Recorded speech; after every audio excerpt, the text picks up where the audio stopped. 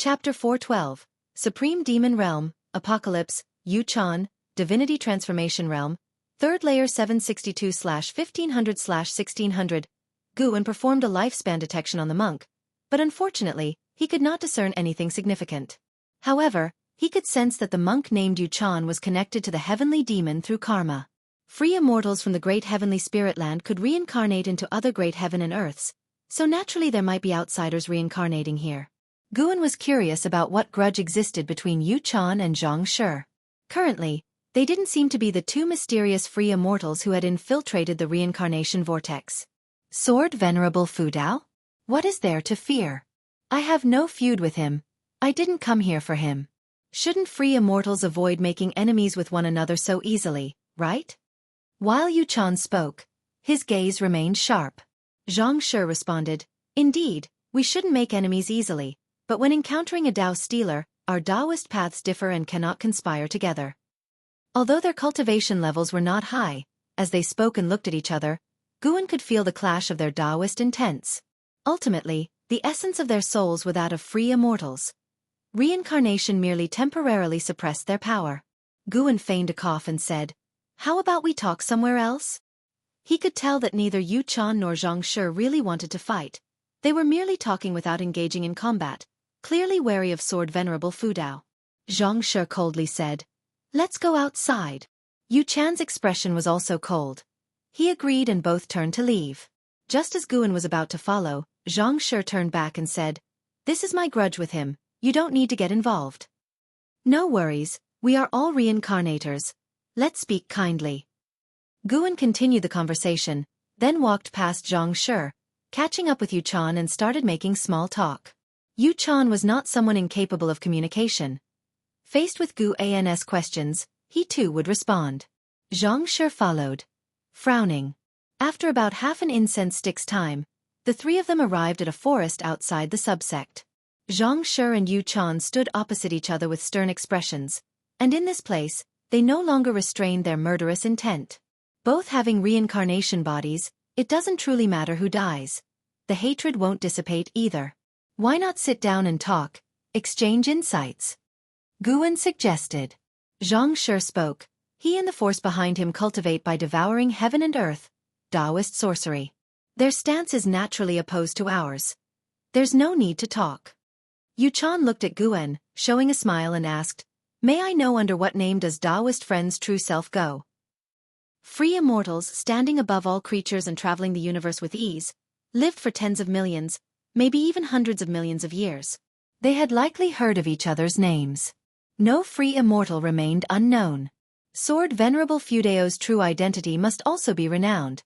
At least that was what Yu-Chan thought. Upon hearing Zhang Shi's words, Guan pretended to be surprised and looked towards Yu-Chan, while Yu-Chan let out a cold laugh. In the daylight, his laughter was terrifying. The path of the great Tao is one of strife. Isn't the reason we possess spiritual wisdom to fight? This is the heavenly Tao. Yu-Chan said with a sneer, raising his right hand and summoning golden flames in his palm, within which he formed a small tower. Zhang Shi also raised his hand, with red dragon strength energy rising from his feet, encircling him, all heads of the dragons focusing on Yu-Chan. The wind in the forest also halted. Guan grew even more curious about the origins of the two. Zhang Shi seemed to be a person from great heavenly spirit land, but apparently had no ties with Holy Court or Immortal Dynasty, while Yu-Chan came from Silent Destruction Domain. A Dao stealer seemed similar to the Battle Court, not exactly benevolent. Guan had no intention of intervening, for he had foreseen what would happen next between the two. Yu-Chan and Zhang Shi faced each other with escalating aura. After a while, Yu-Chan mocked, It seems your reincarnation tribulation has reached a bottleneck. Zhang Shi maintained an expressionless face and said, Seems you two have come with a certain mission and can't afford to die easily. Truly ridiculous. No courage to fight, yet making all this fuss. Yu-Chan followed up, The beings in this realm have forgotten you. This is the era of Yangxian Emperor and Shengtian. Be at peace with your tribulation crossing, pursue your own Tao. Why go against the heavenly trend? You know well the grand trends of the heavenly Tao. Zhang Shi calmly said, Indeed, I can't manage too much, but don't even think about harming the beings of this land. With Sword Venerable Fudao here, would I be so foolish? Yu Chan answered dismissively, then looked toward Gu and, Taoist friend Gu, if you awaken the memory, consider joining us at the Supreme Demon Realm. I might even be able to secure a demon city for you. Supreme Demon Realm? So he was part of the same group as the Demon Shore. Gu, having eradicated the Demon Shore, was destined not to ally with the Supreme Demon Realm. However, in the Demon Shore's memories, the Supreme Demon Realm had already fragmented. How could Yu Chan still try to recruit people under the name of the Supreme Demon Realm? Perhaps the force behind Yu Chan wished to rebuild it? No wonder the future trends of the great heavenly spirit land became increasingly complex, involving many intricate karmic ties. Not to mention the Immortal Dynasty, Holy Court, there were also Heavenly Demon, Battle Court, and now the emergence of the Supreme Demon Realm. In this life, I merely seek peace. When I die, speak to my original self. Guan responded. Yu Chan paused, then shook his head and laughed, finding Guan to be a peculiar individual. Zhang Shi also showed a smile, pleased that Guan had refused. Yu Chan looked back at Zhang Shi and said, let it be. When the great calamity descends and heaven and earth reshuffle, if you haven't completed your reincarnation tribulation, you'll perish along with the great heavenly spirit land. Your time is running out. As soon as he finished speaking, Yu Chan vanished on the spot. Zhang Shi, after hearing, muttered to himself, indeed, his target is the Holy Court.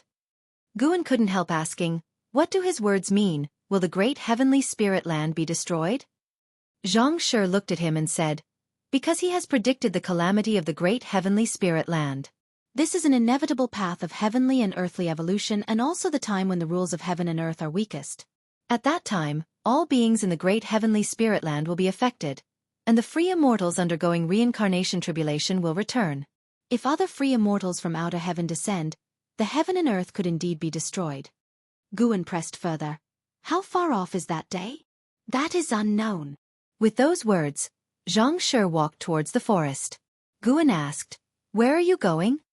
I'm going to try out your life, but not in the supreme sect, Zhang Shi said without turning back. Guan watched him leave, looking as the red dragon's strength energy dispersed from him. For ordinary people, reincarnation is an insurmountable chasm, yet for great cultivators, it seems to be a chance and fortune. After watching his figure disappear, Guan too turned and left. Late at night, Shen Zhan was painting in her cave, holding a brush in her right hand and rolling up her sleeve with the left, her beautiful face furrowed in frustration as if she had encountered a problem. Her right hand, holding the brush, trembled, never managing to make a stroke. After struggling for a long while, she suddenly put down the brush, let out a long sigh, and seemed to relieve a burden. Why can't I paint the city from my dreams? Shen Zhan muttered to herself. For some time now, she had found it difficult to paint the scenes she dreamt of or imagined, which distressed her greatly. Because your Tao level is not high enough. A cold voice suddenly sounded, startling Shen Zhan into looking up. A figure emerged from the wall of the cave, revealing itself to be Yu Chan. Shen Zhan straightened up, her expression cold, and asked in a stern voice, who are you? Intruding into another's cave is a grave offense. Yu Chan surveyed Shen Zhan and smiled. It seems you haven't completely recovered your memory. However, you have her karmic aura. I can't be wrong. Since that's the case, I'll help you. I need your power, Demon Shore. He stepped towards Shen Zhen.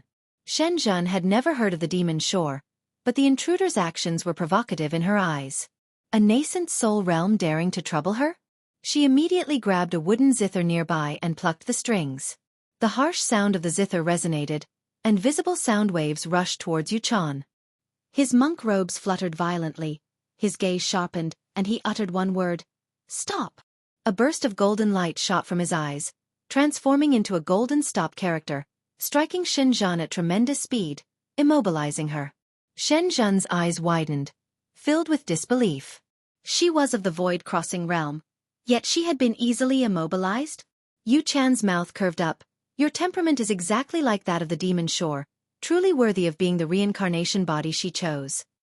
As he continued to approach, Shen Zhan said sternly, I am not the Demon Shore. Within the Supreme Sect, do you dare to mess around? Are you seeking death? She was anxious in her heart, wondering why the great cultivators from the Third Medicine Valley hadn't yet arrived.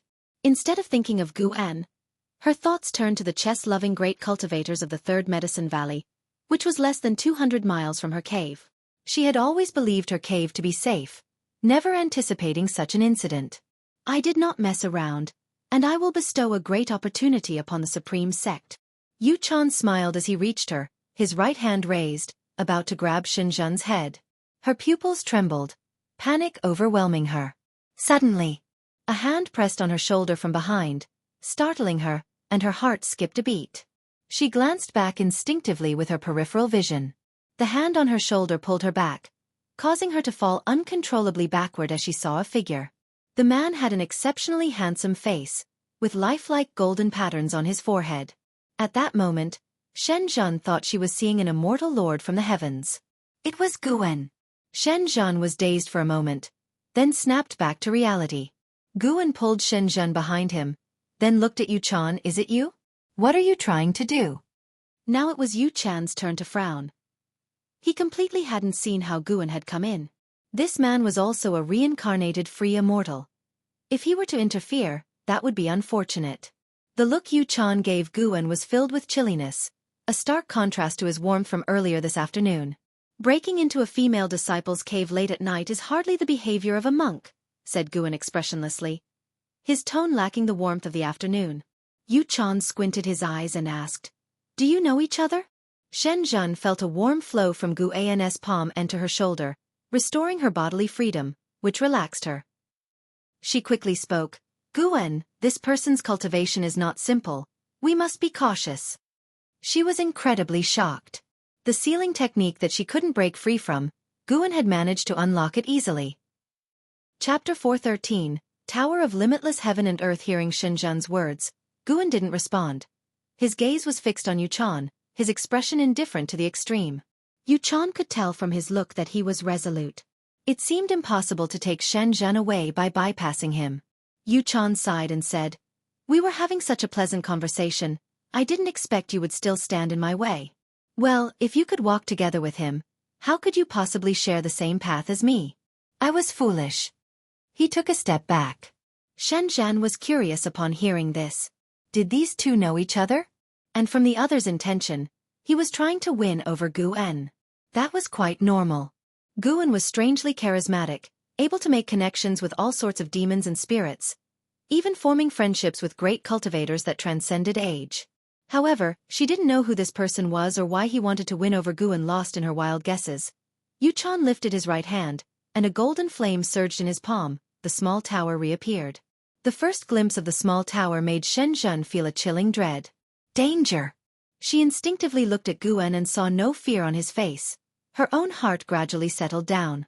Although she didn't understand the confidence underpinning Guan, she subconsciously believed in him. Guan's gaze also fell on the small tower, but before his eyes, another notification also appeared. Hostility from Yu Chan. Once triggered, it is deep-seated hatred. Truly befitting of someone from the supreme demon realm. Guan sighed. Why bother? Why bother? Yu Chan seemed to have heard a great joke. The golden light burst forth from the small tower in his hand, and his expression became hideously fierce as he roared in a low voice. Do you realize who you are? Suddenly, Guan swung his sleeve, and a gust of wind rose from the ground, instantly dispersing Yu Chan's corporal body. Even his monk robe turned to ash. The golden small tower fell to the ground with a clear sound. The cave quickly fell into silence. Shenzhen seemed to have been struck by an immobilization technique, standing frozen in her spot, unable to snap out of it for a long time. You have successfully seized 85 years of lifespan from Yu Chan, Divinity Transformation Realm, 3rd layer. Looking at the notification before him, Guan felt a pang of regret. Although a reincarnation of the free immortal, this Bodhi's lifespan was pitifully short. Guan turned his head and looked at Shenzhen, asking with a smile, "Aren't you usually very brave? Fearless of the heavens, fearless of the earth. Why are you so frightened tonight? I really want to sketch this moment for you to see yourself." Shenzhen snapped back to reality and couldn't help asking, "What exactly is your cultivation level?" Guan slightly raised his chin, looking down upon her with a smile. "When you are strong enough, you will naturally know my cultivation level." Shenzhen wanted to keep talking, but the golden small tower suddenly emitted a burst of golden light, causing the environment in the cave to change abruptly. It was as if they had been transported to the starry sky of the universe, standing on a meteor. Shocked, Shenzhen turned around subconsciously and looked up. It was her first time in the universe, even though she had dreamt of such a scene before. Guan, on the other hand, was not surprised and calmly gazed into the depths of space. The golden small tower was rising, set deep in the universe. The windows of the tower opened and a golden flame gushed out like a stream turning into an ocean, magical and unstoppable. When Shenzhen noticed this scene, the golden flame rapidly coalesced into a giant face, larger than both heaven and earth, looking down upon them. Yu Chan's face. But the aura was entirely different. Especially his eyes, filled with a commanding brilliance, making it impossible to clearly see his pupils. In front of Yu Chan's colossal face, Guan and Shenzhen were smaller than dust particles. This shock was greater than when the immortal Lord of Autumn Evening had appeared. Because now she wasn't in the heavens or on earth, but situated in the boundless universe. Within this vast cosmos, Yu Chan's face still dominated her field of vision. How could she not feel overwhelmed? She subconsciously drew closer to Guan, grabbing the sleeve of his robe. Guan looked at her and smiled reassuringly. What's there to fear? I am right beside you. Looking at his smile, Shenzhen felt an indescribable mix of emotions. Fear, despair, curiosity, and anticipation. Who exactly are you? Shenzhen stared at Guan and asked. She wasn't foolish. She knew Guan was definitely not as simple as just a valley master from Medicine Valley. No wonder the sect leader always came running to him. Wait a minute. Could he be? A wild guess crossed Shenzhen's mind, causing her to widen her eyes in astonishment. You are not a reincarnation body. Yu Chan's voice rang out, filled with wariness. Guan looked back at him and laughed. Your divine skills are not bad, mixing the false with the real, but can you escape my five-finger mountain? As he spoke, he lifted his right hand. Yu Chan seemed to sense something, his eyes suddenly widened, a terrifying power welling up within them. Guan's right hand moved swiftly, as if he was grabbing at the starry sky. When he drew back his hand, his right fist clenched. The starry universe vanished accordingly, and Shenzhen only felt a blur before her eyes. When her vision cleared, she was back in her own cave. Guan stretched languidly and said, It's late at night, time to sleep. He walked toward the entrance of the cave dwelling. Shenzhen stepped forward and asked, What's wrong with him? He won't come back again. I hope only you and I know about what happened tonight. Guan left those words behind and disappeared around the corner of the tunnel. Shenzhen stood in place, recalling what she had seen and heard earlier. She felt as if she were in a dream. Have I soul transmigrated into another world? Shenzhen muttered to herself, then followed and sat down at the desk. She raised her hand and with a wave, the wine pot flew over through the air, yet her hand trembled. Inside the third Medicine Valley, Guan sat in the loft, holding a golden miniature tower in his right hand. The commotion from Shenzhen's cave dwelling had been deliberately isolated by him. Even the Sun and Moon Netherworld Emperor hadn't sensed any disturbances or anomalies. The divine thought true immortal was very strong, but in the eyes of a free immortal, it was nothing significant, and for the Taoist hidden immortal, even less different from a mortal spirit. Guan was using his divine thought to search for Yu Chan's soul, which was encapsulated within the tower itself. As he had guessed, Yu Chan and the entity behind him wanted to rebuild the supreme demon realm. He had invited Demon Shore many times and been rejected, until hundreds of years ago when his reincarnation body sensed the karma of Demon Shore. He then saw hope to win over Demon Shore. Yu Chan's reincarnation tribulation was on its last step, which was why he could retain the memories of his past life. The closer to successful tribulation crossing, the more memories from past lives the reincarnation body retained. Zhang Shi was just one step away as well. Ji Xiaoyu probably had a bit more distance to cover. The more reincarnations there were, the stronger the control of the original being over the reincarnation body became. During the early stages of the reincarnation tribulation, it was like reincarnation. Until death, one couldn't recover the memories of past lives. The current supreme demon realm was very strong, with more than 10 free immortals. Leading them was the supreme demon emperor, with an unfathomably deep Tao level. Even Yu Chan did not know how extensive his cultivation level was. The supreme demon realm had many targets, and the great heavenly spirit land was just one of them. They wandered deep within the silent destruction domain. Guan retracted his divine thought, and with a clench of his right hand, the golden sand drifted out from between his fingers, then turned into fly ash. This golden tiny tower was also an immortal path supreme treasure, built by Yu Chan over millions of years, stronger than the immortal path supreme treasures controlled by the Holy Court because it had never left its master. You have successfully seized the lifespan of the Sun and Moon Netherworld Emperor, free immortal realm 9 layers, 42,580,928 years. The prompt that popped up did not surprise Guan. It seemed the reincarnation tribulation allowed the original being's lifespan to temporarily pause, and crossing the reincarnation tribulation did not consume the lifespan of the original being. Guan was contemplating this when the golden sand in front of him reassembled into the golden tiny tower. This tower was named the Boundless Heaven and Earth Tower, capable of creating domains, much like the cosmic stars cape that Guan and the other had previously entered. Within that domain, its master could suppress enemies, even create limitless illusions to stupefy them. Guan looked at the Boundless Heaven and Earth Tower with a smile curling the corners of his mouth. He began to erase all karma within the Boundless Heaven and Earth Tower. A difficult task for a free immortal, but trivial for the current him. The moon set and the sun rose. With the arrival of the early morning, not a single shred of karma from the supreme demon realm remained in the Boundless Heaven and Earth Tower. It was like a blank sheet, heavy with boundless power. Guan hung the palm-sized Boundless Heaven and Earth Tower on his belt alongside Qing Tian Peak as another ornament. After finishing all this, he stood up and went downstairs to go through his exercises. Approaching noon, Shen Zhen came looking for Guan, just in time to see him playing chess with Long Qing. After going out to practice with Shen Xinzi for a while, Long Qing returned, studied even harder, and began delving into chess. Much like the Nine-Finger Divine Lord, he felt that there was a great Tao hidden in the black and white, and even his master Shen Xinzi did not refute such a guess. Guan was using the 7 stars mirror as a fan, gently waving it. Shen Zhen approached the crowd and saw him like this, dying to scold him. But then she thought of last night and her feelings complicated once again. Faced with Guan's mysterious and terrifyingly powerful means, she felt an innate awe and could no longer regard him as she used to. Guan turned his head to look at Shen Zhen and threw her a challenging gaze. As if to say, "Dare to play a game?" Shen Zhen glared at Guan, muttering to herself, "How could I possibly win against you? No wonder no one else can beat you either." A breeze blew past, stirring the strands of hair by Shen Zhen's ears.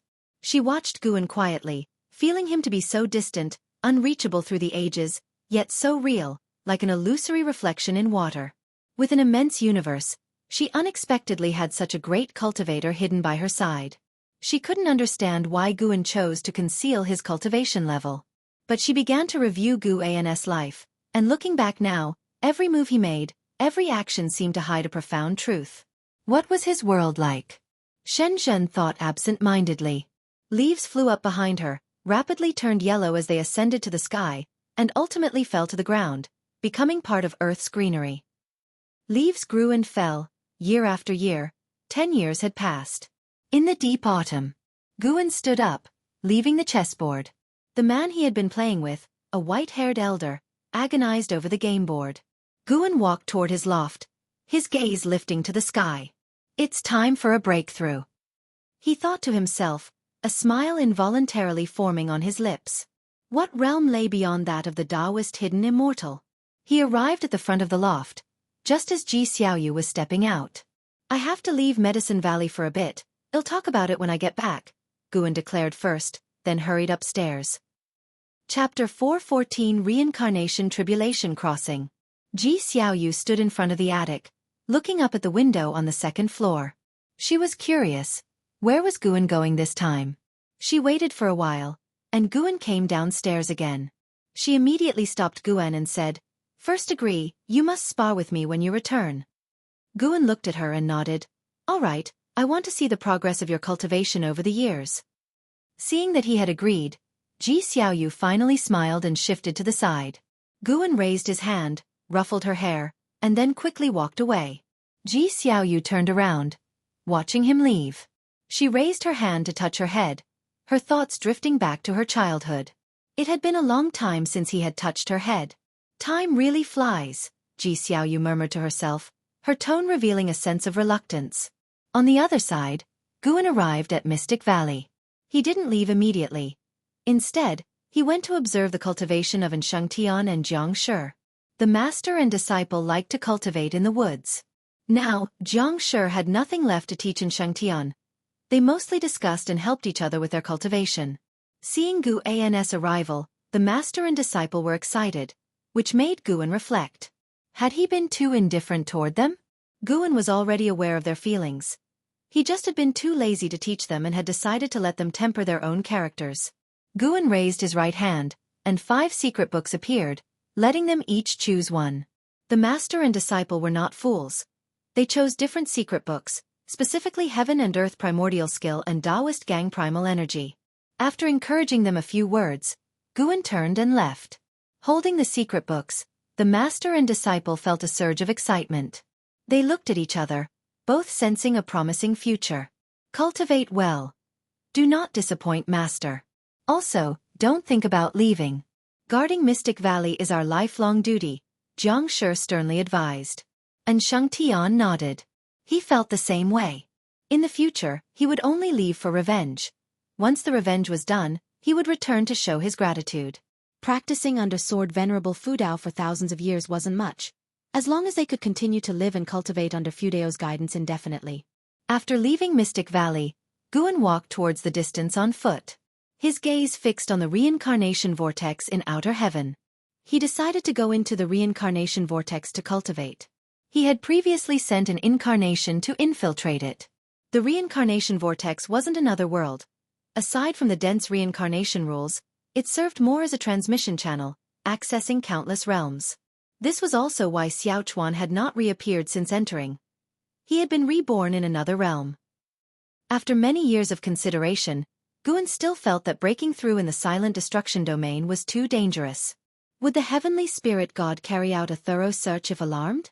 Or perhaps invite more mysterious immortals? Though not sure from where the relentless immortals pursuing him hailed, Guan was full of apprehension regarding their backing forces and did not want to disturb them. As Guan reflected, he strolled forward leisurely as if touring beautiful mountains and waters, not walking quickly.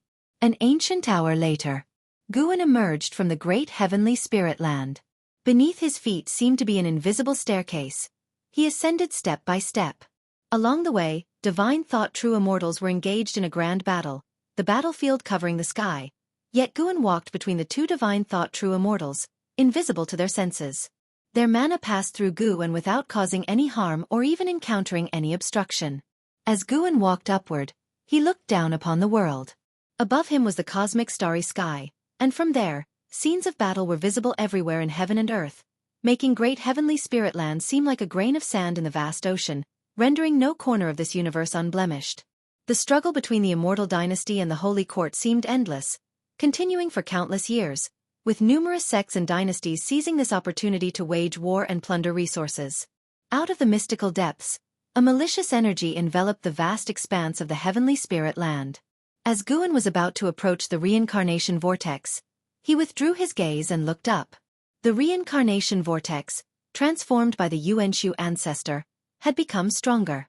A continuous stream of lost souls flew towards the reincarnation vortex, their spectral forms equally mysterious, invisible and untouchable to even living spirits. Guan did not stop, quickly stepping into the reincarnation vortex. Once inside the vortex, he found himself in darkness, unable to see the souls, only feeling the Taoist aura of causality, reincarnation, fate, and souls from all directions intertwining and complicating the rules of the Tao in this place. Having previously experienced this path through an avatar, Guan was not curious. He continued onward. After taking a long journey, Guan saw twinkling stars appear ahead, and with each step, the number of stars increased significantly. These stars represented different dimensions. Some were like the great heavenly spirit land, while others were from lower realms like those of the Blood Prison Great Saint and Lu Ling Jun. Needing a vast amount of spiritual energy, Guan naturally headed for a great heaven and earth. Since the road was endless, he did not always make a choice, but, upon seeing a great heaven and earth comparable to the heavenly spirit land, he walked directly towards it, quickening his pace. Soon, Guan emerged from the darkness and arrived in the cosmic starry sky. Stepping out of the vortex, his vision still lingered on the reincarnation causality, where he saw continuous souls flying towards the vast great heaven and earth ahead. As they barely approached the heavenly barrier of the great heaven and earth, The souls vanished into thin air. Reincarnation. This scene was quite beautiful. Such were Guayan's thoughts as he turned and walked deeper into the void. This great heaven and earth was still enveloped by the silent destruction domain, but it was extremely far from the heavenly spirit land, and even with Guayan's divine thoughts, he could not see the heavenly spirit land from here. It was as if he had come to another universe. Half an ancient hour later, Guan was meditating on a desolate continent drifting in the silent destruction domain, as vast as the Taitsong continent but devoid of flora and fauna, everything appearing dead. He activated the lifespan barrier. He didn't strive to break through immediately but rather gazed into the distance. Luck wasn't very good. He had just arrived and saw 3 immortals fighting. Guan was captivated by their battle, watching intently. These 2 free immortals were not as strong as the divine cicada demon lord, but being free immortals, the commotion was huge, causing the Tao's spiritual energy to surge immensely. After watching for a while, Guan turned his head towards another direction, his expression turning peculiar. He saw a skull that looked humanoid, floating in the depths of the darkness, observing the battle from afar, just like him. This skull exuded an ominous aura, something Guan had never felt before, not even during reincarnation evolution. What is this aura? Guan frowned, increasingly eager to understand it clearly. This aura made him want to destroy the other party immediately. An inexplicable hostility. Under Guan's gaze, the skull began to move forward, entering a strange state, and Guan deduced that the free immortals could no longer sense its presence. Was it planning to strike at the 2 free immortals? Chapter 4:15. Breakthrough to the perfect Shen Yuan Zizai immortal realm. Guan watched as the skull moved forward. Because the distance was too far, he was unable to use lifespan detection and could only follow with his divine thought. The 2 free immortals continued their fierce battle, not sensing the greater danger that was approaching. Guan could feel that the skull had not reached the perfect realm of the Taoist hidden immortal, yet it was even more dangerous than a free immortal. He had no idea what kind of divine power it was using that made it undetectable to free immortals. Time continued to pass. Half an hour later, while the 2 free immortals were locked in a stalemate using their mana, the skull suddenly appeared, growing immensely large, and devoured both free immortals in one bite. Then, turning into a rainbow light, it vanished into the depths of darkness. The cosmic void fell silent afterward. The great battle seemed as if it had never occurred. Although surprised, Guan had no intention of pursuing the skull. It just so happened that its appearance coincided with his breakthrough, a noise that would allow the blame to fall on it. Guan pulled up his attribute panel. Name, Guan. Lifespan, 740/3, 329, 223, 602. Physique, Han Yuan refined void body. Cultivation level, perfect state of Taoist free immortal, 33 billion years of lifespan. Advancing one great realm was not difficult. A smile spread across Guan's face as he decided to start by enhancing his physique. He immediately invested 1 billion years of lifespan into his physique, and a steady stream of notifications appeared. Initially, he did not succeed in advancing.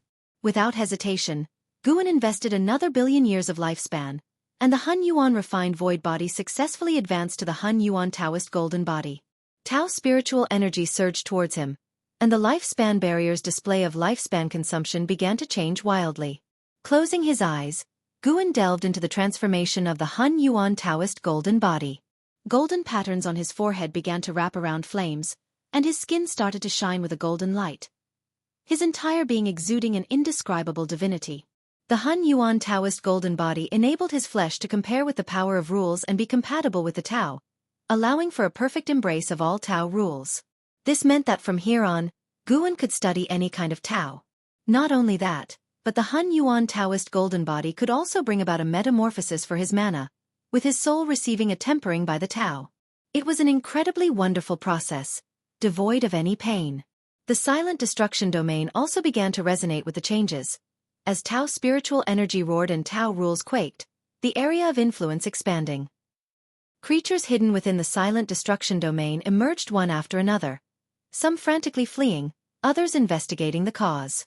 In front of Guan, a black sea dragon with 9 dragon heads flew on clouds. The continent beneath Guan was only half the size of one dragon head. This was a landmass comparable to the Taitsong continent in size, indicating just how enormous the sea dragon was. None of the beings detected Guan's presence. The formidable strength of the lifespan barrier remained undetected by all. After half an hour had passed, Guan opened his eyes and began to invest his lifespan into the eternal infinite skill. 1 billion years of lifespan advanced the eternal infinite skill to the Great Tao unlimited skill, achieving mastery realm. Another half an hour went by, and Guan started to upgrade his ability, the Tao representation divine thought skill, critical for hiding his cultivation level and needing to be upgraded in sync.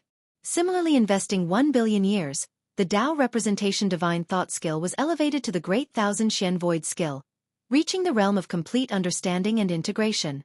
Next, he worked on upgrading his stepping path of Aegis step and the ultimate path formless body.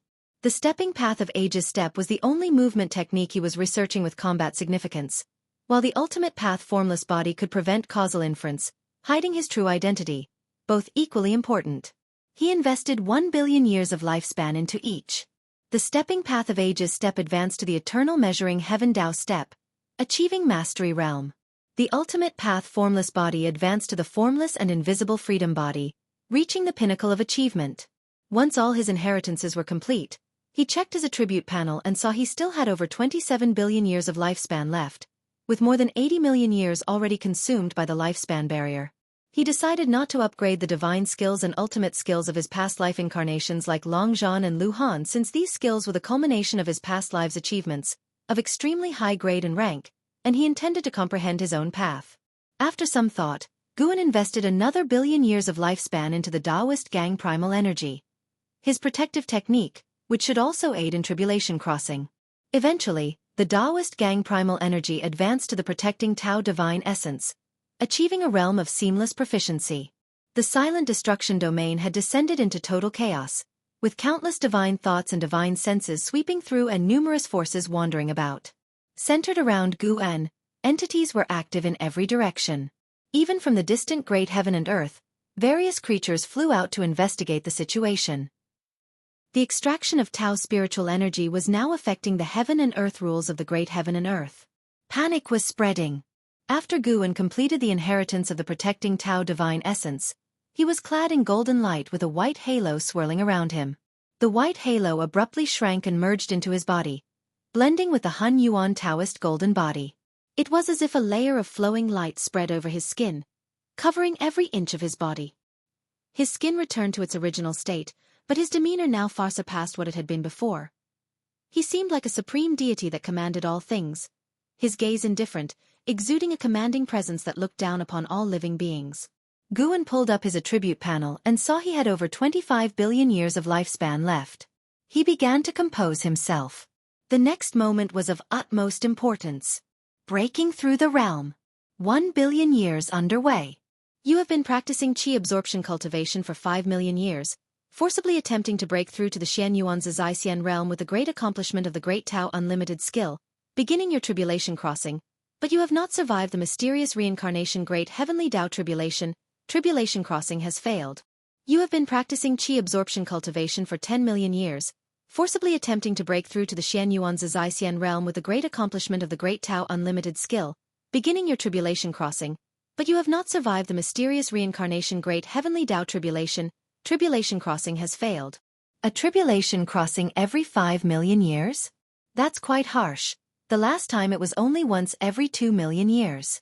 Guan merely sighed inwardly, but in fact, he had long been mentally prepared. As long as the breakthrough succeeded, any amount of lifespan spent along the way was just a number. Ultimately, 100 million years of lifespan did not bring success. He had failed 20 times. He continued to invest his lifespan. 100 million after 100 million, Guan's expression remained unchanged, as if he was undisturbed by the waves. When 10 billion years had passed and all had resulted in failure, he slightly opened his mouth. There were still 1.6 billion years of lifespan left. No need to panic. Guan continued to invest in increments of 100 million years, and his countenance grew more solemn because of it. After another 500 million years, the sixth 100 million year investment. Finally, Guan saw the notification text lengthen suddenly. You have been practicing qi absorption cultivation for 45 million years, forcibly attempting to break through to the Xian Yuan Zaixian realm with the great accomplishment of the Great Tao unlimited skill, beginning your tribulation crossing, and you have survived the mysterious reincarnation Great Heavenly Tao tribulation crossing successful. Your cultivation level has broken through to the early stage of the Xian Yuan Zi Zai Xian realm. You have been practicing qi absorption cultivation for 100 million years. Your cultivation level has increased. 55 million years could not advance even a minor grade and rank. Guan felt the Tao's spiritual energy vibrate again, and continued to invest lifespan striving to reach the perfect realm in one breath. Finally, after spending more than 600 million years of lifespan, he broke through to the perfect realm of the Xian Yuan Zi Zai Xian realm. Guan looked at the speed of lifespan depletion within the lifespan barrier, and his heart settled down. With the remaining 400 million years of lifespan, he should not be drained dry. He closed his eyes, immersing himself in the fortune he had cultivated for himself. From the distant void came the roaring flames of battle, where a great cultivator was fighting. The disturbances in the silent destruction domain had persisted for a while now, and various powers, unaware of the truth, were growing uneasy and began to suspect one another, leading to friction. The continent beneath Guan began to tremble as if it were about to shatter. As time went on, more figures joined the battle, and eventually, 2 of them came above the continent to fight, each wielding a divine weapon like heavenly gods in combat, locked in fierce battle. They did not know that a terrifying existence surpassing the free immortal level was breaking through below them. Guan's Tao fruit began to evolve, adorned with Xian Yuan Dao patterns. The life-bound great divine power, the longevity true word born from the Tao fruit, also started to strengthen, merging more extensively with more Tao rules and heaven and earth rules, which allowed the scope and depth of the longevity true word to become broader and deeper. When Guan's cultivation level stepped into the realm of Xian Yuan Zai Xian, endless memories surged into his mind.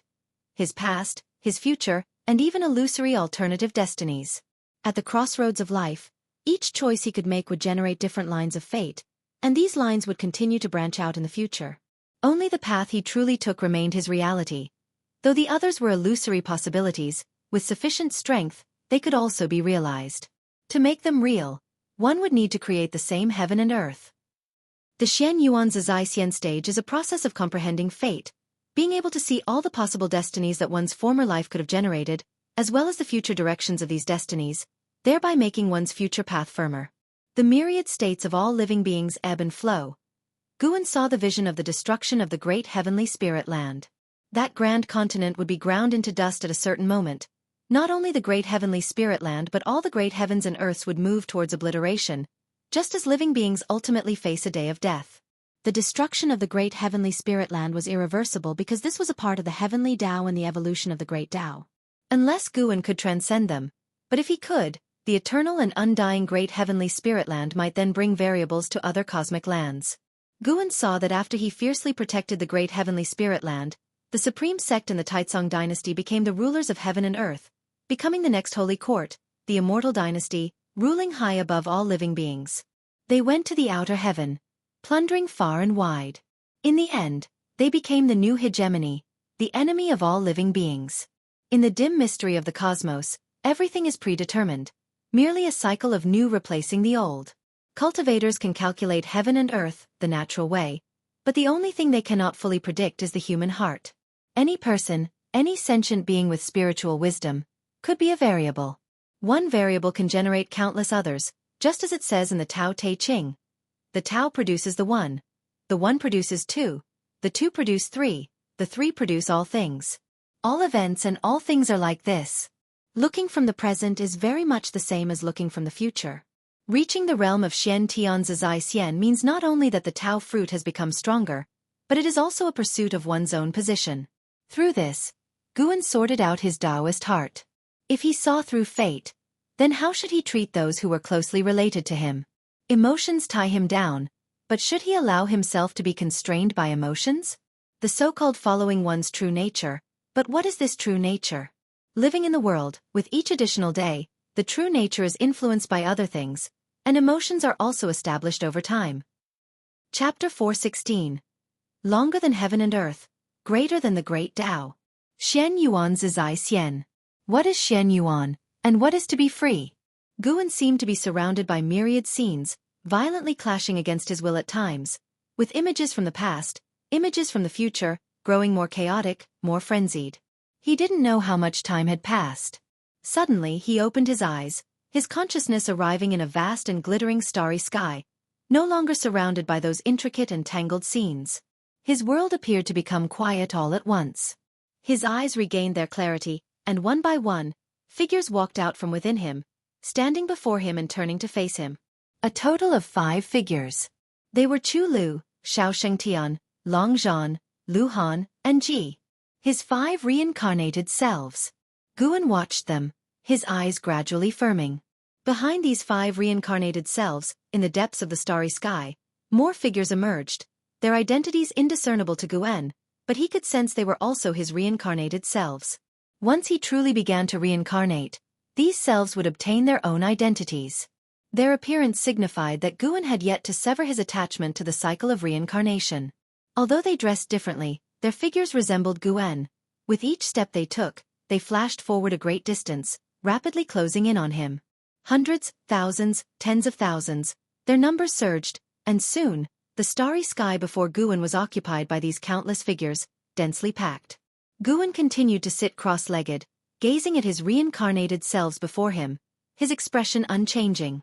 He was observing his reincarnated selves, and all his reincarnated selves were watching him, as if he were facing his true self. At this moment, Guan's Taoist heart gradually became enlightened. The original heart was not necessarily the true heart, nor were later gains necessarily obstacles. His current thoughts represented his true heart. Any moment he acted upon his own wishes was an expression of that heart. As long as his true heart did not conflict with his principles, it signified the right course of action for him. Even if the outcome of some matters was unfavorable, what of it? All he could pursue was his own life. At most, he could assist others, but he could not control their wills. Even if the outcome was destruction, wouldn't a period of pleasure before that destruction also count as a gain? Setting aside karma and fate, Guan needed to consider his own pursuits. Longevity? Too vacant. Through his cultivation so far, Guan increasingly understood the principle that the Tao is endless. How high must one's realm be to achieve longevity? If faced with a stronger being, could he maintain that longevity? Guan reviewed all his memories, including those of his reincarnations. His eyes gradually emitted brilliance. With a boom, the whole universe shattered, and Guan's consciousness returned to the present. He was still sitting cross-legged on the broken continent, protected by the lifespan barrier. Xian Yuan Zi Zai Xian Realm. Early stage. The breakthrough was still ongoing. Guan's perception of the Tao became clearer. His comprehension of cause and effect, fate, and reincarnation deepened. These were mere transformations in the essence of his life. If one spoke of power, his mana phasa passed that of the Taoist hidden immortal realm. While the Tao spiritual energy continued to flood his body, Guan began to probe this universe. His divine thought could see farther away. First, he saw a colossal gate deep in the universe, very similar to the land of extreme fall, where the heavenly spirit god who executed Ji was guarding such a gate. Boundary Gate. When executing Ji, the heavenly spirit god had mentioned the gate's name, adding that anyone who approached the boundary gate was defying the heavenly Tao and deserved to be utterly annihilated. Could every universe have a boundary gate?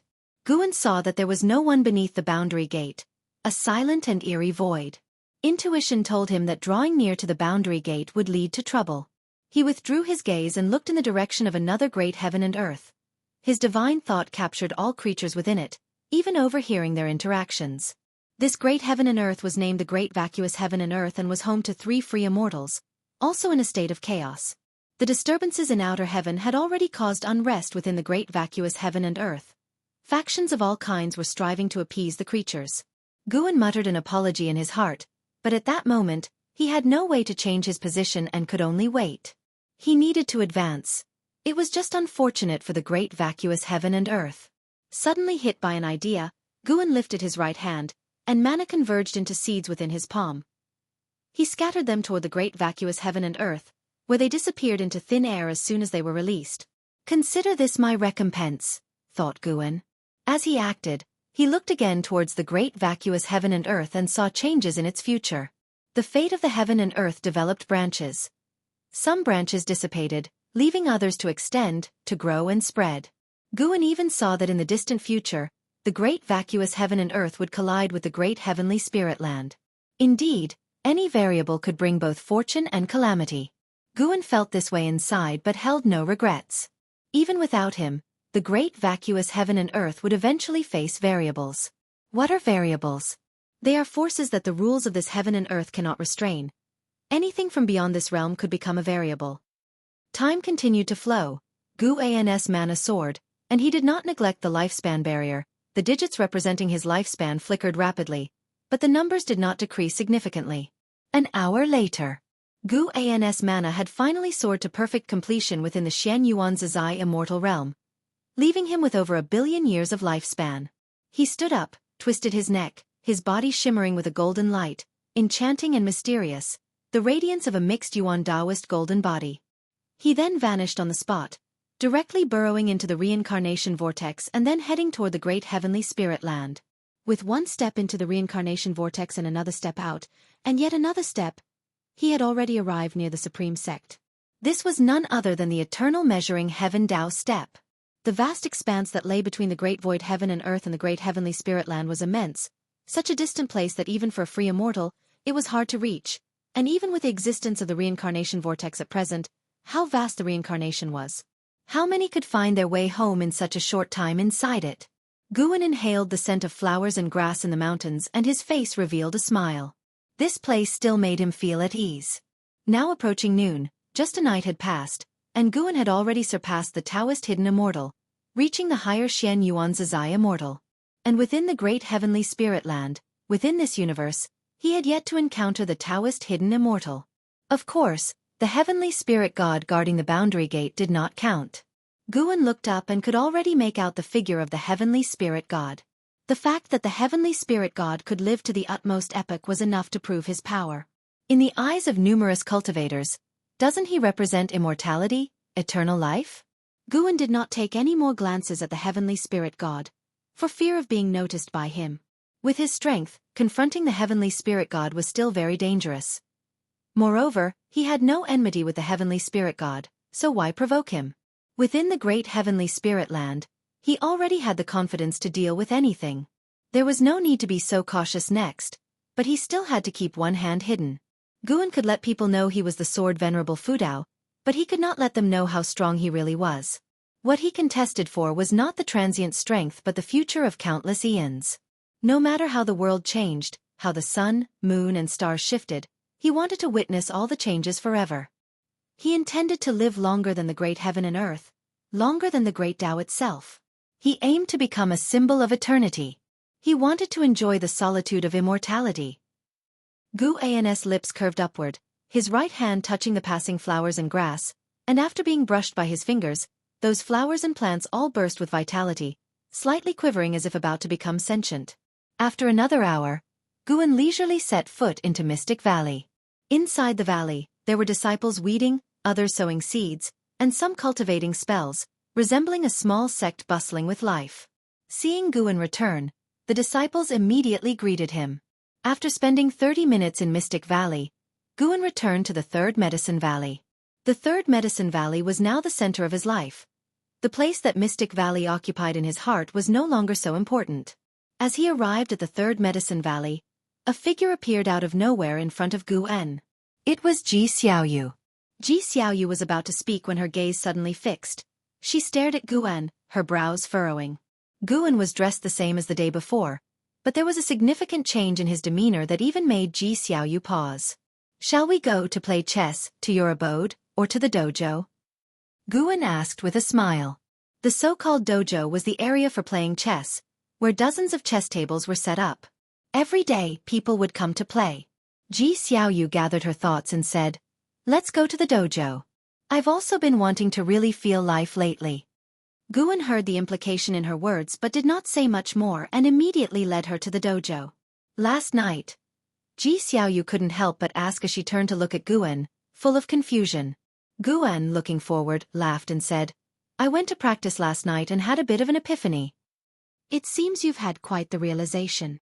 "That's right, you should see who I am," Guan said proudly, and Ji Xiaoyu felt like punching his smug smile, but as he laughed in such a way, she felt their relationship return to normal, with the distance she felt a moment ago completely vanished. Ji Xiaoyu studied Guan and said, "You wouldn't be hiding your cultivation level, would you?" Although Gu An's cultivation level had not increased, she thought carefully and realized that his aura was constantly changing, and this was definitely not an illusion. You guessed it right. In fact, I'm very strong now. Even if your true form awakens, you might not be my match. Master Pewdie actually wrote about me. Guan glanced at her seriously. Ji Xiaoyu rolled her eyes at him. All of the dojo's chess tables were occupied, but when Guan arrived, 2 disciples voluntarily gave up their seats, and the cultivators playing chess had their eyes drawn to Guan. As Guan and Ji Xiaoyu sat down, a good number of people gathered around. The 9-Finger Divine Lord also arrived, looking at Guan with a strange expression. He likewise felt that Guan's demeanor had changed dramatically. What was the story with this boy? Could he be related to Sword Venerable Fu Dao? The 9-Finger Divine Lord had always been baffled by how Guan managed to win against him and suddenly had a bold thought. Could it be that Sword Venerable Fu Dao was advising Guan on his chess play? Maybe. Yes. That must be it. The 9-Finger Divine Lord's gaze toward Guan was filled with anger. The boy had no sense of martial morality. Guan let Ji Xiaoyu make the first move, and she did not hold back. After 7 moves, Guan sensed that Ji Xiaoyu was mobilizing the power of the primordial Taoist talisman. She indeed came prepared. The 9-Finger Divine Lord, shocked, looked towards Ji Xiaoyu and marveled inwardly. What kind of power was this? Chapter 417. Why don't you just say you are the divine thought true immortal? The primordial Taoist talisman continuously unleashed the power belonging to the reincarnation path emperor, causing Ji Xiaoyu's divine sense to rapidly strengthen. Whether it was Ji Xiaoyu or the 9-Finger Divine Lord, both understood that the competition in Go was about the power of calculation. Precisely because of this, they felt unwilling to accept that Guan, with his lower cultivation level, could continually win against them. The 9-Finger Divine Lord, sensing Ji Xiaoyu's aura quickly strengthening, secretly felt shocked. More and more great cultivators were attracted to the scene, and even Shen Xinzi and Long Qing came over. Guan and Ji Xiaoyu played speedily, full of murderous intent, causing the surrounding people to hardly dare breathe. A figure appeared out of thin air beside Ji Xiaoyu. It was the Sun and Moon Netherworld Emperor, who looked at the Go board, frowning, wanting to speak but stopping himself. And Xian and Yu Yingying also walked over, watching the Go match from within the crowd. Even those with lower cultivation levels could feel Ji Xiaoyu's increasingly strong momentum. Yu Yingying looked at Ji Xiaoyu, secretly surprised. Her curiosity about Ji Xiaoyu's background deepened. She had only heard that Ji Xiaoyu came from the Ji family. Ji Xiaoyu was definitely the most mysterious existence in the Third Medicine Valley. She was always in seclusion and only had a good relationship with Guan. And Xian was equally curious about Ji Xiaoyu's strength. Knowing Ji Xiaoyu was powerful, and Guan had said she had talent not inferior to Anhao, how could she not be curious? As Ji Xiaoyu's momentum continued to soar, thunderclouds surged over from the horizon, violently churning, darkening the sky rapidly, with the sound of thunder echoing.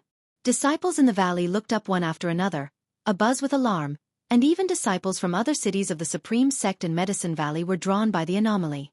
What's going on? Is someone undergoing tribulation crossing? It seems the commotion comes from the dojo. Feel it carefully. There is a momentum that is quickly strengthening. Indeed, many people are running there. Shall we go have a look too? What's there to be afraid of?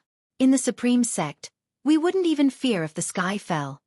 The valley disciples discussed among themselves, many rushing toward the dojo, wanting to see exactly what was happening. Holding a white stone, Guan looked at Ji Xiaoyu and asked, "Is it necessary to go to this extent?" Once the power of the primordial Taoist talismans was used too much, it would trigger expulsion by the reincarnation rules. Guan could see Ji Xiaoyu's lifespan was decreasing. Ji Xiaoyu lifted her eyes to look at him and said, "I must defeat you at least once to have no regrets. Fighting it out on the Go board is pretty good." Guan stared at her and laughed. "Even so, I will not admit defeat. In my life, I've never truly lost, and if I ever lost, it could only be to myself." Unable to restrain himself, the 9-Finger Divine Lord spoke, "You really like to put on an act. Anyone who doesn't know might think you're Sword Venerable Fu Dao." Guan glanced at him and said, "How can a defeated dog bark so boldly? I'll crush you shortly." The 9-Finger Divine Lord's face turned red with anger, yet he didn't know how to retort. The other spectators found it amusing but didn't dare to offend the 9-Finger Divine Lord. The Sun and Moon Netherworld Emperor, looking at Gu An's play, had an increasingly odd expression. He didn't stop Ji Xiaoyu's thinking. For him, he served the Reincarnation Path Emperor, not Ji Xiaoyu. He couldn't wait for Ji Xiaoyu to recover into the Reincarnation Path Emperor. The two continued playing Go. Ji Xiaoyu's style was sharp and fierce, making frequent killing moves, but Guan always managed to counter them. The onlooking crowd secretly marveled. They too enjoyed Go and had their own studies, able to recognize the high level of Ji Xiaoyu's play, and each move's attack and strategy surprised them. Yet, despite that, Guan always managed to resolve Ji Xiaoyu's every aggressive move. His play was not as overpowering as Ji Xiaoyu's, but it gave off an undefeatable momentum. Boom! A clap of thunder resounded beneath the storm clouds, startling many. Looking at the Go board, Ji Xiaoyu's face was cold, her eyes filled with a compelling force, and the momentum of her moves continued to strengthen. In contrast, Guan looked composed. His speed of play neither hurried nor slow. Time quickly passed. As time went on, Ji Xiaoyu's moves became slower and slower. With the strengthening power of the primordial Taoist talisman, her calculation speed increased. However, no matter how much she sped up, she couldn't turn the tide of attack, and the pressure mounted with each move made, even giving her the feeling that she could not defeat Guan. Ji Xiaoyu lifted her eyes to Guan and saw the smile on his face, out of place compared to the furrowed brows and intense tension of the onlookers. The player seemed as calm as the gentle wind and clouds. The more confident he was, the less sure Ji Xiaoyu felt inside. Could it really be that she would be forced to reveal her true self? Ji Xiaoyu frowned, a shade of hesitation flickering in her eyes. Suddenly, Guan made his move, his voice clear. "Let's stop here, you've lost." Ji Xiaoyu's frown deepened, and as she was about to speak, Guan raised his hand and drew the Go containers toward him. Before Ji Xiaoyu could react, Guan waved his right hand, and the Go stones from both containers sprang out, black and white stones successively landing on the board. Everyone was taken aback, not understanding what he was doing. Ji Xiaoyu looked at the Go board, her expression rapidly changing. The expressions of the Nine-Finger Divine Lord and the Sun and Moon Netherworld Emperor also turned odd. As the black and white stones continued to fall, with other stones rising, the path played by the black stones appeared no different from when Ji Xiaoyu personally played. After 10 breaths, no more stones fell, and the situation on the board was decided, with white winning. The others also realized. Had Guan simulated Ji Xiaoyu's play? They were all cultivators with extraordinary memories, unlike ordinary people, recalling the situation of the previous moves. The higher the cultivation level, the quicker their expressions changed. Their gazes toward Guan were filled with disbelief. Could he really calculate that? Sun and Moon Netherworld Emperor had the highest cultivation level, and he covertly compared them. The Go strategy simulated by Ji Xiaoyu was very strong. If it were him, it wouldn't have been easy to win. Nine-Finger Divine Lord looked at Guan, opened his mouth, but ultimately, he couldn't utter a word. Guan looked toward Nine-Finger Divine Lord and asked with a smile, "Fancy a game?" Nine-Finger Divine Lord's expression turned serious. "Forget it, another day maybe. Today's game was very impressive, it gave me a lot to ponder, I need to comprehend it well." Guan laughed. This senior's tone was perfectly captured. He looked toward Ji Xiaoyu and asked with a smile, "What's the matter? Can't handle losing?" Ji Xiaoyu took a deep breath and turned to Guan, "I lost." The innate Taoist talisman within her began to stabilize and her imposing aura dissipated. She stood up and walked to the side. Sun and Moon Netherworld Emperor took the chance to sit down. "Let's play a game." Guan looked at him and asked, "Do you even know how to play?" "How could I not? I've played here a few times before." Sun and Moon Netherworld Emperor glared at Guan, annoyed, feeling that the kid was too arrogant. Ji Xiaoyu came to Guan's side, her eyes complex, wondering about something. Nine-Finger Divine Lord, having seen Sun and Moon Netherworld Emperor once before, always thought him to have profound and unfathomable cultivation. He became interested, wanting to see if Sun and Moon Netherworld Emperor could beat Guan. Faced with the challenge from Sun and Moon Netherworld Emperor, Guan naturally wouldn't refuse. The two quickly got down to the fight. The others continued to watch the battle. An hour later, Guan stood up, looking down at Sun and Moon Netherworld Emperor under Ji Xiaoyu's shocked gaze. "Go is not as simple as you think." The surrounding disciples immediately cheered. They were unclear about Sun and Moon Netherworld Emperor's identity, but inside the Third Medicine Valley, They definitely supported Guwen. Nine-Finger Divine Lord, Shen Xinzi, and several other immortal Dao great cultivators looked at the Go board, finding it hard to snap back to reality for a long time. Sun and Moon Netherworld Emperor trembled all over, his face full of disbelief. How is this possible? Sun and Moon Netherworld Emperor muttered to himself, unable to believe that he lost. Seeing Guwen turn around, he immediately stood up and asked sternly, "Stop right there, who are you really? You're not Guwen." When he said this, everyone followed suit in looking toward Guwen, including Shen Xinzi and Nine-Finger Divine Lord. Long Qing couldn't help but say, "What do you mean? Losing to my master and throwing a fit out of anger?" Sun and Moon Netherworld Emperor stared intently at Guwen's back. "My cultivation is above the immortal Dao 4th layer heaven. Do you think he can beat me just like that? The ghost strategies I can calculate are beyond what a mortal spirit can imagine." Above immortal Dao 4th layer heaven? Above heaven and earth flying immortal? Even Nine-Finger Divine Lord and Shen Xinzi were startled, their gazes at Sun and Moon Netherworld Emperor turning to fear. Guwen turned to the side, looking contemptuously at Sun and Moon Netherworld Emperor. "Immortal Dao 4th layer heaven? Why don't you just claim you're a divine thought true immortal?" Sun and Moon Netherworld Emperor's face changed drastically, and Ji Xiaoyu's expression also shifted. She looked at Guwen, feeling he was very unfamiliar. Guwen stared at Sun and Moon Netherworld Emperor.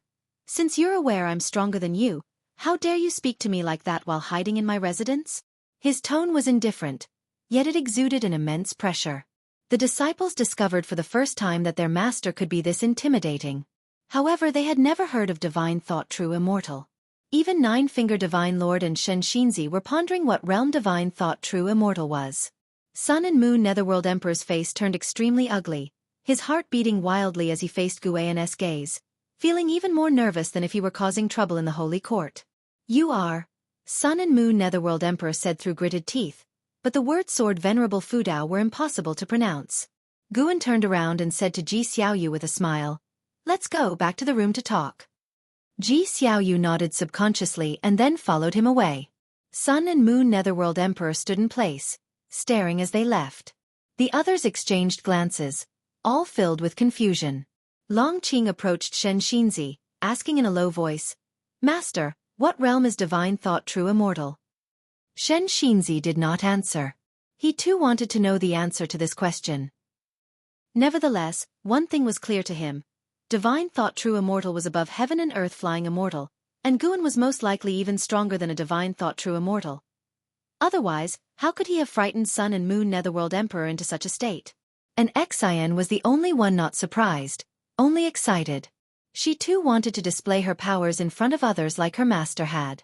Her motivation for immortal cultivation grew stronger, and she immediately turned and left to practice diligently. On the way to the loft, Ji Xiaoyu looked at Guwen, her heart filled with 1,000 words to say. "Have you awakened your memories from a past life?"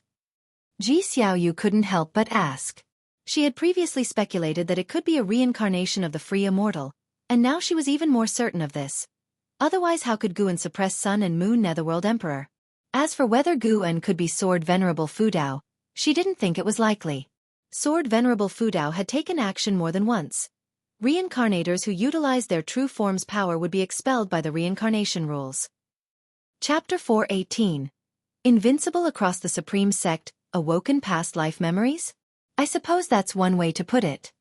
Guwen turned to Ji Xiaoyu with a smile and answered, having indeed recalled many memories from his past life.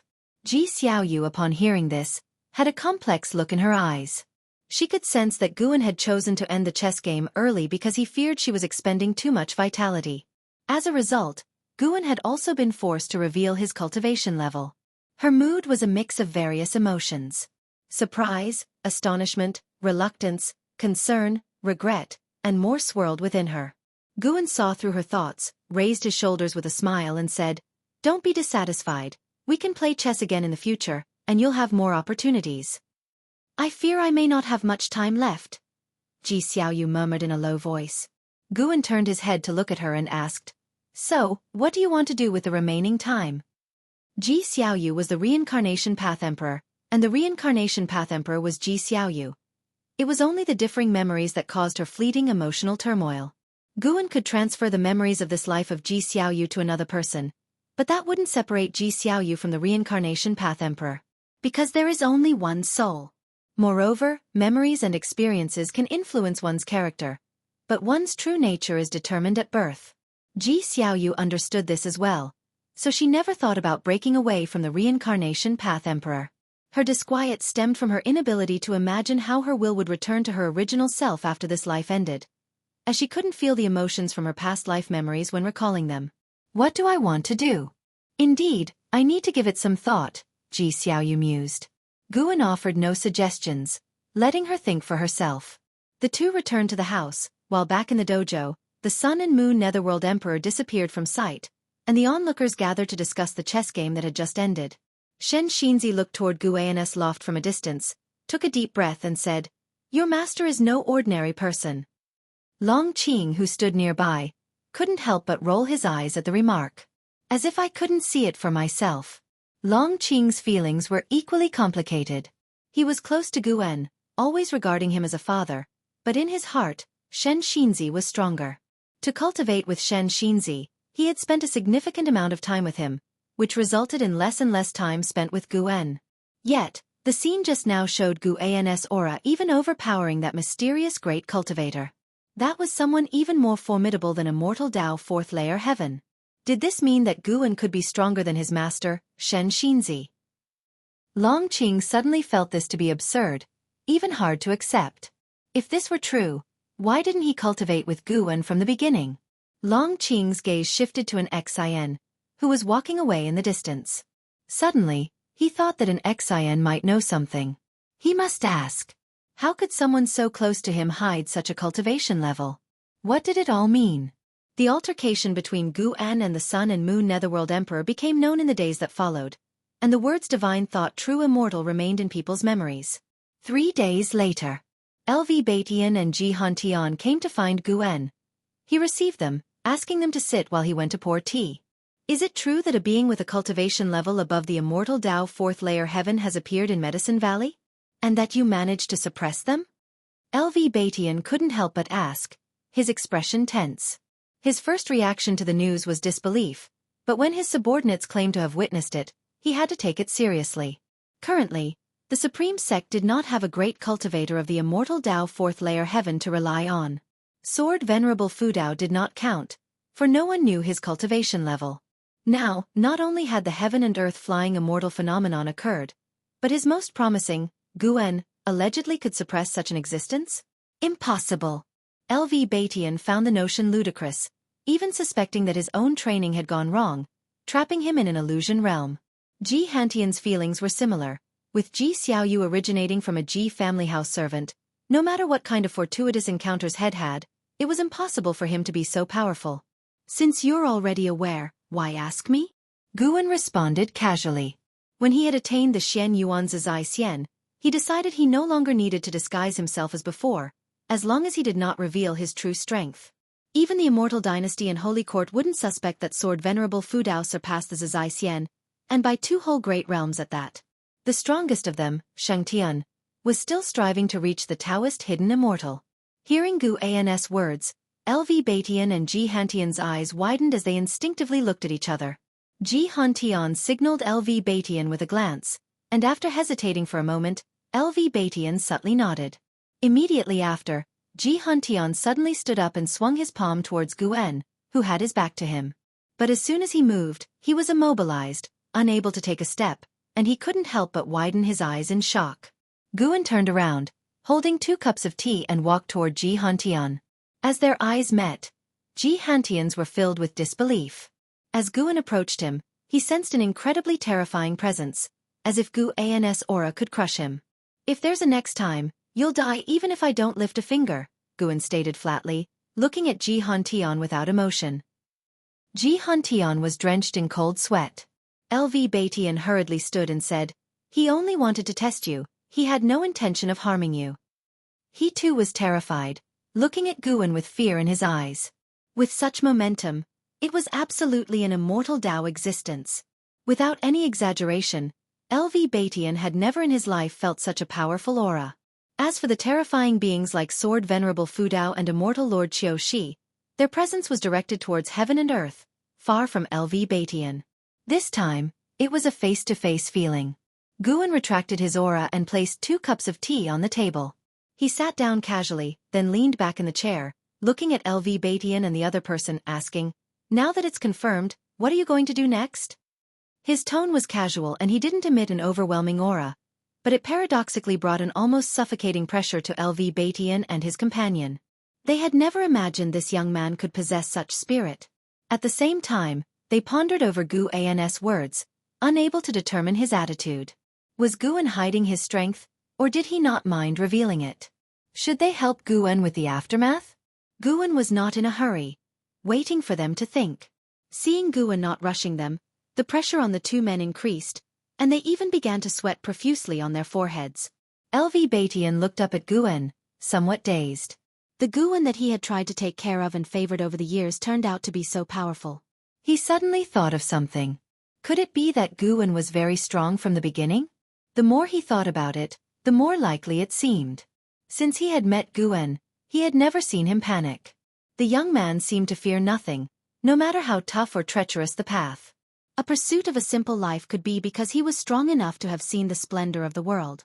Could he be Sword Venerable Fu Dao?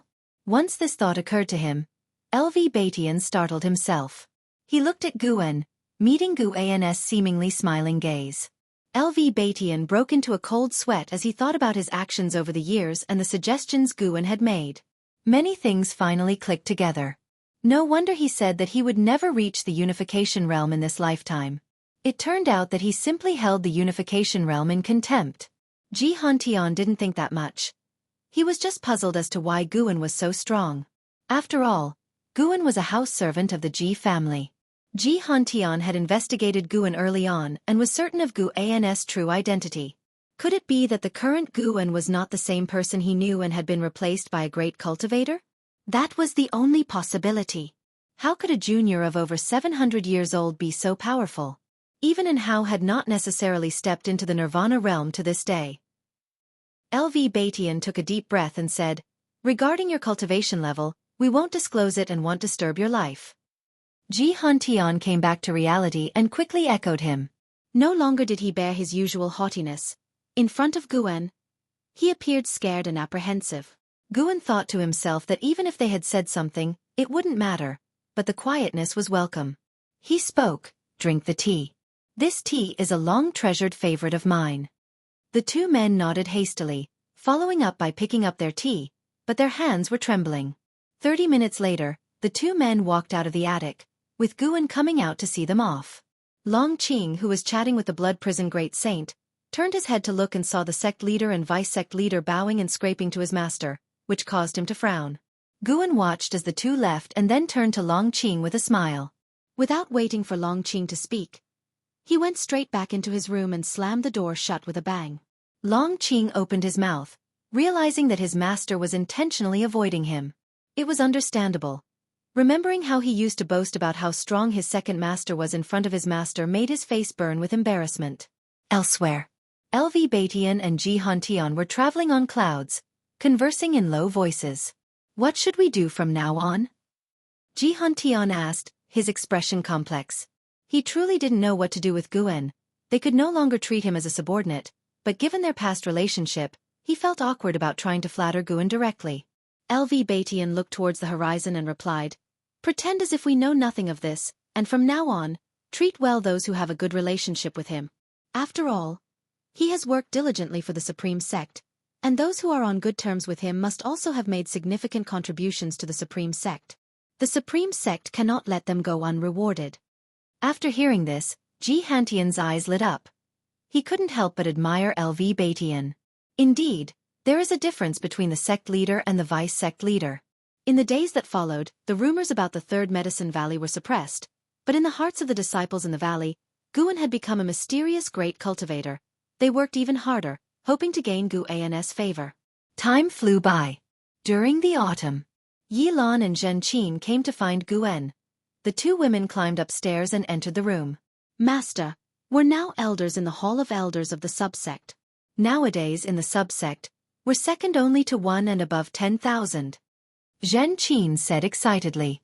Although this had been decided for several months, every time she brought it up, she was ecstatic. Guan raised his eyebrows, surprised. That impressive? Yi Lan, on the other hand, stared at Guan and asked, this must have something to do with you, right? No matter how great our achievements are, with our cultivation levels as they are, it's nearly impossible to enter the Hall of Elders. Upon hearing this, Zhan Qin turned to look at Guan, thinking he would either be modest or deny it. Instead, Guan answered, perhaps someone wants to curry favor with me. At that, Zhan Qin's eyes widened, and she asked in astonishment, who could use 2 seats in the Hall of Elders to curry favor with you? Guan proudly said, I'll be honest with you, I'm very strong now. Without any exaggeration, I could defeat anyone in the Supreme Sect. From now on, you can walk sideways if you like. Chapter 419, The Power of Tens of Millions of Years. For real, you think you can still beat Sword Venerable Fu Dao? Zhan Qin chuckled, teasingly responding to Guan's claim. Guan raised his right fist and declared, my punch carries the power of tens of thousands of years. Could Sword Venerable Fu Dao withstand it? Tui. Don't talk nonsense. Be careful lest the old master hears you. Zhen Qin suddenly became anxious. After saying that, she stood up, bowed towards the window with her hands pressed together, apologizing on behalf of Guan. Guan watched with a desire to laugh but did not stop her, simply observing Zhen Qin's performance with amusement. Yi Lan, on the other hand, was not afraid. She had always felt that there was a connection between Guan and Sword Venerable Fu Dao. Guan's words implied that his relationship with Sword Venerable Fu Dao was extremely good, so good that he could even joke with his superior.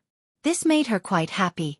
The better Guan's relationship with Sword Venerable Fu Dao, the safer she would be in the days to come. After Zhen Qin apologized for quite some time, under Guan's urging, she sat down again. Guan inquired about their experiences in the Hall of Elders, and the 2 women did not hide anything. When they first joined the Hall of Elders, they faced much ostracism, and some even publicly humiliated them. However, the next morning, those people came to visit and apologized. After that, the Hall of Elders changed its attitude towards them, treating them very well. Yi Lan took this opportunity to grow her influence, and to her surprise, rather than being suppressed, the Hall of Elders even paved the way for them. So, Yi Lan concluded that someone must be helping them from behind. After much consideration, the only person they could think of who was capable of doing this was Guan. In the Supreme Sect, there were numerous women with more outstanding looks and higher cultivation levels than them. None of the great cultivators on the immortal path were interested in them, so it was easy to figure out the answer. From now on, perform your duties in the elder seats without worry, and don't feel too much pressure. If you encounter something you can't solve, come to me. Guan spoke earnestly. This was something the old him would never have said. Not because he had become more powerful, but because Ji Xiaoyu's situation had made him realize that the time left for those around him was not long. He had billions of years, even more, of lifespan, but others were different. 100 years flew by in an instant, and how many centuries could a person live? In times of great chaos, it was possible that while he was distracted, the people he cared about might be enduring hardship. Why not be more open-hearted? Yi Lan responded, don't worry, welcome to you. Zhan Qin nodded in agreement as well. They began to talk about interesting stories from their subsect. Guan listened intently, occasionally laughing genuinely. As dusk approached, Zhan Qin left, while Yi Lan decided to stay one more night before leaving. Night fell. While watching Guan read, Yi Lan casually asked, brother, what do you think of Miss Ji? Guan's gaze remained fixed on the green hero travelogue he was holding as he countered, why ask so suddenly? The atmosphere downstairs had become unnatural again. Ji Xiaoyu was eavesdropping. Actually, I think you two are quite a match. With her talent, instead of enjoying fame and fortune, she stays in Medicine Valley, which is clearly for you. Yi Lan spoke softly, her eyes fixed on Guan, seemingly observing any change in his expression. Guan replied, I know. Upon hearing his answer, Yi Lan's gaze flickered. Guan looked up at her and said, her reasons for staying include me, but there are other reasons as well. In life, especially for a cultivator, there are more important things to pursue, right? Yi Lan smiled at his words, saying, yeah, in my 40s all I was concerned about was you, enchained by emotions. Now I have more to pursue. Rather than some nominal reputation, what matters more to me is that we are both alive and can keep each other company. She paused, then added, actually, I brought her up because I hope you, brother, would seriously consider her feelings. I can't accompany you forever. It's best if you don't cling to the past and keep forming new relationships, whatever those may be. At the very least, this will make you less lonely in the future. Having caught the eye of Sword Venerable Fudao and possessing the primordial reincarnation skill, Yilan believed Guan would live a very long time, and she was destined to be just a passerby in his life. Rather than claiming possession, she hoped he would live freely in the future. In her view, her brother deserved all the world's beauty. Guan looked at her without offering comfort, instead smiling and asking, "What's wrong with being alone?" "The terrible thing is being perpetually alone. Don't worry, I have many friends, and have you ever seen me feeling down? As for Ji Xiaoyu, she too can't accompany me for long. Don't think about how long you can be with me, but what I can do with you and for how long." Yi Lan instinctively wanted to ask what was wrong with Ji Xiaoyu, but she refrained, realizing that if even Guan couldn't solve the problem with Ji Xiaoyu, what could she do? There was no need to spoil her brother's mood. "That's true. I'm just a mortal whose life is blessed by association with you, brother." Yi Lan covered her mouth and laughed. Her comment seemed jesting, but it was earnest. Without Guan, she would not have her current status and power, and might well have died hundreds of years earlier. Every additional day she lived, she owed a bit more to Guan, at least that's how she saw it. Guan gave her a glaring look and said, "What nonsensical talk. Since when has fate been hierarchical? Meeting you is my good fortune as well." "Really?" Yi Lan's eyes crinkled with laughter, making her look quite charming. Guan raised his hand, placing it on the table with his palm up. Yi Lan hesitated for a moment, then reached out her hand, which Guan took hold of readily. "Focus on your cultivation. Don't worry about what might be or might not be. I will accompany you on the journey of immortal cultivation. If we don't reach the immortal realm in this lifetime, I will find you in the next. Even if you've forgotten me, it's enough that I remember you." Guan stared into Yi Lan's eyes, speaking earnestly. Yi Lan's eyes widened. It was the first time she had heard Guan make such a pledge. "Brother," Yi Lan said emotionally, her gaze filled with tender affection for Guan. Guan casually drew out a book, asking, "This is a book I've been working on recently, want to take a look?" Yi Lan's attention shifted to the book's cover, and she saw 3 characters. "Dream of the Red Chamber." As autumn was drawing to a close, one day, Guan rode down from the transmission array platform on the back of the Blood Prison Great Saint, with an Xian following by his side. Suddenly, a figure charged over and blocked the way of the Blood Prison Great Saint. It was Long Qing. He looked at Guan with a face full of anger, and in his eyes, there was also a sense of grievance. Guan sat on the Blood Prison Great Saint's back, his gaze lazy, and said, "What do you really want?" An Xian looked at Long Qing and found it amusing but held back her laughter. If it had been before, she might have spoken for Long Qing.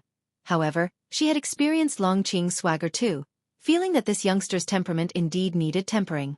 "Look how honest and Shangtian from Mystic Valley is." Facing Guan's gaze, Long Qing opened his mouth but didn't know how to express his feelings. The Blood Prison Great Saint wouldn't indulge him and said, "Don't get in the way. Someone has already taught you cultivation, yet you still want the master to teach you?" Long Qing's face turned entirely red, and he was at a loss for what to do. After all, Guan had raised him himself, and he didn't make things difficult for him but said, "In fact, you harbor a starting point that others do not have, and one could even say that you are already strong. It's just that you haven't discovered it yet. Rather than blindly striving to get stronger, what you should do is take a deep breath and understand yourself." From a distance, Shen Xinzi was eavesdropping and pondered upon hearing these words. He had long noticed that Long Qing was no ordinary individual. Without a trace of spiritual power, Long Qing's physical strength and qi blood surged rapidly. In terms of spiritual power, Long Qing was worthless, but when it came to the growth rate of true strength, he was definitely a rare talent in the world. Could it be that Long Qing truly harbored a power even he hadn't noticed? After hearing Guan's words, Long Qing was shocked, unable to tell if what Guan said was true or false. An Xian and the Blood Prison Great Saint both looked at Long Qing with astonishment. They wouldn't believe Guan would lie. "Do I really still have potential?" Long Qing couldn't help but ask, his face showing both nervousness and anticipation. Guan dismounted and walked up to Long Qing, resting his right hand on Long Qing's shoulder. Instantly, Long Qing's face turned pale, and his body began to tremble. How does it feel? Guan asked. Long Qing clenched his teeth and said, It hurts a bit. It was more than a bit.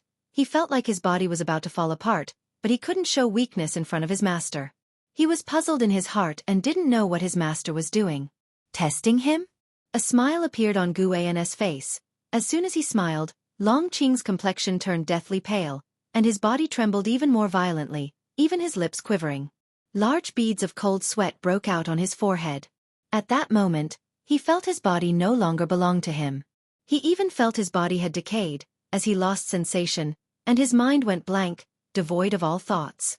An Xian saw something was amiss with him and took 2 steps forward, but she still restrained her concern. How could the master possibly harm Long Qing? Guan withdrew his hand, and Long Qing immediately collapsed to the ground like a lump of mud. He instinctively looked up at Guan. His eyes filled with fear. Passing disciples gave them curious or puzzled looks, thinking that Guan was disciplining Long Qing, unaware of what offense Long Qing had committed. Guan looked down at Long Qing and asked, What did you just feel?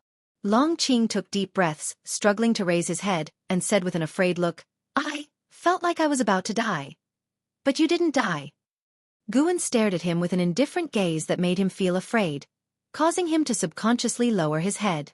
Just now, if it were a Mahayana cultivator, they'd have been reduced to ash. Guan left these words behind and then walked past Long Qing. Long Qing widened his eyes and twisted his head to look at Guan's retreating figure, his expression one of disbelief. An Xian and the Blood Prison Great Saint were also stunned. For an Xian, the Mahayana realm was still a far-off dream, while the Blood Prison Great Saint was itself a Mahayana cultivator. Was this youngster Long Qing already more formidable than a Mahayana cultivator? They both felt it was absurd in their hearts. Shen Xinzi appeared out of thin air in front of Long Qing, crouching down to check his body, his face quickly revealing a look of shock. Impossible! Shen Xinzi murmured to himself, sensing his worldview collapsing. Long Qing didn't know what his master was thinking. His mind was echoing Guan's words. If it had been a Mahayana cultivator, they would have been reduced to ash. He recalled the terrifying sensation from before, and suddenly felt it may not have been so scary after all. Meanwhile, Guan's image in his heart soared immensely. Chapter 420. The power of the past. Since being informed of his potential by Guan, Long Qing stopped cultivating his physical body. Instead he began to settle his mind and feel the foundation of his own being. Shen Xinzi had no objections to this. Shen Xinzi felt that he was not worthy to teach Long Qing. He appeared calm on the outside but was very lost at heart. Having stayed in the Third Medicine Valley for hundreds of years, he had seen through nothing and learned nothing. Autumn gave way to winter. Snow fell from the sky, plunging the great heaven and earth into an expanse of whiteness. That day, after the morning exercises were over, Guan stood by the wooden rail admiring the snowscape. The snowflakes landing on his body turned into mist, swirling around him. His eyes were fixed on the garden, but his divine thought was cast towards outer heaven. An anomaly had appeared in the reincarnation vortex. After Guan's breakthrough, the reincarnation rules within the vortex had been constantly changing. He couldn't tell whether it was because of him or simply a coincidence. It was likely due to his traveling back and forth through the reincarnation vortex. He had caused a great upheaval in a universe's path, which in turn affected the reincarnation vortex. He wasn't worried though. Even the greatest anomaly in the reincarnation vortex would hardly pose a threat to the Xian Yuan's Zai Xian. He speculated that beings from other universes would come to the great heavenly spirit land, which was undoubtedly a disaster for the great heaven and earth. While he was contemplating, an Xian arrived at his side. She mentioned Long Qing.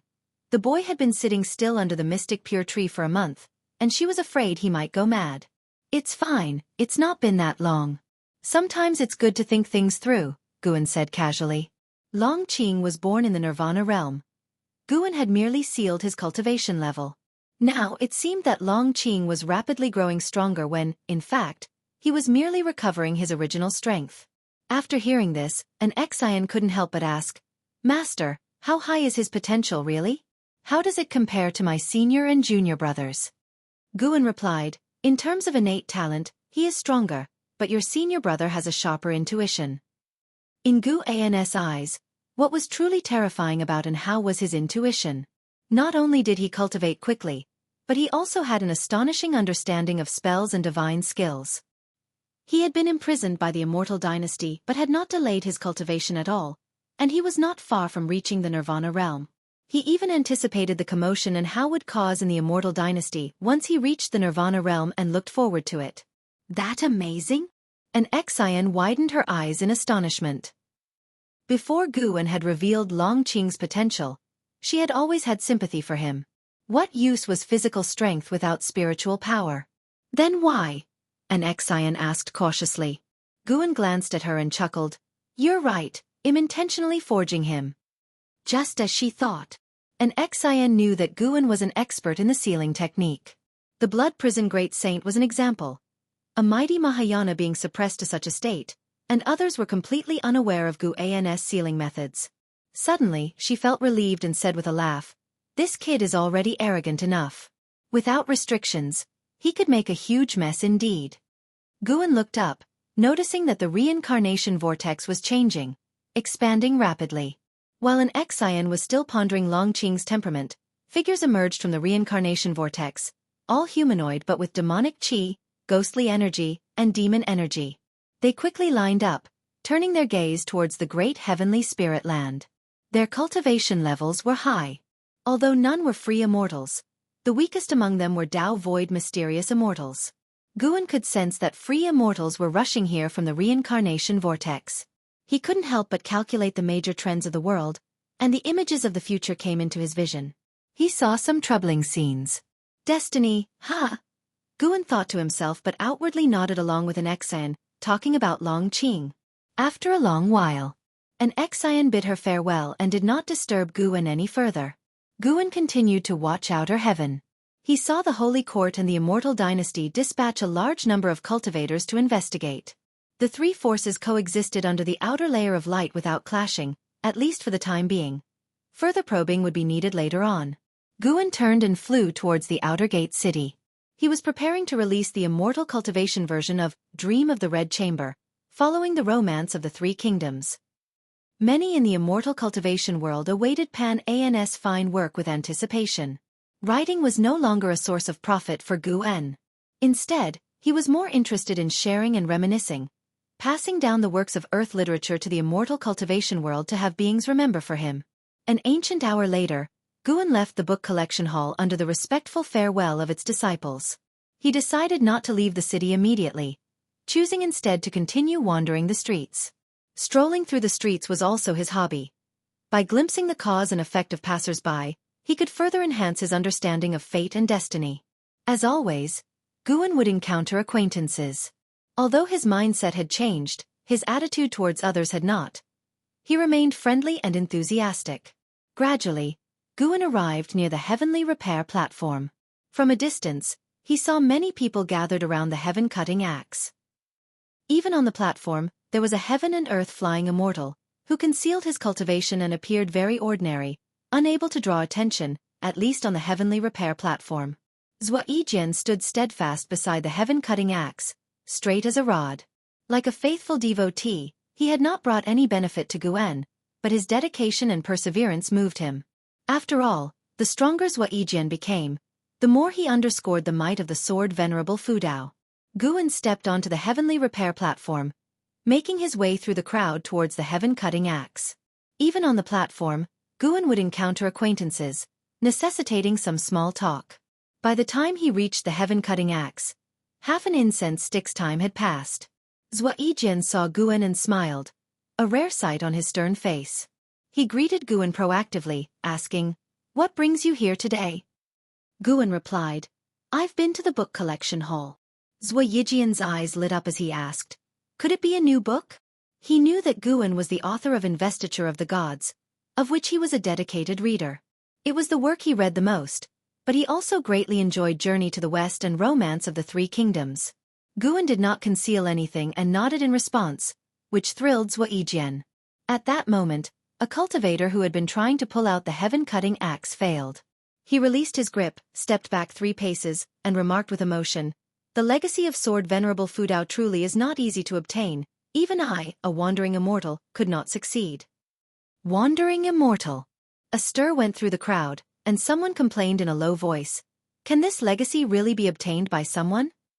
As soon as these words were spoken, he faced criticism from those around him. Couldn't you feel the sword intent of Sword Venerable Fudao when you were on the platform?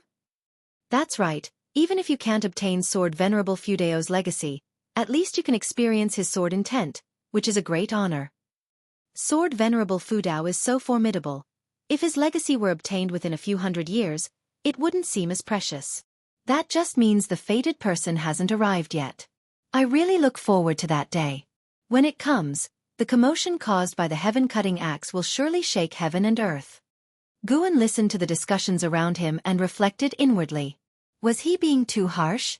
Without speaking of someone's talent, to pull up the heaven-cutting axe, one must at least possess the cultivation level of a free immortal. Due to the appearance of the Sun and Moon Netherworld Emperor, Guan had quietly strengthened the mana within the heaven-cutting axe. So none but a free immortal could shake the heaven-cutting axe. He had originally planned to ease the conditions when the destined one arrived, but as it stood, finding someone who met his criteria seemed difficult. Never mind, it was just as well if no one obtained it. A legacy that stands for 10,000 years, a million years, that would become legend, embodying even deeper foundations. Do you want to give it a try? Zhua Yijian asked Guan. In the meantime, someone else approached and grabbed the axe handle of the heaven-cutting axe. But just like the person before, no matter how hard they tried, they couldn't move the heaven-cutting axe one bit. Most people who came to the heavenly repair platform were there to feel the power of Sword Venerable Fudao, and even if they failed, they had no regrets. As such, those who failed to obtain the legacy left with excitement. Forget it, what I really want to ask is, what are you seeking by staying here so long? Guan looked at Zhua Yijian and asked with a smile on his face, as if making small talk. After hearing the question, Zhua Yijian shook his head and said, "What can I seek? Being here allows me to comprehend the Sword Dao, and I am already content." Sword Dao, huh? Guan murmured, then cupped his hands and turned to leave. Zhua Yijian saw Guan walk away in confusion and was about to speak when, boom! A majestic sword intent rose from beneath his feet, engulfing his entire body and lifting his robes upwards, fluttering as if they would burst at any moment. Zhua Yijian's face changed dramatically. His eyes filled with surprise and joy. His gaze followed Guan, who was walking away with his back toward him. All around, there was a sound of astonishment as everyone watched him in shock. Only Guan, turning his back on the crowd and not turning around, seemed out of place, as if he were in another dimension. Could it be? Zhua Yijian's eyes widened. Guan had just inquired about his aspirations, and now he had received the sword intent of Sword Venerable Fudao. It couldn't be a coincidence. At that moment, Zhua Yijian felt a familiar sword intent emanating from Guan. The sword intent of Sword Venerable Fudao. And it was even stronger than his own. It could only be. Zhua Yijian was shocked and excited. He felt no anger at being deceived by a junior. Instead, he was pleasantly surprised. Because he liked investiture of the gods, he had always held a wonderful fantasy about Pan En, and he had been saddened for a long time upon learning that Guan was Pan En. Now, knowing Pan En was Sword Venerable Fudao, how could he not be thrilled? He didn't believe Guan was a few hundred years old. He must be some old monster in disguise. The thought of how well he had treated Guan over the years filled him with a sense of excitement. Perhaps he had the chance to take Sword Venerable Fudao as his master. As he watched Guan walk in the opposite direction of the crowd, Zhua Yijian was filled with infinite longing. Such capability, yet content to cultivate here. What an extraordinary state of mind. The cultivators from all sides marveled at Zhua Yijian's fortune, as the vast sword intent of Sword Venerable Fudao was directed only at him, clearly a reward. More and more disciples of the Supreme Sect appeared as if from nowhere, gathering atop the heavenly repair platform. They saw Zhua Yijian enveloped in sword intent and couldn't help but feel delighted. Whoever received the guidance of Sword Venerable Fudao was a treasured asset for the Supreme Sect, and as a community of shared interests, how could they not rejoice? Rumbling, a suppressive roar echoed through the sky, causing all the creatures of heaven and earth to look up, but the cultivators on the heavenly repair platform were not concerned, assuming it was an anomaly caused by the sword intent of Sword Venerable Fudao. Walking through the crowd, Guan paused and looked up, his brow lifting. Is this power from the past? Guan thought curiously. His divine thought pierced through the sky, peering into the reincarnation vortex beyond. A powerful entity was descending, one that could directly threaten the safety of the great heavenly spirit land. Chapter 421. Primordial Immortal King. As the cultivator on the heavenly repair platform marveled at Wuxia's fortune, the supreme sect sensed something amiss, for the oppressive might enveloping the heavens and the earth grew stronger. The snow filling the sky was becoming sparse, as if the harsh winter was about to end. In the third medicine valley, Shen Xinzi, sitting under a tree, looked up with furrowed brows, beginning to calculate by counting on his fingers. Ji Xiaoyu stepped out from the house, looking up at the snowy heavens, her eyes reflecting the figure of a majestic stature. The Sun and Moon Netherworld Emperor appeared out of nowhere beside her. His expression solemn and said, "The breath of an immortal king." Ji Xiaoyu turned to look at him, asking, "What is an immortal king?" She had regained many memories from her past life, but there were always gaps. Hence, she could maintain the will of this life. An immortal king is a free immortal who has gathered the chief fortune of heaven and earth in oneself, having undergone reincarnation tribulation.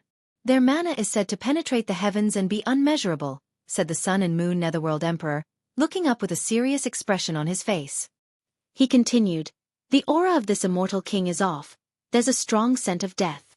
"What does that mean?" Ji Xiaoyu asked, her brows knitted.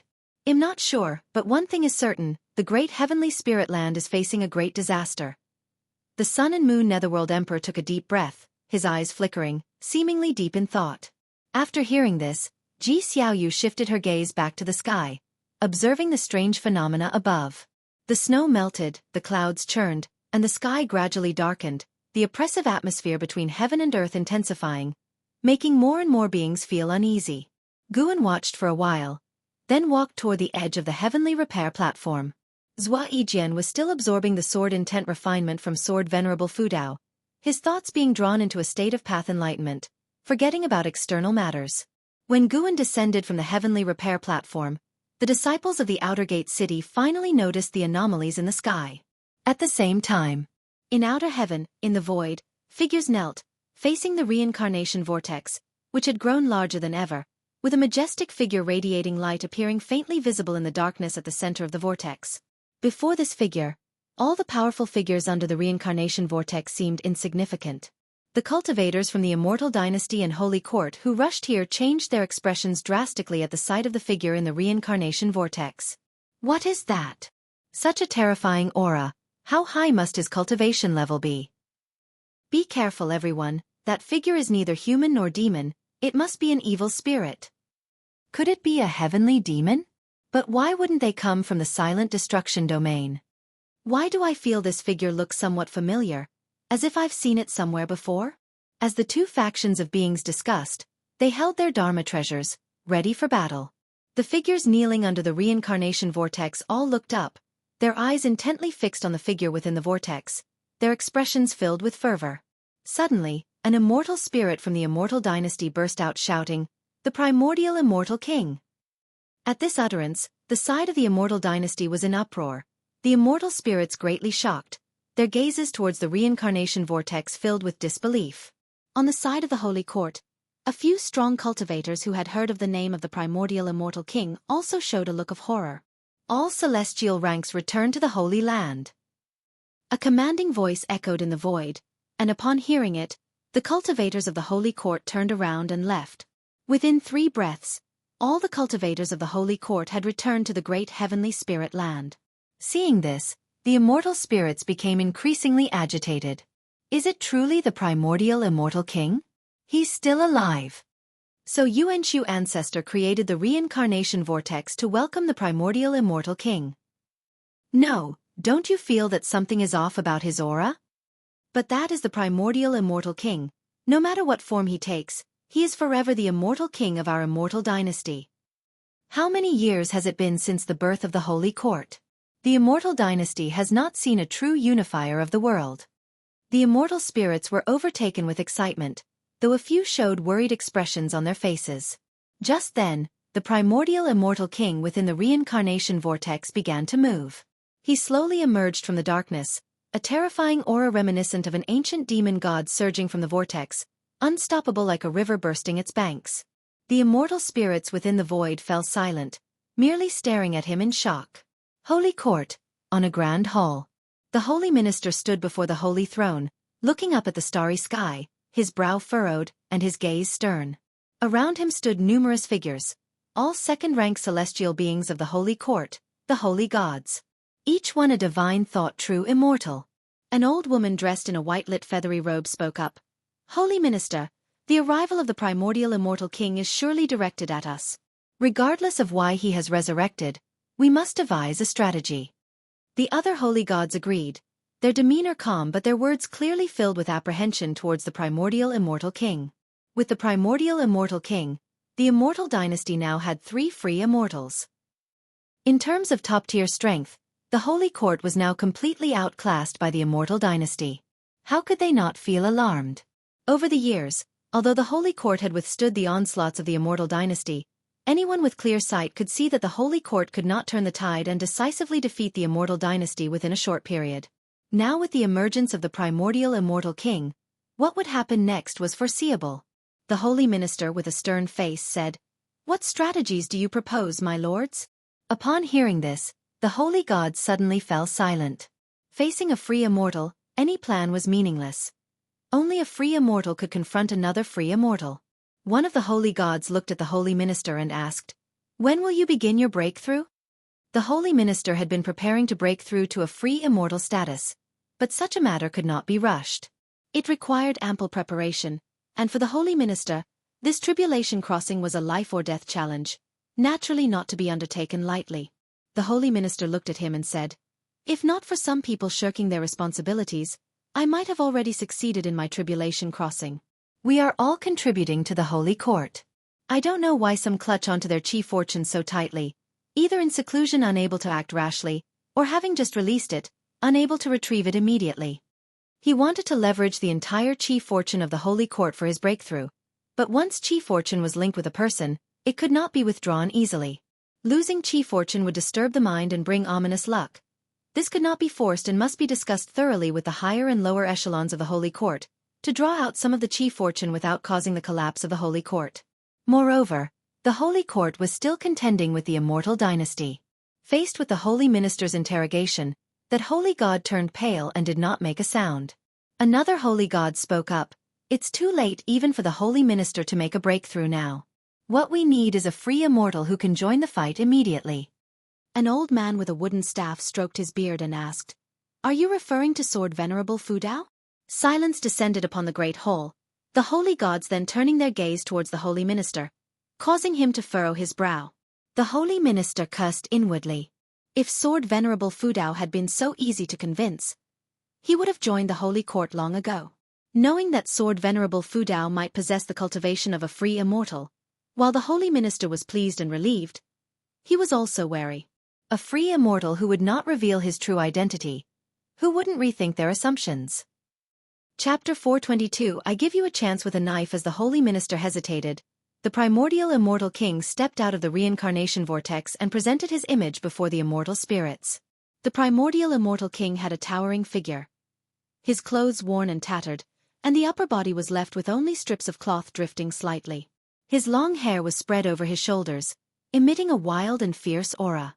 His strands of hair, like the gray rivers of the wilderness, fluttered, stirring the clouds like dragons churning the river, causing the Tao spiritual energy around him to twist, forming a visual impact that could be seen with the naked eye. He seemed to come from ancient times, as if he had traveled from the source of the river of time, arriving at the great heavenly spirit land with an oppressive aura that stifled all creatures. The immortal spirits looked at him, their eyes filled with reverence and anticipation. Beneath the reincarnation vortex, figures radiated an aura similar to that of the primordial immortal king, silent and chilly. Seeing the primordial immortal king, they were not shocked but rather excited. They seemed to know what was about to happen and were ready to participate. Phew! The primordial immortal king slightly opened his mouth and exhaled a scorching breath. His eyes filled with bloodshot veins as his pupils gradually regained their luster. His gaze first fell upon the figures beneath the reincarnation vortex before shifting to the many immortal spirits in the distance. Facing his gaze, the immortal spirits still felt fear, with some instinctively stepping backward. Different from the primordial immortal king they imagined, this one radiated a dangerous presence, making them feel weird and horrified. Now, the primordial immortal king began to speak, his voice hoarse, making the void of outer heaven even more oppressive. He had not finished speaking when he suddenly opened his mouth and let out an enraged roar. This roar was earth-shattering. Every creature in the great heavenly spirit land heard it. Even Tian Yaoer, Tian Qing, Tian Bai in the hidden spirit palace, and the deep-sea dragon carps in the Nianchu cave were frightened. It felt as if they were suddenly awakened from a dream.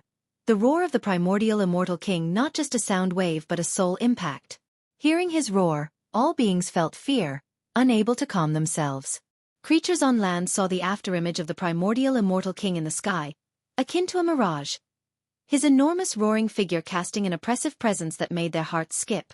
At this moment, Guan stood on the streets of the outer gate city, the surrounding cultivators all looking up at the sky with expressions of dread. In front of Guan, the son of the demon emperor, Xia, was also looking at the sky, his brows furrowed. "What's that?" Xia murmured to himself. Guan remarked, "It looks like big trouble is coming." The two came across each other rarely, exchanging a few pleasantries before the roar of the primordial immortal king interrupted them. Originally, when the demon land invaded the land of the human race, Xia, the son of the demon emperor, sneaked into the supreme sect and had stayed for hundreds of years. Now, he had become one of the high-ranking individuals of the supreme sect, helping the cultivators of human race establish connections with the demons. At first, he and Guan got along very well. As time went by and their statuses diverged, they drifted apart. Taking a deep breath, Xia said, "Indeed." Then he looked down at Guan with a smile and said, "Don't worry. The supreme sect is now the safest place in the world." Guan nodded and continued their casual conversation. Perhaps because of the appearance of the primordial immortal king, Xia had the rare patience and started talking about the current strength of the supreme sect. Meanwhile, in the outer heaven, before the reincarnation vortex, the primordial immortal king stood suspended. He was no longer roaring, his arms hanging loosely. He suddenly looked in the direction of the immortal dynasty. When his gaze suddenly fell upon them, the immortal spirits couldn't help but tremble with fear. The primordial immortal king showed a fierce smile, his eyes narrowed, and in an instant, the entire void was filled with countless eyes of varying sizes, all belonging to the primordial immortal king. Each immortal spirit felt the horror of being watched by countless enemies. Before they could escape, the eyes in the void exploded open, and the immortal spirits' faces drastically changed. They were unable to speak, to run away, as their souls uncontrollably flew out of their bodies towards those eyes. This scene was incredibly eerie, causing the powerful beings who were using divine thought and divine sense to peek into the great heavenly spirit land to shudder in fear. The immortal dynasty did not send reinforcements and let these immortal spirits have their souls snatched away. Quickly, all those souls were absorbed by the eyes of the primordial immortal king, who then closed his eyes. The eyes spread throughout the void, vanished all at once. When the primordial immortal king opened his eyes again, the blood in his eyes had disappeared, and the deathly aura around him had dissipated a lot. He looked more like a living spirit. He smiled again and blew a breath towards the corpses of those immortal spirits, and thousands of them turned into ash in an instant. "Welcome back, immortal king, from your exile in Xianyu." A mysterious man who flew out of the reincarnation vortex raised his head and shouted loudly. At his call, the other figures of the reincarnation repeated his words, and the name of the immortal king echoed through the cosmos. The primordial immortal king raised his right hand, and the great heavenly spirit land trembled slightly. The sea of clouds churned, as a patch of ocean suddenly exploded, with terrifying waves shooting up to the sky. A mysterious black object like a mountain surged from the seabed, scattering the clouds and swiftly flying towards the primordial immortal king. Boom! The primordial immortal king caught the incoming object with his right hand, a massive black saber with a handle as long as a mountain ridge, carved with mysterious patterns, the blade thick, seemingly unsharpened, completely black, emanating no aura. Viewed from this position toward the great heavenly spirit land, in the direction from which the black saber had come, the sea of clouds was spreading open to reveal a massive hole. Beneath the hole, a blue expanse was faintly visible, a crack appearing and widening. The gaze of the primordial immortal king fell upon the black saber in his hand, and he murmured to himself, "It's been a long time since I held you. I truly miss the days we fought side by side." Chapter 422, Giving you a chance with a knife under 2. He lifted the black broadsword and swung it gently, stirring up the mana that shook the outer layers of the sky, and also caused the reincarnation vortex behind him to twist and ripple. This spectacle made the figures within the reincarnation even more excited, continuously shouting the name of the immortal king. There was a tumult in the sky, while the great heaven and earth was dead silent, as if all living beings were afraid of disturbing them. No one dared to come out, and even less dared to shout. The primordial immortal king raised the black broadsword high, completely releasing his own momentum. It was the momentum of someone standing at the pinnacle of the 9 heavens of the immortal path. Even the Yongxian emperor had never shown such momentum. Far away in the immortal dynasty, the Yongxian emperor stood atop the golden palace, gazing up at this scene, while the ancient immortal emperor appeared out of nowhere beside him, his face ashen. Was this also part of your plan? The ancient immortal emperor asked in a deep voice. The Yongxian emperor, with an expressionless face, countered, "Would I resurrect another emperor of the immortal dynasty to replace myself?" After hearing this, the ancient immortal emperor furrowed his brows and asked in astonishment, "Then, who could it be?" The Yongxian emperor said softly, "It seems that Yuanxu ancestor had another reason for opening reincarnation, and perhaps this was all part of the primordial immortal king's calculations." The immortal dynasty and the holy court were in turmoil, creating chaos in the heavenly secrets. His resurrection now might not be impossible. Upon hearing this, the ancient immortal emperor's eyes showed a hint of worry. The momentum of the primordial immortal king was indeed too strong, so powerful that even he, as a free immortal, felt a chill in his heart. How could he not worry? The most critical point was that following the resurrection of the primordial immortal king, it was not the holy court but their immortal dynasty's immortal spirits who were the first to suffer. This was a very dangerous signal. Could it be a plot by the holy court?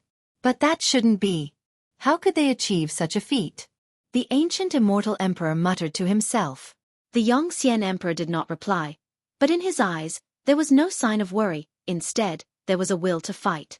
Ever since he took the throne of the immortal dynasty, people have often compared him to previous immortal emperors, with the primordial immortal king, the founder of the immortal dynasty, being an existence he could never surpass.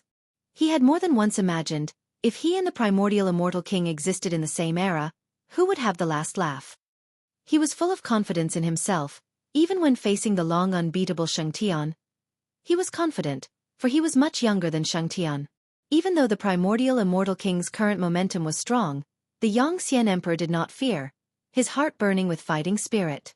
On another side, the holy court, currently discussing strategies, the holy ministers and holy gods were astonished that the primordial immortal king had actually annihilated that group of immortal spirits. What was going on?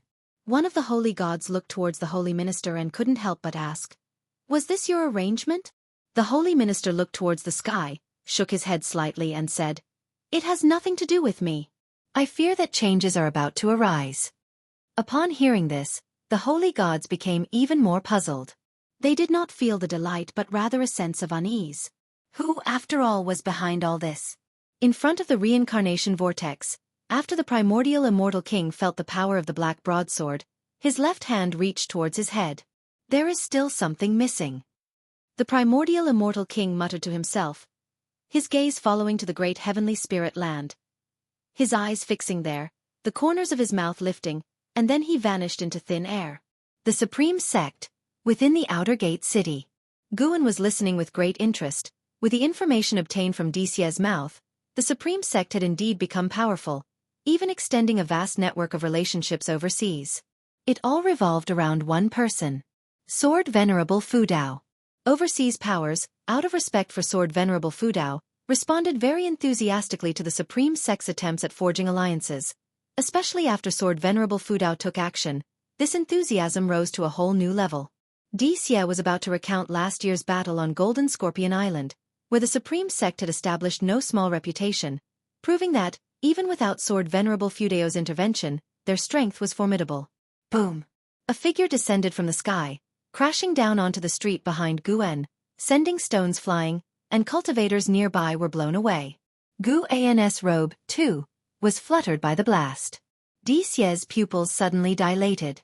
He immediately flashed behind Guan, shielding him. But the next second, he regretted it because he saw the true face of the comer. It was the primordial immortal king. The roaring figure of the primordial immortal king was still imprinted in the sky, and the surrounding cultivators instinctively looked up and then back at the primordial immortal king. Whoosh! The cultivators scattered like a receding tide, with some even leaping up, flying towards the distance. Dixie, however, stood rooted to the spot, his legs as if they were filled with lead, unable to move. He was afraid, but for some unfathomable reason, he did not run away. All he could hear were his heartbeat. The primordial immortal king looked emotionless as he stared at Guwen. In front of him, both Dixie and Guwen seemed so insignificant, the disparity between their auras vast. Junior, do you know the origin of the crown you wear? Hearing the primordial immortal king's inquiry, Guwen turned and looked at him, then pointed to his own immortal king crown and asked, "Could it be that this crown belongs to you?" The primordial immortal king's lips curled up as he said, "That's right, it's mine. This treasure was crafted by me when I stepped into the 9th level of the immortal path. It is called the Immortal King Crown, and it is capable of swallowing the chi blood of living beings, storing mana. 9th level of the immortal path. Immortal path supreme treasure." Upon hearing this, Dixie nearly died of fright, with large beads of cold sweat covering his face. Such an entity, he had no power to resist it. Not just him, the entire supreme sect might face the danger of annihilation. He even began to resent Guwen. How could you pick up such a crown with such a history? He had already been puzzled before, noticing that Guwen's immortal king crown had many notches, obviously meant for setting jewels, yet the fool hadn't done so because they simply wouldn't fit. Guwen looked at the primordial immortal king and asked, "So? You want it back?" Cultivators in all directions watched tensely, and although the primordial immortal king was fearsome, this was the supreme sect, where many disciples bore the responsibility of protecting their sect. Hearing Guwen's words, they cursed inwardly. Has this kid gone mad? To actually provoke such a terrifying entity. The primordial immortal king narrowed his eyes, sizing up Guwen. The primordial immortal king has become hostile toward you, wanting to grind you to dust. Would you like to use lifespan detection on him? Guwen chose to probe conveniently. Primordial immortal king, 9 layers of the free immortal realm 0/0/0. All zeros. Not a living thing. Guwen felt a pang of regret in his heart. The primordial immortal king was worth less to him than a chi cultivation realm cultivator right before his eyes. The primordial immortal king took a step forward, coming before Dixie, whose pupils trembled violently, his body shaking as he was engulfed by shadow.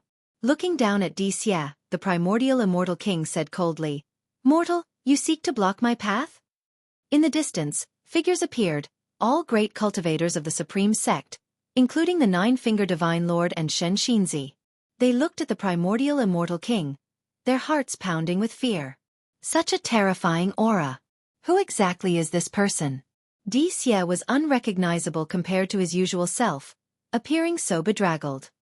He wished to speak, even if just to beg for mercy, yet he couldn't muster the strength to do so. And it wasn't just him. Cultivators from the supreme sect all around remained silent as cicadas in winter, not daring to make a move. The fact that they chose not to flee already showcased their utmost courage. "Kneel!" The primordial immortal king's gaze turned stern, his voice thunderous like a roaring explosion, startling everyone to tremble. Dixie turned pale with fright, his legs went weak, and he collapsed. But just as his knees were about to touch the ground, a hand from behind grabbed his arm, pulling him back up. It was Guwen. While holding Dixie, Guwen looked towards the primordial immortal king.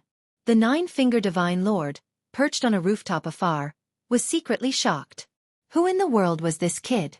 Having a vivid memory of Guwen's recent standoff with the Sun and Moon Netherworld Emperor, he became curious about Guwen, though he dared not inquire. Dixie, gripped by Guwen, inexplicably felt a sense of relief wash over him. He turned to look at Guwen, wanting to say something, but upon seeing Guwen's stern face, he found himself speechless. He was overwhelmed by Guwen's demeanor. He couldn't help but feel an involuntary awe in his heart. The primordial immortal king looked at Guwen, his eyes flashing with a strange light. He raised the black greatsword in his hand, holding it high above his head, ready to strike Guwen. "Be careful." A supreme sect disciple shouted out loud, having once been a disciple of the Third Medicine Valley, and forever grateful to Guwen. Seeing Guwen in danger, he instinctively warned him. That was all he could do. Guwen slightly tilted his head, staring at the primordial immortal king, and said, "I'll give you one chance to strike, just one." Upon hearing this, a chill shot through the primordial immortal king's eyes. He twisted his wrist and savagely brought the sword down. Half kneeling, Dixie looked up, his eyes obscured by the black sword, his face filled with despair. Boom! The sword struck down. The black great sword instantly dissipated, and along with the primordial immortal king, it turned into ash. The terrifying surge of energy crushed the surrounding buildings, and even the clouds in the sky scattered. Guan stood his ground, expression unchanged. Only his hair and robes fluttered ceaselessly, as if fierce flames were raging around him. Chapter 423 I am Sword Venerable Fudao. With the primordial immortal king turning to dust, the whole world seemed to suddenly quiet down. Supreme Sex cultivators were all left staring at Guan, their eyes brimming with shock, while Xia, standing before Guan, was dumbfounded, his body rigid. The Nine-Finger Divine Lord and Shen Xinzi were also as still as wooden chickens, unable to believe their own eyes. Guan's face was expressionless, and there was a slight sense of regret in his heart. Could even a powerful free immortal not break through his protecting Tao divine essence? He did not strike back just now. The primordial immortal king was destroyed by his own power, and the protecting Tao divine essence, both body and soul, completely obliterated. Regrettably, since the primordial immortal king was not a living being, Guan was unable to seize any lifespan. More and more figures appeared out of thin air, all of them great cultivators from the supreme sect. Looking at the street where Guan was standing, they all frowned as the strong presence of the primordial immortal king still lingered in the air. Looking at the mess on the street, they couldn't help imagining the recent tumult. Guan raised his right hand. Streaks of black air appeared out of nowhere, burrowing into the center of his palm. He then casually put his hand into his sleeve, and nobody saw what it truly was. He looked down at Xia and asked, "Brother D, are you all right?" Xia came back to his senses. With Guan's help, he shakily stood up. Looking at Guan, all was difficult to hide in his eyes. "You?" Xia's lips quivered as he wanted to ask about Guan's identity but feared giving offense. "Sword Venerable Fudao." A cry of shock came from afar. As the words were spoken, the quiet was broken, and noise rose from all around, rapidly turning into an uproar. Xia also guessed this. The primordial immortal king claimed to possess the 9 heavens of immortal path cultivation level. Who else could slay an entity with such mastery within the supreme sect, if not Sword Venerable Fudao? He turned out to be Sword Venerable Fudao. Xia looked at Guan, whose smile was mild. His Taoist heart could not calm down. Recalling the years of interaction with Guan, he felt ashamed and frightened. Thankfully, he had never looked down on Guan, as he had never been disrespectful in their exchanges. Guan couldn't hear his inner voice but could probably guess it. For Guan, it was just amusing. There was no feeling of being slapped in the face. He always enjoyed socializing and never demanded too much. A smile from others was already nice. There was no need to ask for more. Is he Sword Venerable Fudao?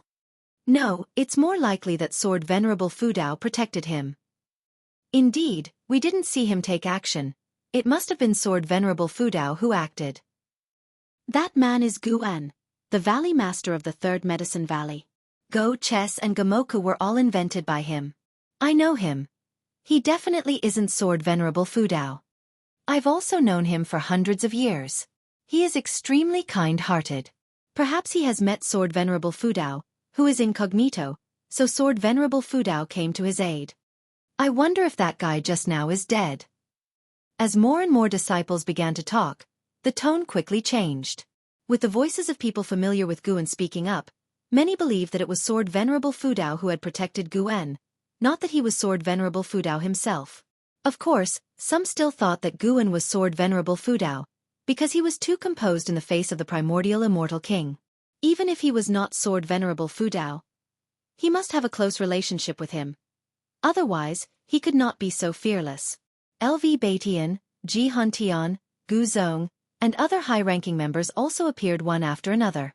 Upon seeing Guan, LV Baitian breathed a sigh of relief. He gave Ji Hantian an instruction and then appeared beside Guan. "Let's talk somewhere else," LV Baitian said in a low voice, glancing at Xia with a look full of mystery. Guan nodded slightly, then followed LV Baitian away. As Xia watched Guan's retreating figure, he was about to speak when 2 figures appeared out of nowhere in front of him. "Come with us," one of them said coldly. The oppressive feeling of the immortal path realm enveloped Xia, leaving him no choice but to comply.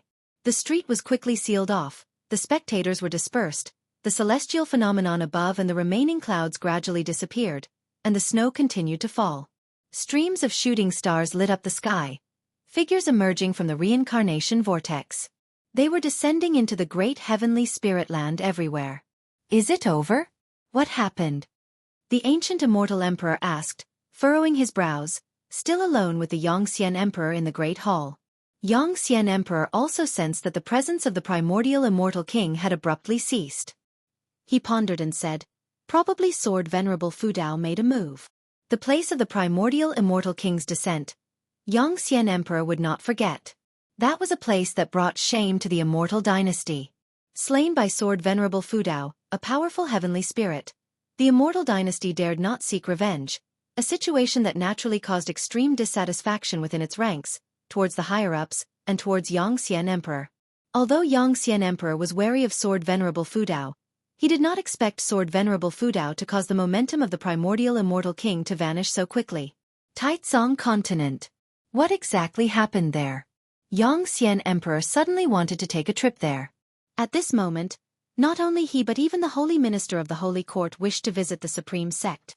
Such a domineering primordial immortal king, it was not likely that he would have subdued his presence upon arrival. It was highly possible he had been suppressed. Sword Venerable Fudao, who exactly are you, a sacred being, and what is the purpose of hiding your identity? The holy minister sat on his sacred chair, his gaze deep in thought. The holy gods in the hall were also discussing the matter. The sudden disappearance of the aura of the primordial immortal king made them uneasy, regardless of the outcome. An hour later, Guan leisurely returned to the Third Medicine Valley. Just as he got back, he was surrounded by a throng of disciples. News about what had happened in the Outer Gate city spread rapidly. Guan's name and that of Sword Venerable Fudao were widely circulated, though stories varied. However, one thing was certain. Guan was very likely related to Sword Venerable Fudao. The disciples had heard before that their master's cultivation level was extraordinary. Now hearing this, how could they not be excited? Facing their inquiries, Guan said helplessly, "I must confess, I am Sword Venerable Fudao. I have always interacted with you in the guise of an ordinary valley master of Medicine Valley, but in return, you have not shown enough reverence for me. This intervention was unexpected." As soon as these words were uttered, they immediately provoked exclamations from the disciples. Yu Yingying in the crowd couldn't help but snort. What an act! She also harbored doubts in her heart. Previously, Shen Xinzi had wanted to kill her, but then suddenly stopped. Could it be related to Guan? Is Guan truly Sword Venerable Fudao? That should not be the case. She had heard from Shen Tianyi about his life story, and he was just over 700 years old now. At such an age, how could he be Sword Venerable Fudao? His flippant tone made it impossible for her to speculate wildly. Not just her, the other disciples also felt that way, always feeling that Guan seemed to be joking. Guan did not elaborate further, letting them guess. Was it true or false? Letting a bit of suspense remain in life was rather interesting. It's worth mentioning that previously, LV Baitian had assured him that he would find a way to suppress this incident. LV Baitian thought that Guan's intervention was to protect the supreme sect. Of course, he had more reasons hidden in his heart. He feared the exposure of Sword Venerable Fudao's true identity, which was also the thought of the supreme sect's core leadership. If other powers learned of Sword Venerable Fudao's true identity, that would not be good. They were not afraid of Sword Venerable Fudao getting into trouble, but rather someone enticing him away. The Holy Court was the best example. Guan freed himself from the disciples' entanglement and went to his own loft, and then was properly blocked by Ji Xiaoyu. Was that commotion caused by you? Ji Xiaoyu asked. Guan shook his head and said, "Somebody fell from the sky, wanted to steal my crown, he was about to chop at me, then suddenly he vanished." As he spoke, he patted his chest, showing a scared expression. Ji Xiaoyu, pensive, couldn't help but feel a sense of familiarity with Guan's description. Seeing her distracted, Guan didn't continue talking and entered alone. When Guan closed the door, Ji Xiaoyu was startled awake.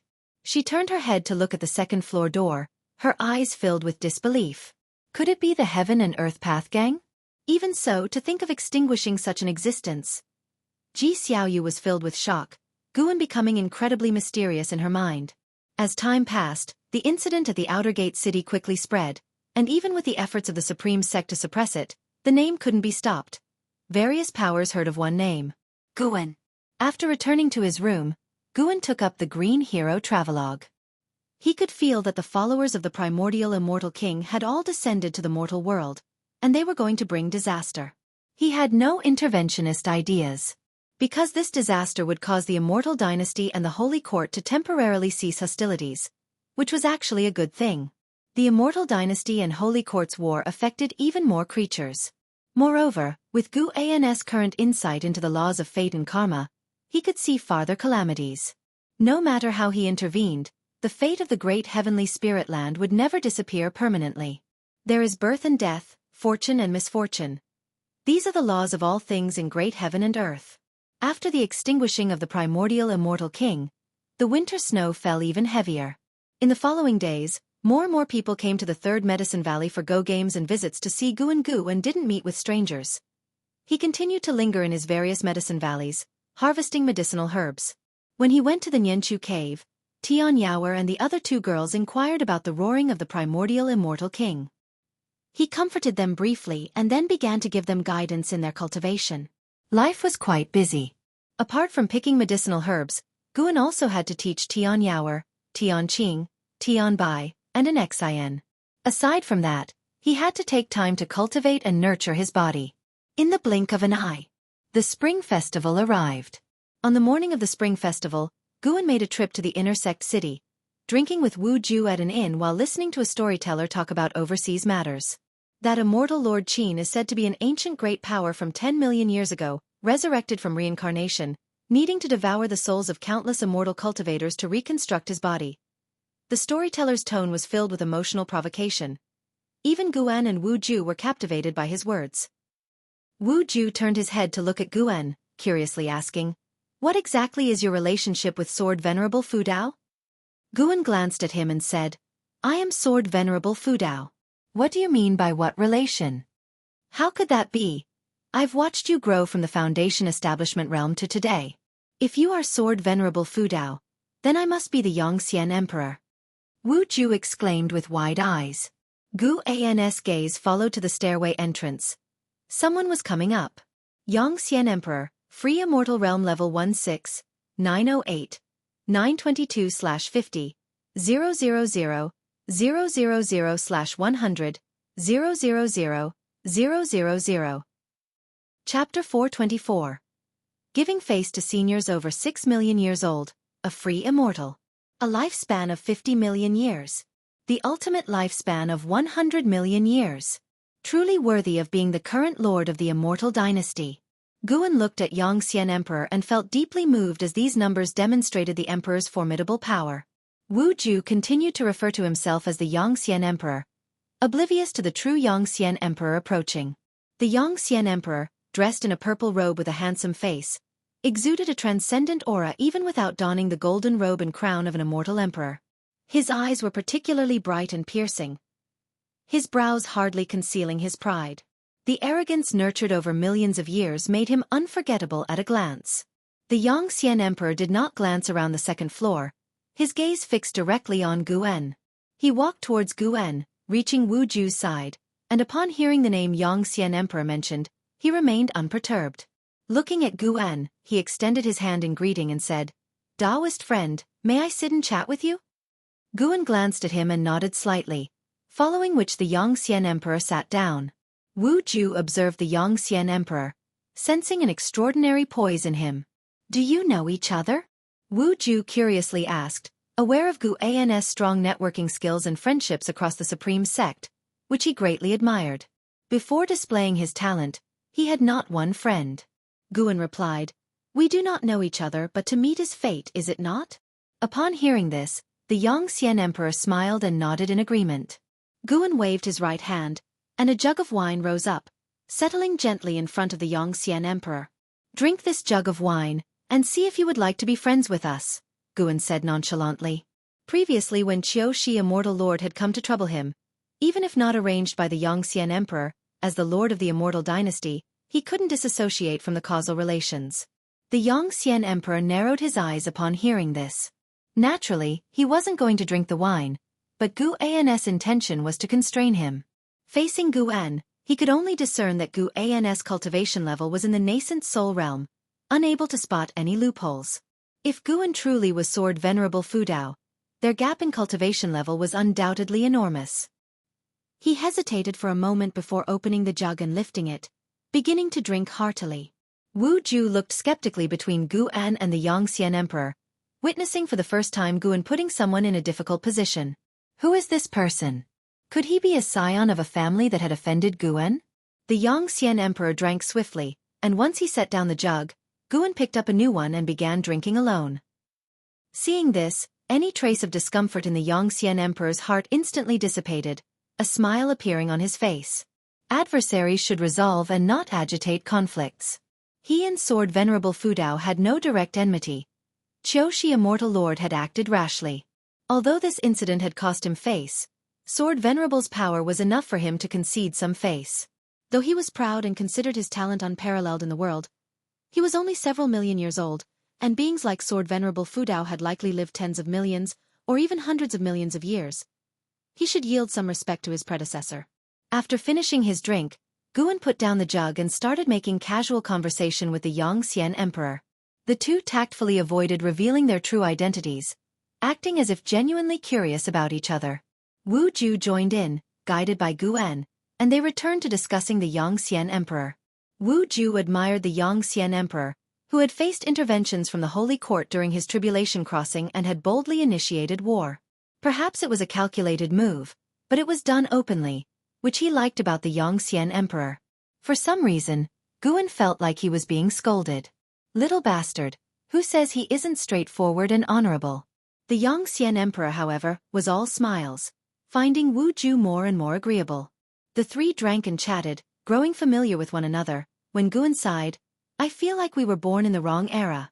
Why does it seem like our generation always faces endless tribulations? Wu Ju nodded, sharing the sentiment. The Yongxian Emperor said, every generation feels like this, remembering only the hardships. But such is life, continuously experiencing trials. He thought Sword Venerable Fudao was hinting at him and felt compelled to explain. With the Immortal Dynasty and Holy Court vying for power, the world seems embroiled in great turmoil, but in fact, friction between the two powers had always existed. To the major sects, the past might have seemed peaceful, but for the common people, every century brought various hardships. It is said when immortals fight, mortals suffer, and the battles between immortal path cultivators also bring disasters to mortals. Our very reason for pursuing immortal cultivation is to withstand the incessant trials that follow, the Yongxian Emperor earnestly stated, clearly implying that the turmoil between the Immortal Dynasty and Holy Court affected the world's structure, yet for ordinary beings, it's just a change in who causes their sufferings. Life is always filled with suffering, a common worldly norm. Wu Ju felt this made sense, and remarked thoughtfully, who knows how long this tribulation will last? It always feels like it will be difficult to end within 100 or even 1,000 years. Of course, because this great heaven and earth is too vast, far beyond your imagination. In ancient times, when the primordial immortal king unified the great heaven and earth, it took 1,000,000 years. When the Holy Court rose and swept across the world, pushing back the Immortal Dynasty, it took 3,000,000 years. The battles of heaven and earth are beyond mortal comprehension, the Yongxian Emperor replied, nodding. This response made Wu Ju look at him quizzically. This person seems very knowledgeable. What is his origin? Suddenly, Gu An asked, do you think in the struggle between the Immortal Dynasty and Holy Court, they might both end up weakened, leading to a new ruling power in the great heaven and earth? Yongxian Emperor's expression suddenly turned unnatural, and his gaze toward Gu An became complex. Wu Ju frowned and said, that's not possible, right? Is there any other sect that can compare with them? Now there isn't, but what about in 10,000, 100,000, or 1,000,000 years? Gu An shook his head. He paused, then added, besides, I've heard that strong beings always descend from outer heaven, and even heavenly demons reincarnate in the mortal world. Couldn't they be preparing their own forces? Wu Ju frowned, thinking there was reason in Gu An's words. Yongxian Emperor's complexion returned to normal. It turned out Sword Venerable Fudao was reminding him of threats from outer heaven. He was actually worried that Sword Venerable Fudao was going to support Supreme Sect. In fact, without Gu An's mention, He had always been worried. The primordial immortal king was the best example. Though a fallen spirit of the immortal dynasty, he knew nothing about it. He even felt that there were unknown forces stirring within the immortal dynasty. He couldn't help but think back to those immortal spirits who had supported him in starting the war, each one of them seeming suspicious. The storyteller's voice continued to spread, but the trio's conversation didn't attract anyone else's attention because the inn was filled with people boasting. However, after drinking for nearly an hour, new guests arrived, recognized Guan, and enthusiastically engaged him in conversation. Since the battle initiated by the primordial immortal king, many knew of the close relationship between Guan and Sword Venerable Fudao. Yongxian Emperor watched Guan interacting with the lowly cultivators and suddenly had a realization. This man was terrifyingly strong, yet he could lower himself to mingle with mortals without them noticing a thing. His Taoist heart was unfathomable. Of course, he didn't think much of this approach since he believed more in the supremacy of the strong. The weak should merely serve as foils to the strong. An hour later, Guan and his companions left the inn, and Guan invited Yongxian Emperor to spend the spring festival in Third Medicine Valley. Yongxian Emperor did not refuse. He also had more to discuss with Guan. Both returned to the Third Medicine Valley. Upon arriving, Yongxian Emperor's gaze became complicated. Divine thought, true immortal. Reincarnation, tribulation, aura. And mortals with strong qi blood and not a trace of spiritual power. He even saw 2 reincarnated heavenly demons. Something was off about this valley. The Third Medicine Valley was festively decorated. Even Ji Xiaoyu and the Sun and Moon Netherworld Emperor, who rarely shunned cultivation, were playing chess with disciples everywhere. The Sun and Moon Netherworld Emperor turned his head toward Guan. His pupils contracted sharply on seeing Yongxian Emperor. His first instinct was to flee, but then remembering Guan's strength, he reassured himself. Guan would protect him. There was no need to be afraid here. Would Yongxian Emperor dare oppose Sword Venerable Fudao? That day, the aura of the primordial immortal king was overwhelmingly strong, yet he was reduced to ashes before Sword Venerable Fudao. From that day on, Guan was regarded by the Sun and Moon Netherworld Emperor as the most powerful being in the great heavenly spirit land. He even suspected Guan was Shangtian. Apart from Shangtian, who else in the great heavenly spirit land could be so powerful? The Sun and Moon Netherworld Emperor diverted his gaze and continued to play chess with the 9-finger Divine Lord, who was visibly upset and indecisive in his moves. Guan walked further into Medicine Valley, introducing the situation of the Third Medicine Valley to Yongxian Emperor. Yongxian Emperor grew interested in the Third Medicine Valley. Subsequently, Guan asked Long Qing to entertain Yongxian Emperor. He had himself to meet Shen Zhen. Shen Zhen was messing around in his bookshelf again. Ever since learning about Guan's strength, Long Qing had taken very seriously any tasks given by Guan. This was his chance to perform. He was very enthusiastic with Yongxian Emperor, who found him quite interesting as well. Not sure why, Yongxian Emperor felt that Long Qing seemed familiar, as if he had met him in a previous life. He guessed that he might have encountered Long Qing's past life. However, this was Sword Venerable Fudao's territory, and Long Qing addressed him as master, so Yongxian Emperor wouldn't dare act recklessly. As dusk approached, all disciples gathered in the loft area. Some sat drinking, others stood arm in arm, and yet others were sparring to enhance the festive mood, keeping the atmosphere lively. Yongxian Emperor's attention was on Guan. He saw Guan surrounded by Xinzhen, Zhenqin, Yilan, Ji Xiaoyu, and an Xian, with Xinzhen and Zhenqin directly beside him, sparring verbally. Zhenqin was nearly putting her feet on the table. This gave Yongxian Emperor a deeper understanding of Sword Venerable Fudao. This man truly was a hidden hermit. Yilan watched Zhenqin verbally sparring with Xinzhen, a smile on her face. Not that she found Zhenqin's actions appropriate, she simply enjoyed the atmosphere. It was different from the subsect where people revered her, making her feel as though she had returned to Mystic Valley 700 years ago. After so many years, how could recalling the original intentions not be wonderful? Ji Xiaoyu watched Guan intently. He could see the displeasure in her eyes. What could he do? Everyone insisted on coming to Third Medicine Valley to celebrate the festival with him. It was unstoppable. At least Jiang Qiong was better, waiting for him in the 8 scenic caves. How good it was to interact privately. More crowds always lead to trouble. Chapter 425 Shen Yu Divine Dynasty. Sky Demon Great Sect. After the festival, Guan went to Mystic Valley on his own. He wasn't worried about Yangxian Emperor causing trouble in the Third Medicine Valley. If Yangxian Emperor dared to entertain such thoughts, Guan could make him disappear in an instant, even erasing all his karma, making all beings forget the Yangxian Emperor ever existed. When Shengtian and Jiang Shi saw Guan, they were extremely excited. Guan had initially planned to just go through the motions, but he didn't expect them to be so thrilled. Thus, Guan let the two of them demonstrate their recent cultivation results, then gave them guidance one by one, to their immense surprise and delight. After fussing around for an ancient hour, Guan finally entered the 8 scenic caves. He emerged from the grotto and in the distance, he saw the immense green vine tree, with a young woman in green, swinging under it. It was Jiang Qiong. She was barefoot, with no jewelry on her hands, her long hair casually draped over her shoulders, exuding an aura of pure innocence, unlike her past demeanor as the demon cultivator of the Thousand Autumn Pavilion. She turned her head, and upon seeing Guan approaching, she couldn't help but snort coldly. As Guan drew near, Jiang Qiong couldn't resist mocking, "Where were you indulging yourself last night?" Guan didn't indulge her and replied gruffly, "Do you need something from me? Aren't you the sect master of Juhua sect? I heard your sect also celebrates the Spring Festival. Shouldn't you be overseeing everything?" "What's there to oversee? I've raised so many people. It's time I took a break," huffed Jiang Qiong.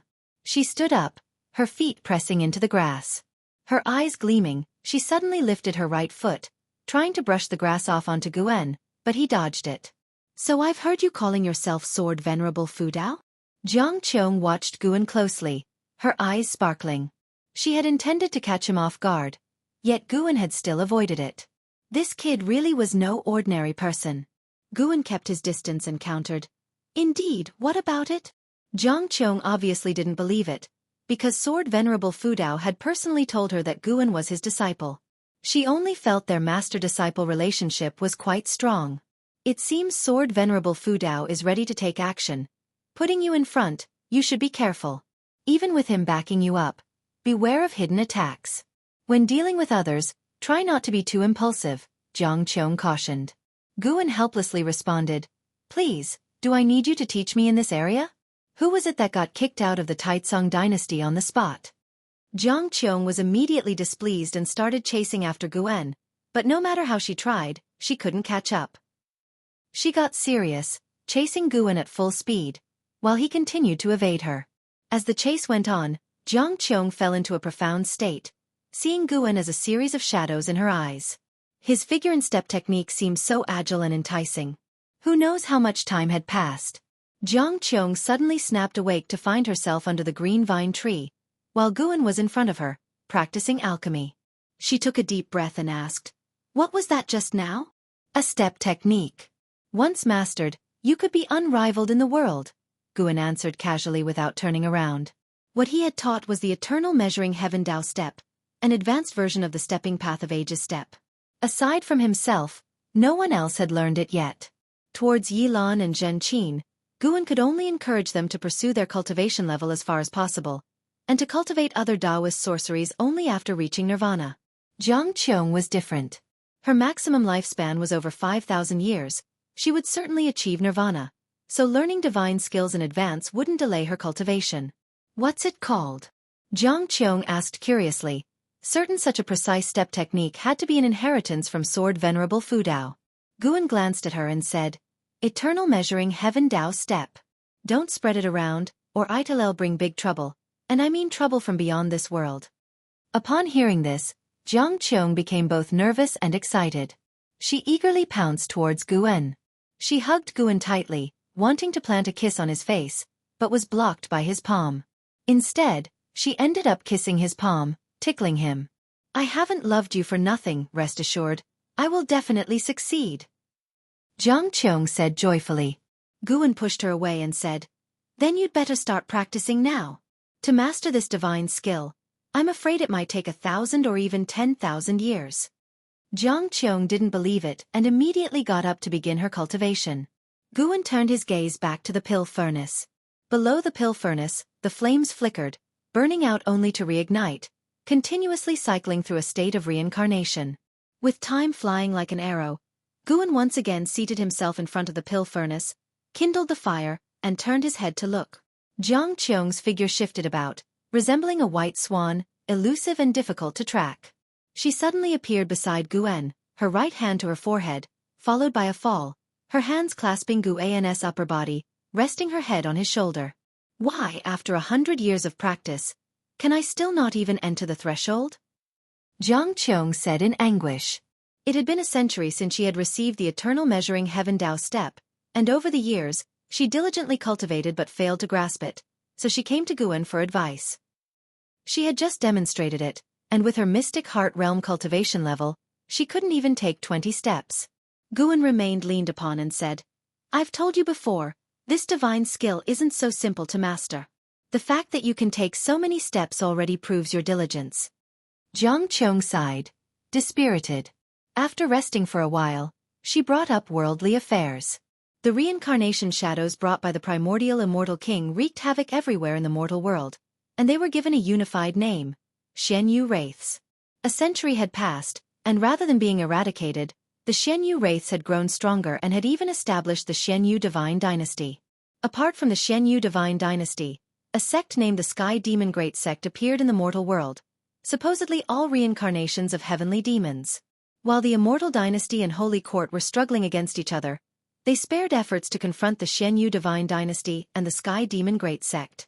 Not only did they not succeed, but they also suffered repeated defeats, allowing the enemies to gain tremendous momentum.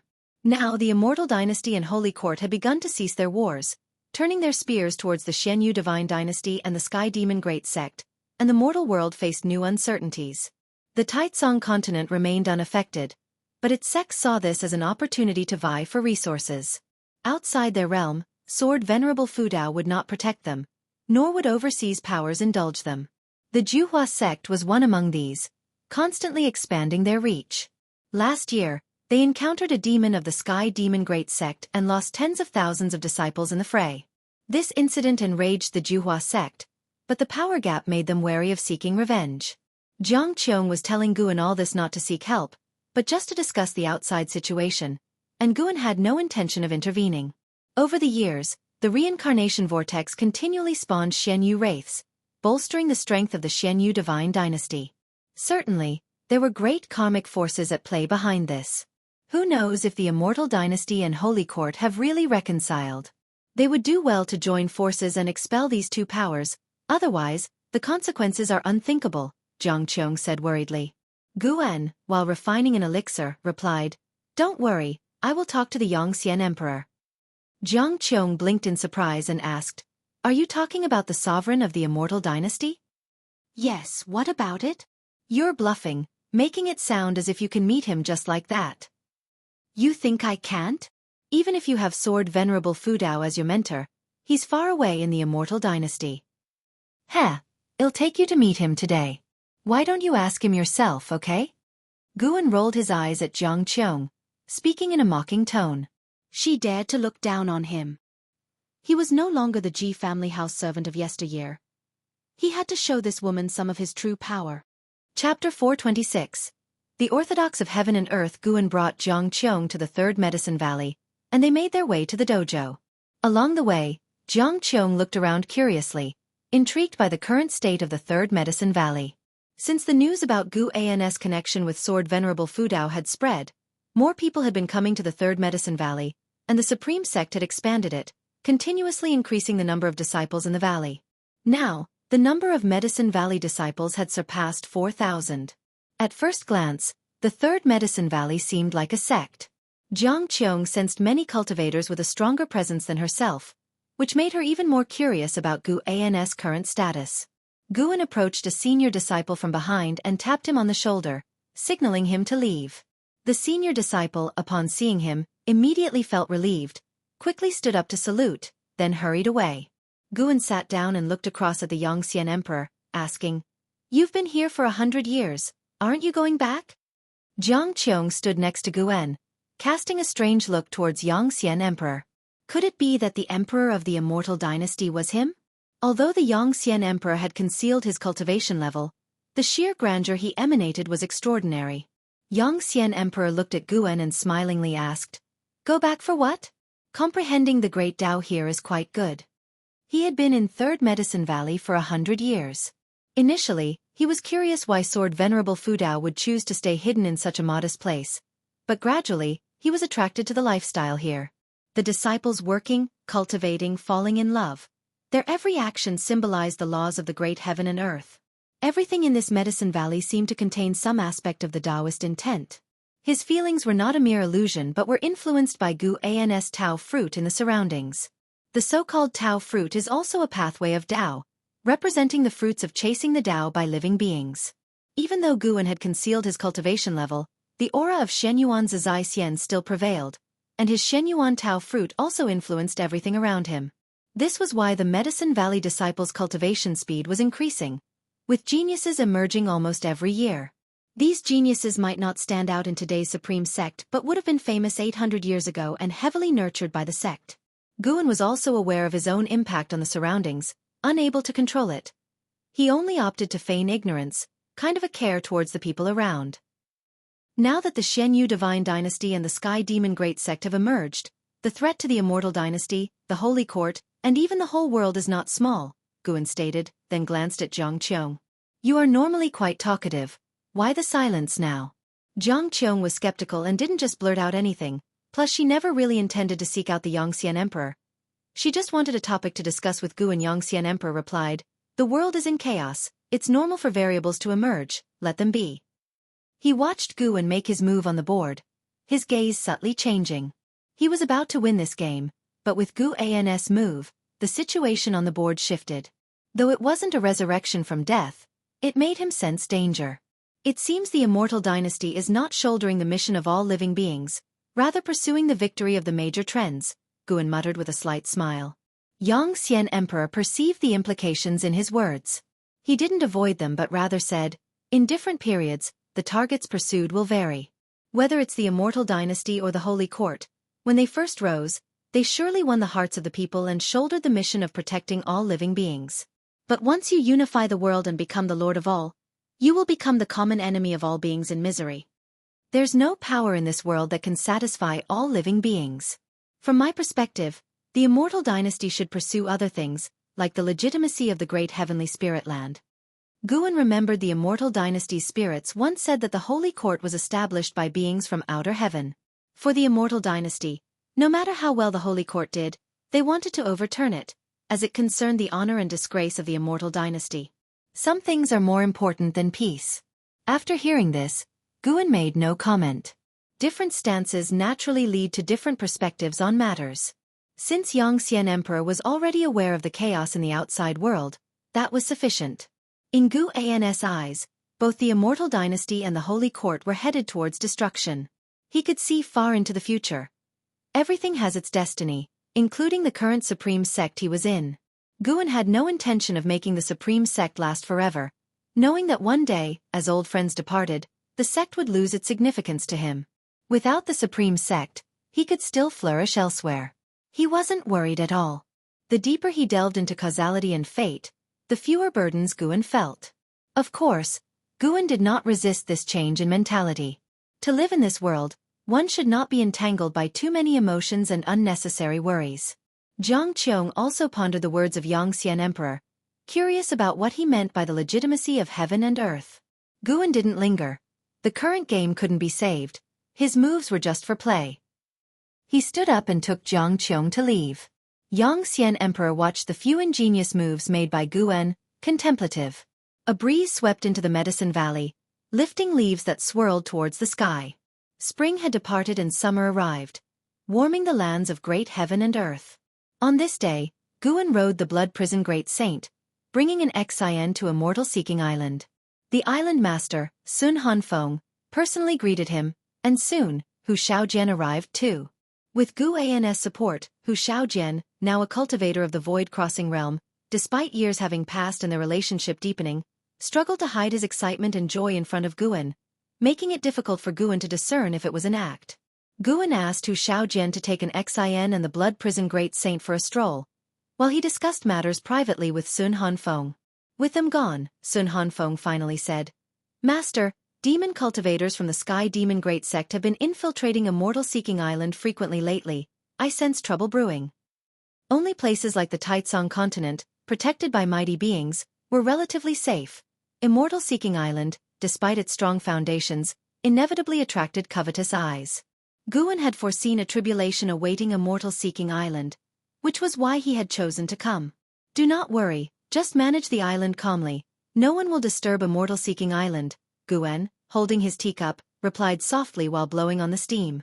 Hearing this, Sun Hanfeng smiled. He was a disciple of Mortal World Peak, arranged by Guan to oversee Immortal-seeking island, and treated well by Guan. The benefits he reaped each year were not small, and now he truly valued Immortal-seeking island, not wanting mishaps to befall it. Shortly after, Sun Hanfeng brought up various other issues, mostly regarding internal disputes or power struggles on the island. Guan spent most of the time listening, and when Sun Hanfeng asked for advice, he did not hold back his opinions.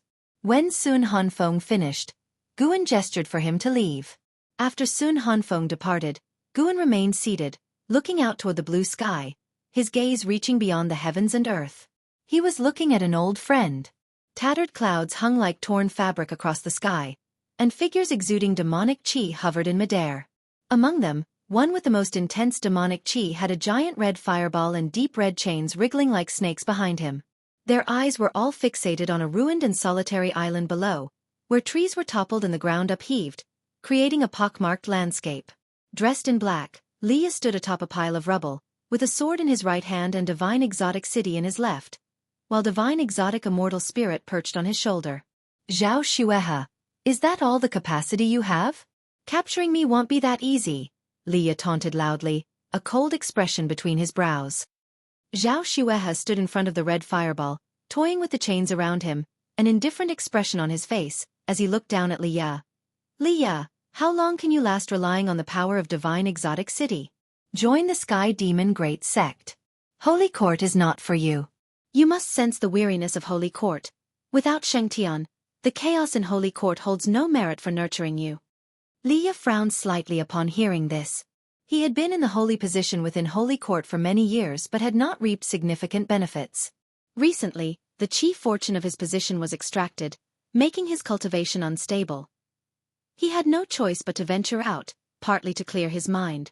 As Zhao Xuehe raised his right hand towards the sky, he said, "The sect hierarch of Sky Demon Great Sect has yet to arrive here. When he does, he will transform this realm. There's not much time left for you. If you don't leave Holy Court soon, you'll perish along with it." Leah, frustrated, retorted, "So? Is living a lowly life really better than death?" At this, a fierce light flashed in Zhao Zuhi's eyes. Leah said no more and tossed Divine Exotic City upwards.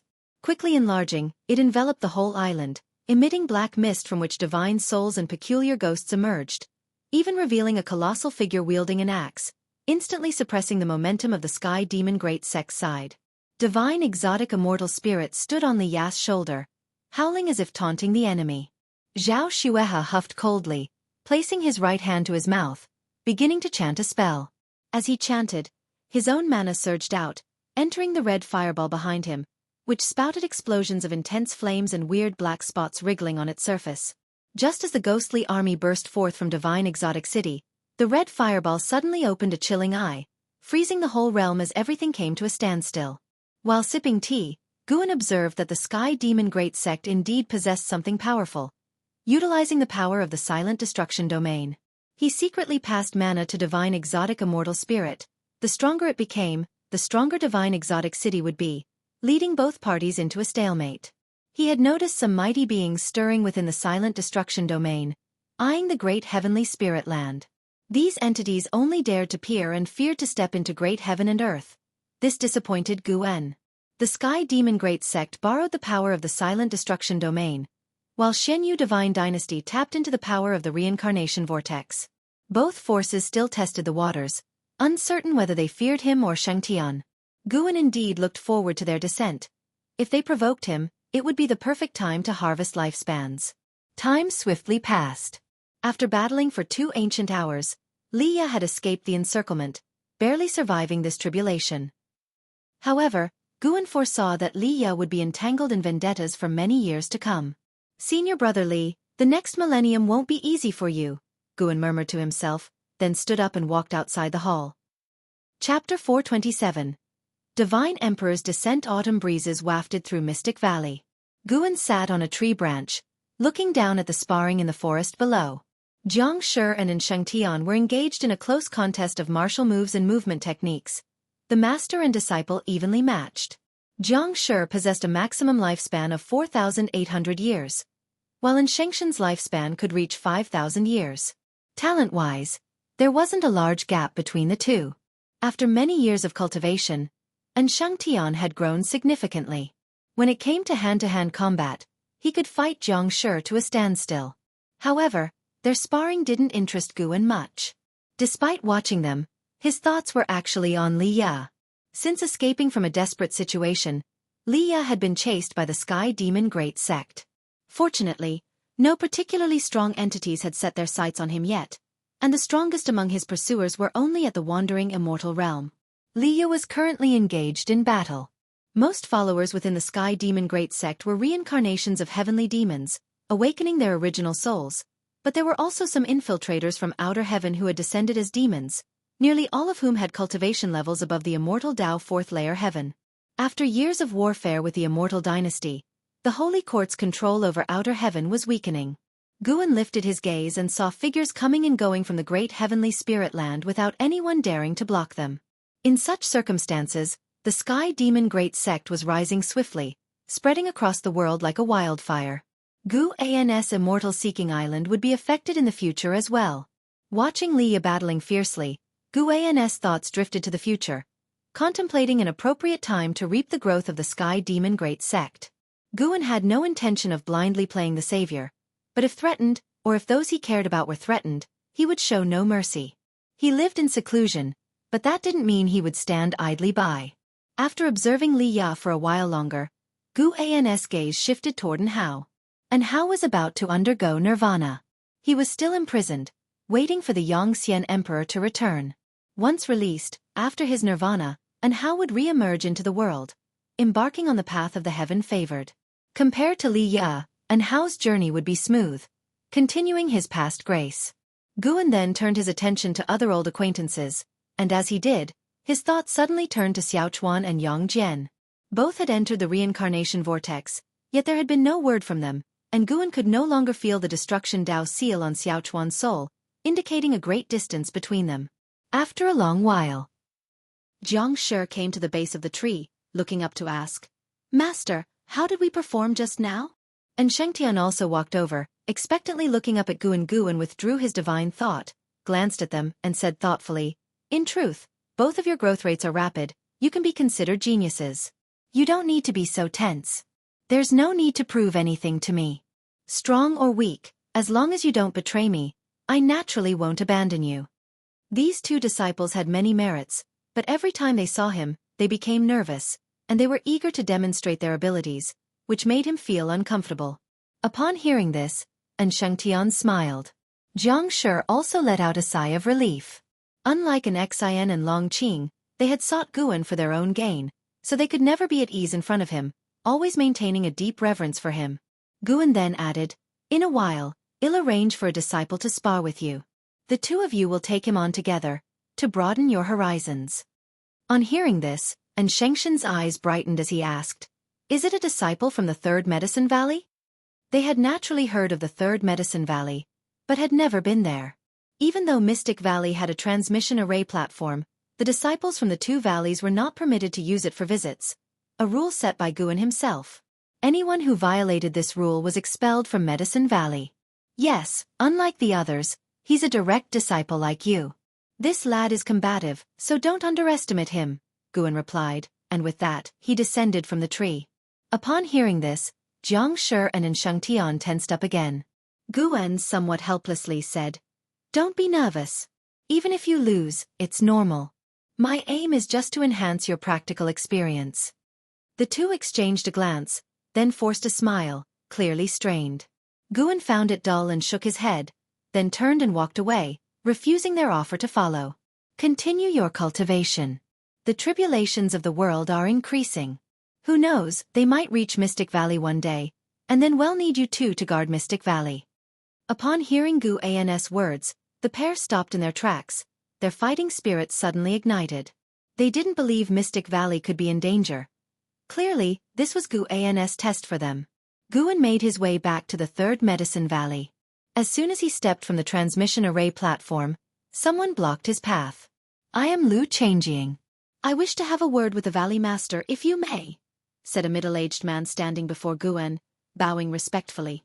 But before he could finish, Guan interrupted him. "Immortal Fall Gorge doesn't qualify." Guan walked past Lu Changjing, heading towards his loft. Immortal Fall Gorge was Lu Changjing's sect, a great sect on the seas. Guan knew of it through the causal threads he saw surrounding Lu Changjing. The strongest within Immortal Fall Gorge had attained the divine immortal of wondrous Dharma realm, which in Guan's eyes, indeed did not qualify. Upon hearing Guan's words, Lu Changjing's face flushed. He turned around, wanting to speak, but seeing Guan's retreating figure, he dared not show anger or figure out how to retain him. For Guan to speak directly of Immortal Fall Gorge indicated he truly did not regard it highly. Is he Sword Venerable Fudao himself, or a disciple of Sword Venerable Fudao? Lu Changjing frowned in thought. Being rejected was regrettable, but the thought that the other party might indeed be Sword Venerable Fudao filled him with excitement. The Sword Venerable Fudao was an existence comparable to the Yongxian Emperor. Lu Changjing took a deep breath and turned to visit the main city of sect of the Supreme Sect. As he turned around, a figure barred his way. He looked up and involuntarily furrowed his brows. This emperor has some connections with Immortal Fall Gorge. "Take me there," the Yongxian Emperor said indifferently to Lu Changjing. Overwhelmed by the Yongxian Emperor's imposing aura, Lu Changjing cautiously asked, "May I inquire who Taoist friend is?" "Yongxian Emperor, have you ever heard of him?" "What?" Lu Changjing's face changed dramatically.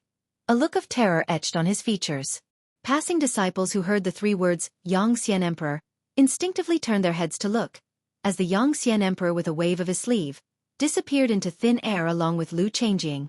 Far away, Shen Xinzi, who was meditating under a tree, furrowed his brows, his eyes filled with a look of shock.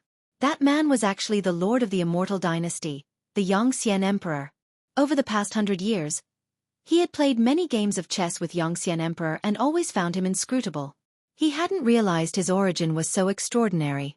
If even the Yongxian Emperor would come to spend a century in the Third Medicine Valley, what kind of legendary figures might appear in the future? Shen Xinzi turned his head towards where Guan stood, feeling that Guan's silhouette was so majestic as if he could bear the weight of the heavens collapsing. 30 years later. At the subsect of Supreme Sect, Yi Mansion. Guan and Yi Lan were enjoying tea in the courtyard. The fragrance of the tea pervaded the air, attracting several spirit birds to perch on the branches. It was a rare occasion without Zhen Qin causing a nuisance.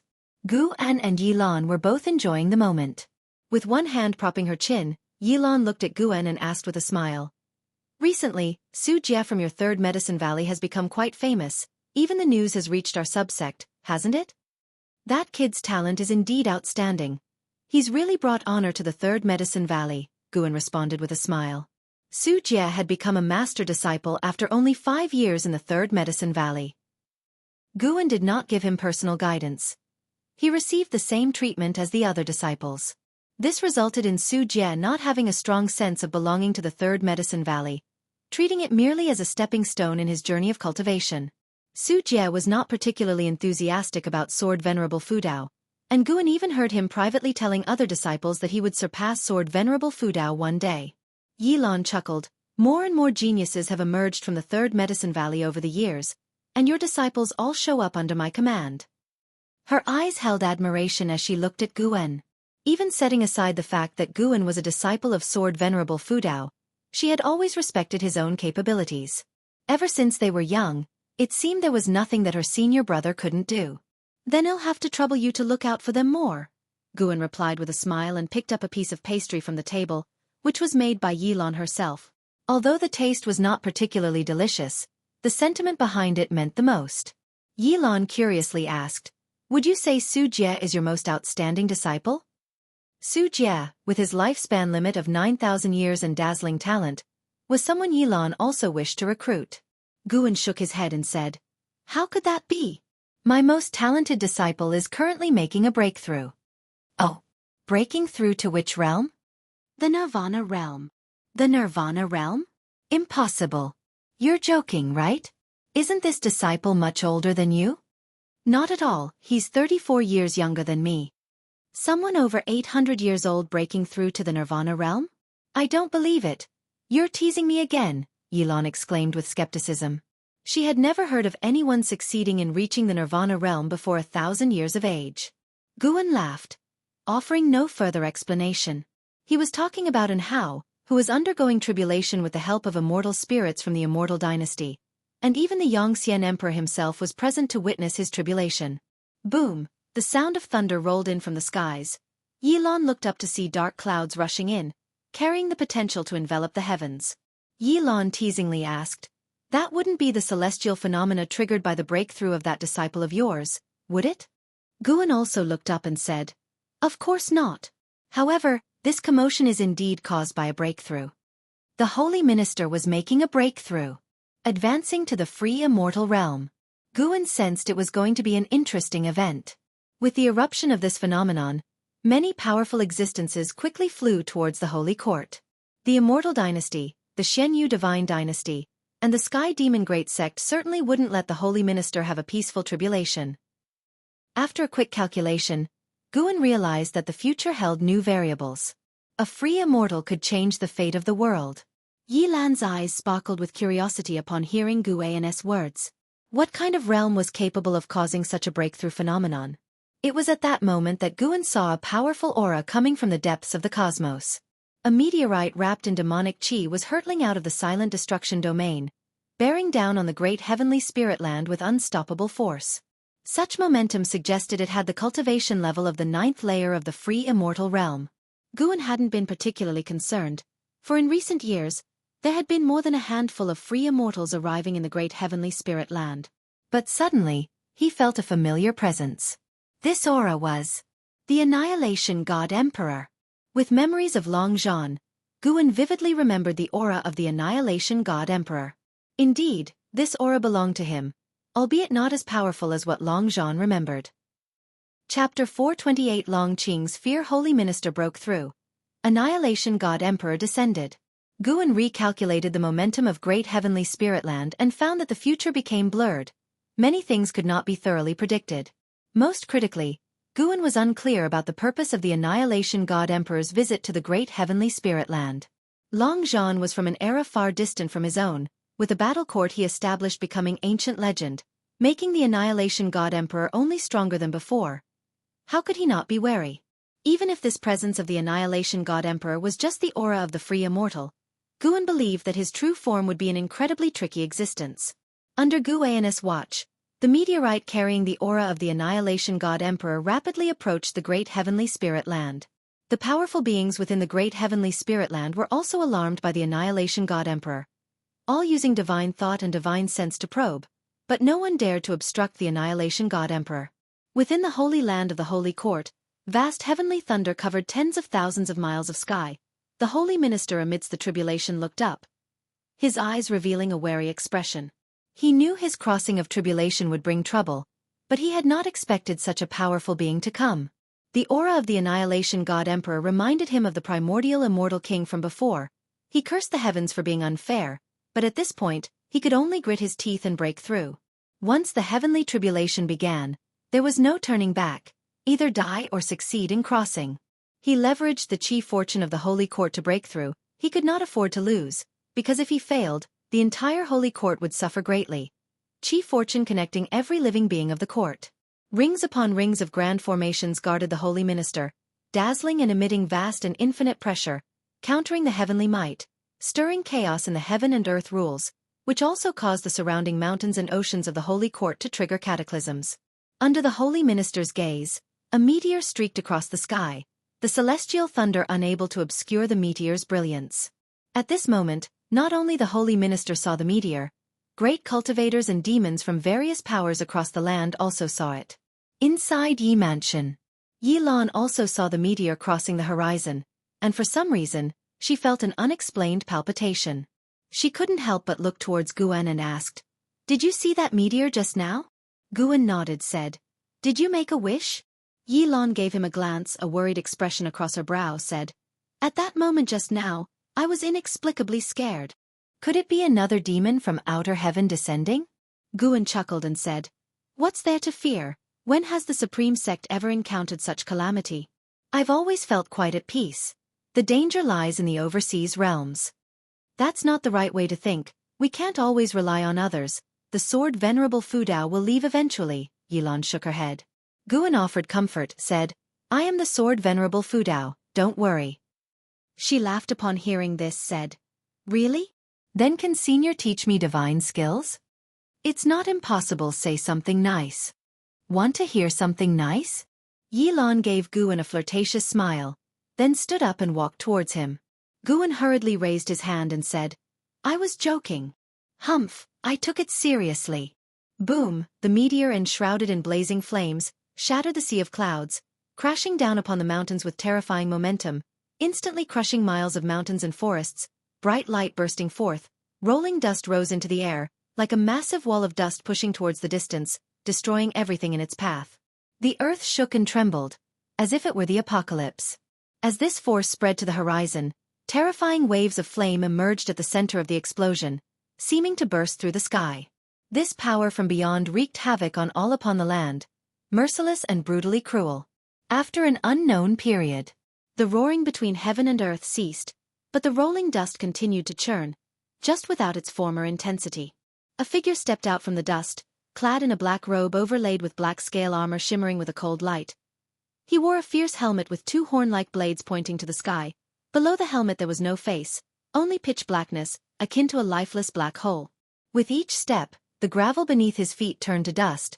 The surface revealed magma patterns, terribly fearsome.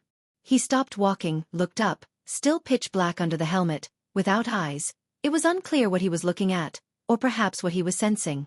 He shifted his left foot to the side, instantly dispersing the dust between heaven and earth, revealing the wounded land. Shocking to behold, he stood within a massive crater, over 100 miles wide. Outside the crater, the land was littered with rocks and crevices, barren and desolate.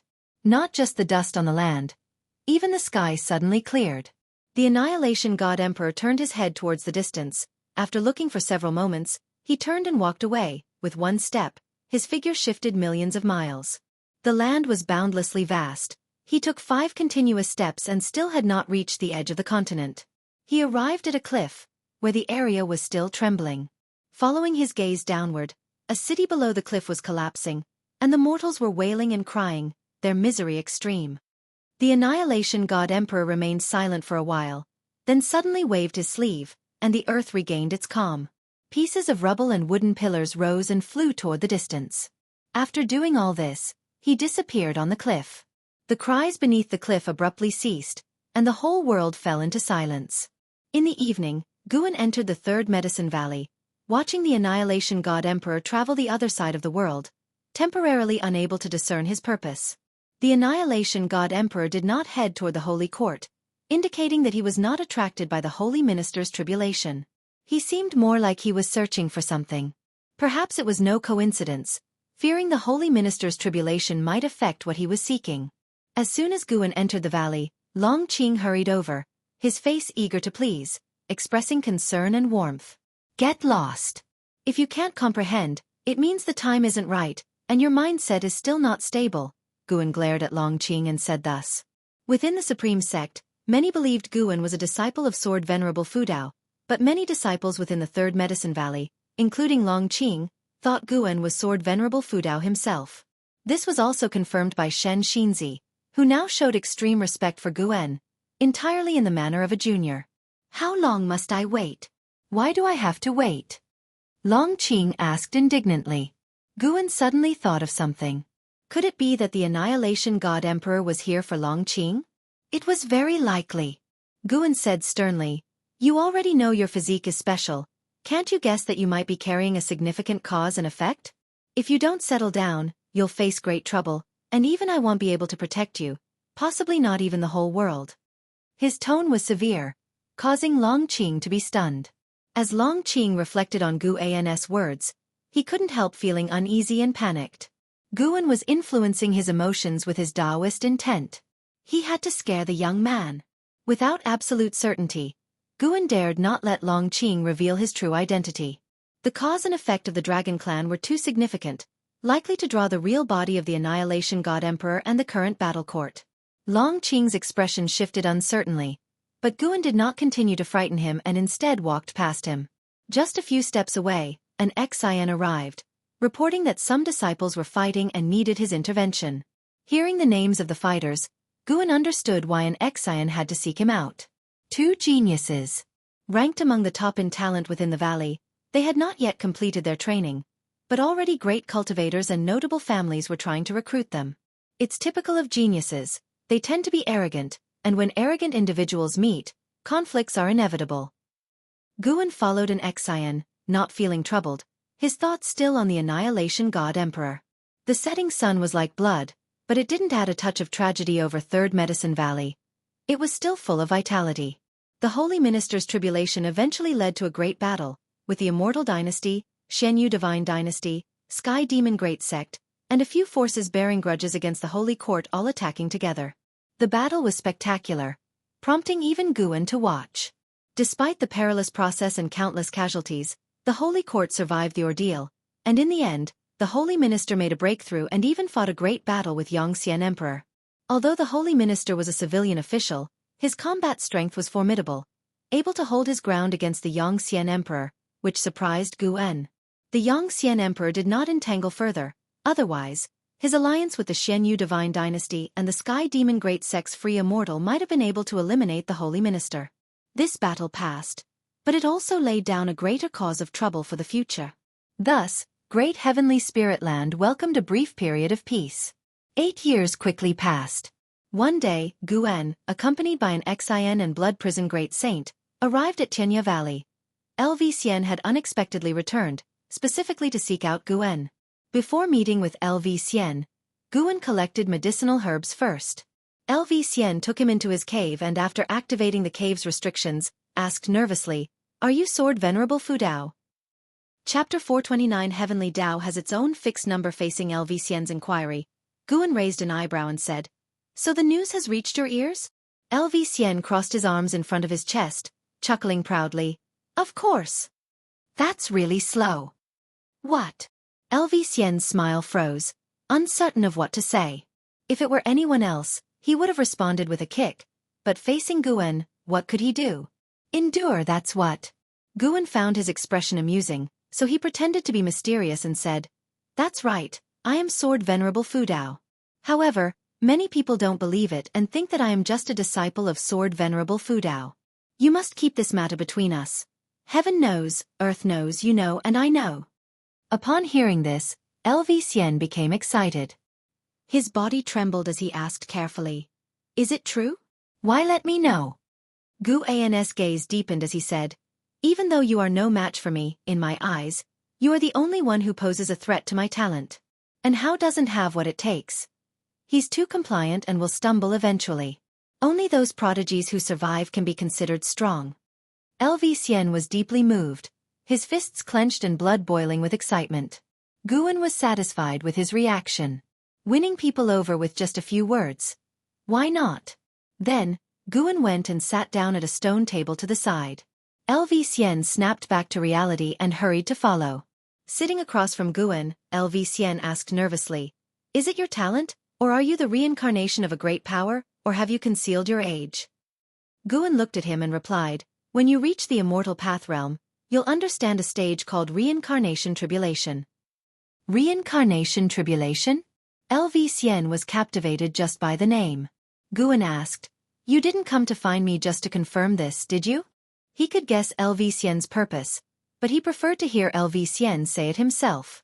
LV Xian took a deep breath and said, "The Xianyu Divine Dynasty has invited me to join. Lately, I've been thinking about breaking away from His Majesty. What's your view on the Xianyu Divine Dynasty?" Guan knew about the rift between LV Xian and Li Xiandao. As Li Xiandao was becoming stronger, he began to reveal his true nature, like Guan, and became increasingly domineering, which added to the pressure on those around him. Guan replied, "If you want it as a stepping stone, then it indeed is a good place. But if you plan to stay with the Xianyu Divine Dynasty, they will all go up in smoke." LV Xian's eyes widened as he asked, "The Xianyu Divine Dynasty will be destroyed?" Guan chuckled. "To be more precise, all the powers of this world will go up in smoke, the old forces will turn to dust. Including the supreme sect, Taizong dynasty? Yes. Why? Because the world has its cycles, and the heavenly Tao has its set parameters. Doesn't that mean all my efforts are meaningless?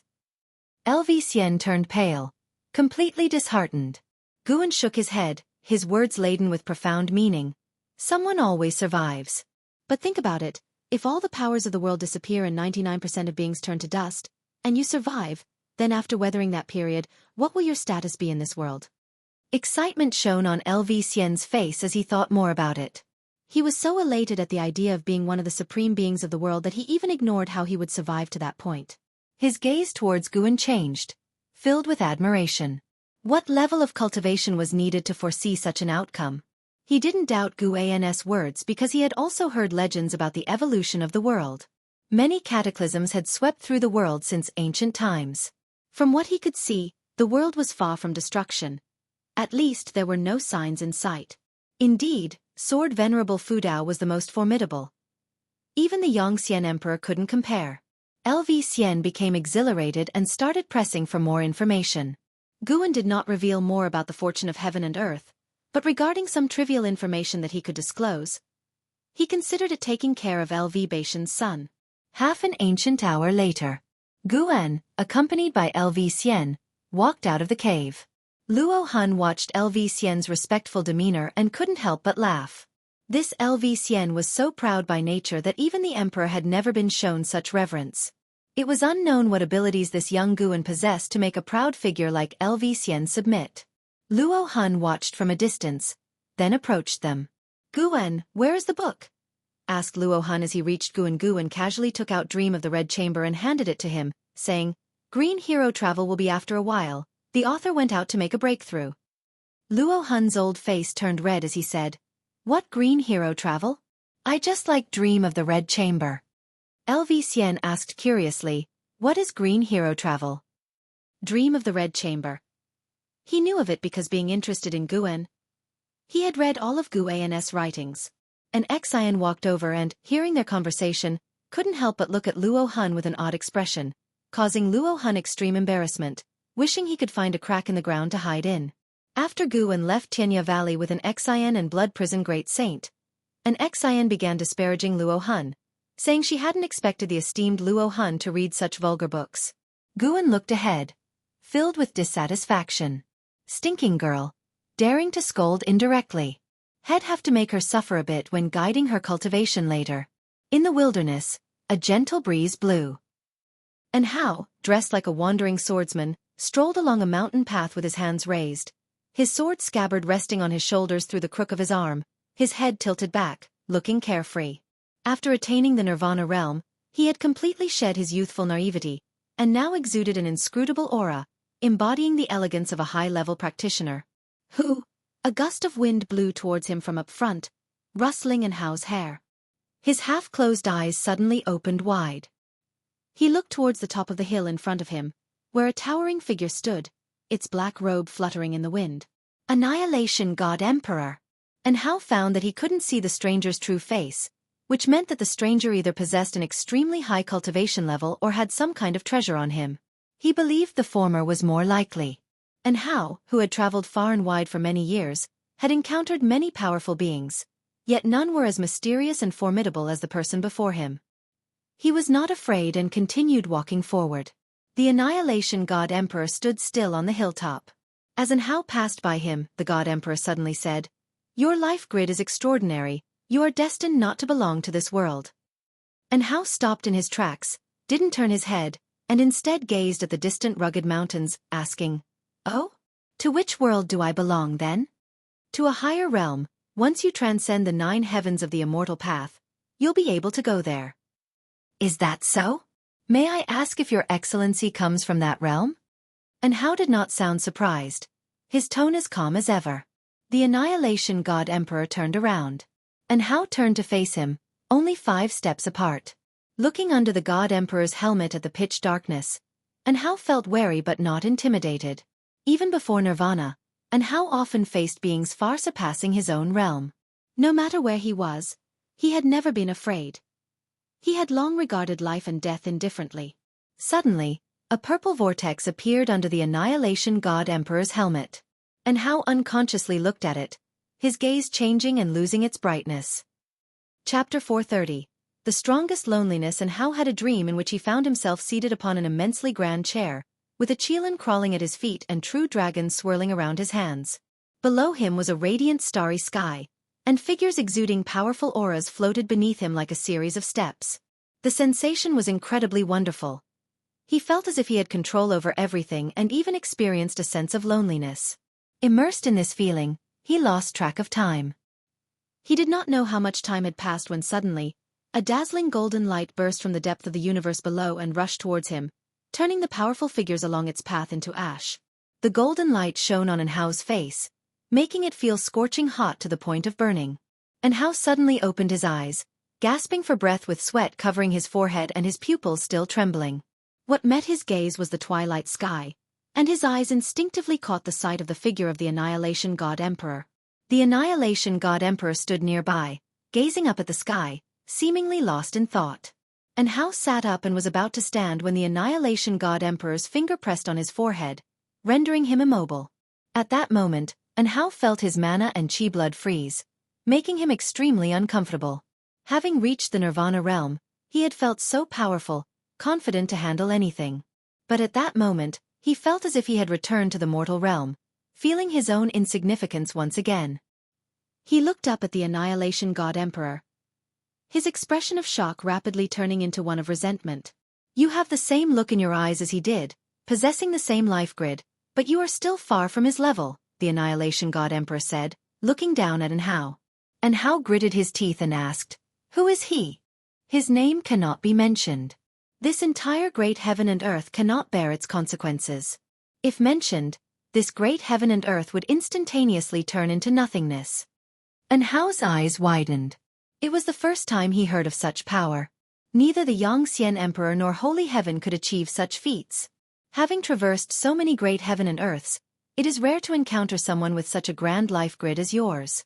I grant you a divine skill. Now it remains to be seen how high you can reach. As he spoke, the Annihilation God Emperor's index finger emitted demonic chi, which burrowed into Hao's forehead. And Hao, unable to move, was extremely nervous.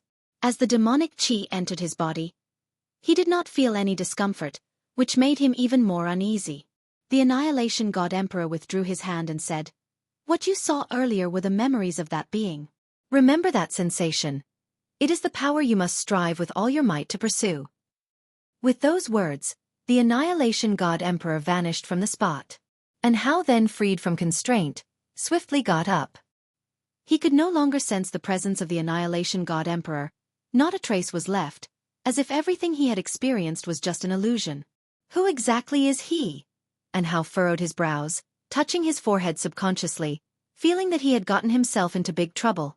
Meanwhile, far away in the Third Medicine Valley, Guan withdrew his gaze. When the Annihilation God Emperor approached Hao, he had been paying attention. This Annihilation God Emperor was merely a free immortal in terms of cultivation level. If he dared to harm Hao, Guan could eradicate him even faster, but it seemed as though the Annihilation God Emperor intended to bring an opportunity to Hao. After the Annihilation God Emperor left, Guan checked Hao's fate once more and found that his future had changed. Hao was already on the path of the chosen, but after receiving the legacy from the Annihilation God Emperor, Hao grew even stronger, which reminded Guan of Long Zhan and Lu Han, who could just barely surpass him. What exactly is the origin of the Annihilation God Emperor? What does a higher realm refer to? Guan looked up, and beyond the outer heaven was the universe, surrounded by the silent destruction domain. The entire universe seemed infinitely vast, with no end to be seen in any direction. His gaze involuntarily fell upon the boundary gate, guarded by the heavenly spirit god. Perhaps to reach beyond the universe, one must pass through that gate. But, approaching the boundary gate would mean destruction by the heavenly spirit god, a terrifying existence capable of effortlessly annihilating the Taoist hidden immortal. Guan then thought of the immortals he had encountered. It seemed that there were even more terrifying and vast beings above the immortal path. "Master, the sect leader is here to see you." A disciple ran up to Guan and whispered.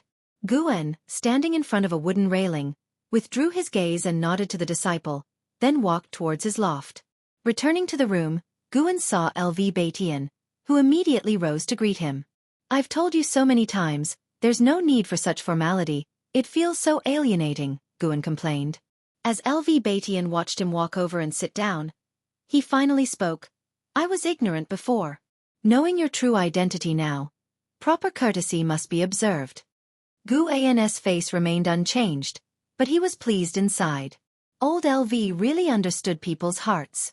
He invited LV Baitian to sit and asked why he had come. "Your disciple, Su Jia, had a conflict with a family. It was a misunderstanding, and I have had the family release him and have tried hard to ease the relationship. However, Su Jia is still unhappy," LV Baitian began, his face showing helplessness as he spoke. Due to the prior incident with the Wu Ju, LV Baitian dared not be careless. With such extraordinary talent, Su Jia likely had Guan's guidance behind him. He had to handle the situation carefully. Guan replied nonchalantly, "If he's unhappy, so be it. The supreme sect must not indulge him." LV Baitian pondered the underlying meaning of Guan's words and responded, "He's still young after all, and his talent is indeed rare. He reminds me of an Hao in his earlier years." Mentioning an Hao made him think of an Xian, and his expression turned strange. When many things were connected, they seemed so absurd. He also wondered what an Hao's feelings would be if he knew all this. An Hao didn't know who his own master was, only knowing that his master had transformed into Sword Venerable Fudao.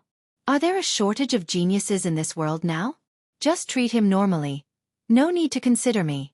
He is just a passerby from the Third Medicine Valley and has not truly become my disciple," Guan said carelessly. Hearing this, LV Baitian became even more interested in Su Jia. Without the guidance of Sword Venerable Fudao, Su Jia had still shown such talent. Such a genius must be properly cultivated. The key was to bring him under his command, to become his strength. Seeing Guan truly uninterested in Su Jia, LV Baitian started discussing other matters, hoping Guan would provide guidance for the future development of the Supreme Sect. A full ancient hour passed before LV Baitian finally left. Guan personally saw him down the stairs. Before parting, the two kept bowing to each other, causing nearby disciples to talk. Guan looked at LV Baitian's departing figure and noticed that LV Baitian's karma had changed. Killer calamity. He immediately calculated LV Baitian's life grid and his expression became strange. Due to his words today, LV Baitian would face calamity. LV Baitian would find death due to Su Jia. Chapter 431. Involuntarily in Guan's projections, LV Baitian would focus on nurturing Su Jia in the future, treating him as the next sect leader to be groomed, and even betroth the daughter of the LV family's patriarch to Su Jia, as if she were his own child. Su Jia did not disappoint LV Baitian. His growth rate was not inferior to an Hao's, and he, too, took an Hao as his target. 500 years later, when an Hao returned, Su Jia, overrating his own ability, challenged an Hao. Even though an Hao suppressed his cultivation level, he still easily defeated Su Jia. After that, Su Jia's personality drastically changed, becoming paranoid. He practiced cultivation even more diligently, treating getting stronger as the most important thing. He even schemed for LV Baitian's defying fate divine skill and eventually succeeded in persuading LV Baitian to pass on the skill to him. After the transmission of the skill, LV Baitian became a cripple and returned to the LV family, only to have the LV family attacked by Su Jia's enemies. In that chaos, LV Baitian died. Although Guan could see the future, he was not panicked, because he knew these events would occur only if he did not intervene. To deduce cause and effect, one must set oneself aside, an approach that allows for more accurate foresight. This is why many who are aware of their heavenly destiny refuse to engage in worldly affairs, because they cannot predict the choices they would make in the future, and thus they try not to change the course of the world. Guan was not displeased with Su Jia because of this. He was more reflective on both of their fates. LV Baitian's choice to choose Su Jia brought disaster upon himself, and it wasn't that Su Jia intended to harm him. It could only be said that fate was playing tricks on people. One thought can turn one into a demon or make one an immortal, but who really knows whether their own thought is right or wrong? Guan muttered to himself, truly moved. Downstairs, the blood prison great saint looked up, pondering the words of his master. Could it be that LV Baitian was about to become a demon? That would be just great. The blood prison great saint had no fondness for LV Batian at all. Knowing that LV Batian might be in trouble, he only felt schadenfreude, even looking forward to LV Batian disappointing Guan. After watching for a while, Guan turned and walked back inside the house. Night fell, and the lights of the third Medicine Valley lit up one after another, revealing the mortal world's charms. 20 years later. In the third Medicine Valley, the sunlight was bright, birds circled above, and the shapes of disciples practicing cultivation could be seen everywhere, with Supreme Sect disciples riding demon birds flying across the sky. Guan lay underneath the mystic pure tree with his hands behind his head, looking at his attribute panel. Name, Guan. Lifespan, 899/1, 393, 608, 114. Physique, mixed Yuan Dao golden body. Cultivation level, perfect Shen Yuan Zi Zai immortal realm, almost 1.4 billion years of lifespan and close to 900 years old. Guan, looking at his age, felt the passage of time, unaware of how old he had grown. Yet his mentality remained young, and he was still able to converse with some of the younger disciples. The fat as a buffalo white spirit rat came over and nuzzled his waist with its head, in a flattering manner. Guan paid it no attention. It followed and circled to his front and said in a low voice, "Master." It spoke in a childlike voice, indistinguishable between male or female. Last year, the white spirit rat had just learned to speak the human language. Its growth also brought liveliness to the third Medicine Valley. Almost every disciple who entered the valley had been bullied by it. It had a strong presence in the third Medicine Valley, and the disciples respectfully kept their distance. After all, it was the master's demon pet. They couldn't fight back even if bullied by it. "Spit it out if you have something to say," Guan said impatiently, looking at the white spirit rat with annoyance. The creature had recently been pestering him to raise a batch of female rabbit demons, which he found quite disgraceful. How could he, so esteemed and virtuous, have raised such a demon pet? Guan thought of the 3 Tian Yaoer sisters and the deep-sea dragon carp, seeming somewhat abnormal as well. In contrast, the blood prison great saint was quite steady. He would focus on nurturing the blood prison great saint from now on. "Master, I had a dream earlier where I was cultivating, and I still remember. It was a fist technique. Would you take a look?" The white spirit rat said softly, its beady eyes filled with excitement. Because of its obesity, it lacked the cunning look of a rat demon, appearing rather foolish instead. Guan sat up and said, "I want to see what fist technique you can comprehend." The white spirit rat spent years meditating under the mystic pure tree, consuming heavenly materials and earthly treasures, and its maximum lifespan kept increasing. In a way, this was also a talent, as not everyone could increase their lifespan just by being under the mystic pure tree. The white spirit rat jumped aside and then stood up, supporting its body on its fatty hind legs. Under Guan's gaze, the white spirit rat started to perform fists. As it threw its punches, gusts of wind kicked up the grass, drawing the attention of nearby disciples. Guan's expression was odd. The white spirit rat's fist technique was not impressive, clearly mimicking Long Qing's moves, yet a mountain of flesh-throwing punches was very bizarre. To say it was comical, but its body moved rhythmically. Each punch was executed with precision. After the white spirit rat had demonstrated a set of fist techniques, it turned to look at Guan with a hopeful expression. Guan pondered for a moment and said seriously, "Not bad, you can challenge Qing'er now." Upon hearing this, the white spirit rat was overjoyed and immediately bade farewell to Guan. It was off to challenge Long Qing. After sending off the white spirit rat, Guan continued to lie down, enjoying his leisure time. Doing nothing but lying there was quite interesting too. However, this peaceful life was about to be shattered. The Annihilation God Emperor, who had been traveling the mortal world, had already arrived at the Supreme Sect. Judging by his pace, it would only be a matter of time before he entered the third Medicine Valley. Wherever the Annihilation God Emperor went among crowds, he would disguise himself as a cultivator, and so he did at the Supreme Sect. With 1,000 faces for 1,000 people, no one could remember the visage he had transformed into. Time continued to pass. An ancient hour later, a figure entered the third Medicine Valley, a man in blue clothes with an ordinary face and no eye-catching magic artifacts adorning him. It was the Annihilation God Emperor. As he stepped into the third Medicine Valley, he looked around, as if in search of something. A disciple approached to greet him and inquired about his business. The Medicine Valley disciple was very polite and did not posture. The Annihilation God Emperor said, "I'm looking for Ji Xiaoyu." Ji Xiaoyu? The Medicine Valley disciple paused, thought for a while, and then remembered, saying, "Elder Ji has been in seclusion for many years and has not seen anyone. I have been here at Medicine Valley for many years without having seen her. It's fine, I'll just look around." Your Medicine Valley allows that, right? Of course, you're free to do as you wish. If you have any needs, feel free to ask me.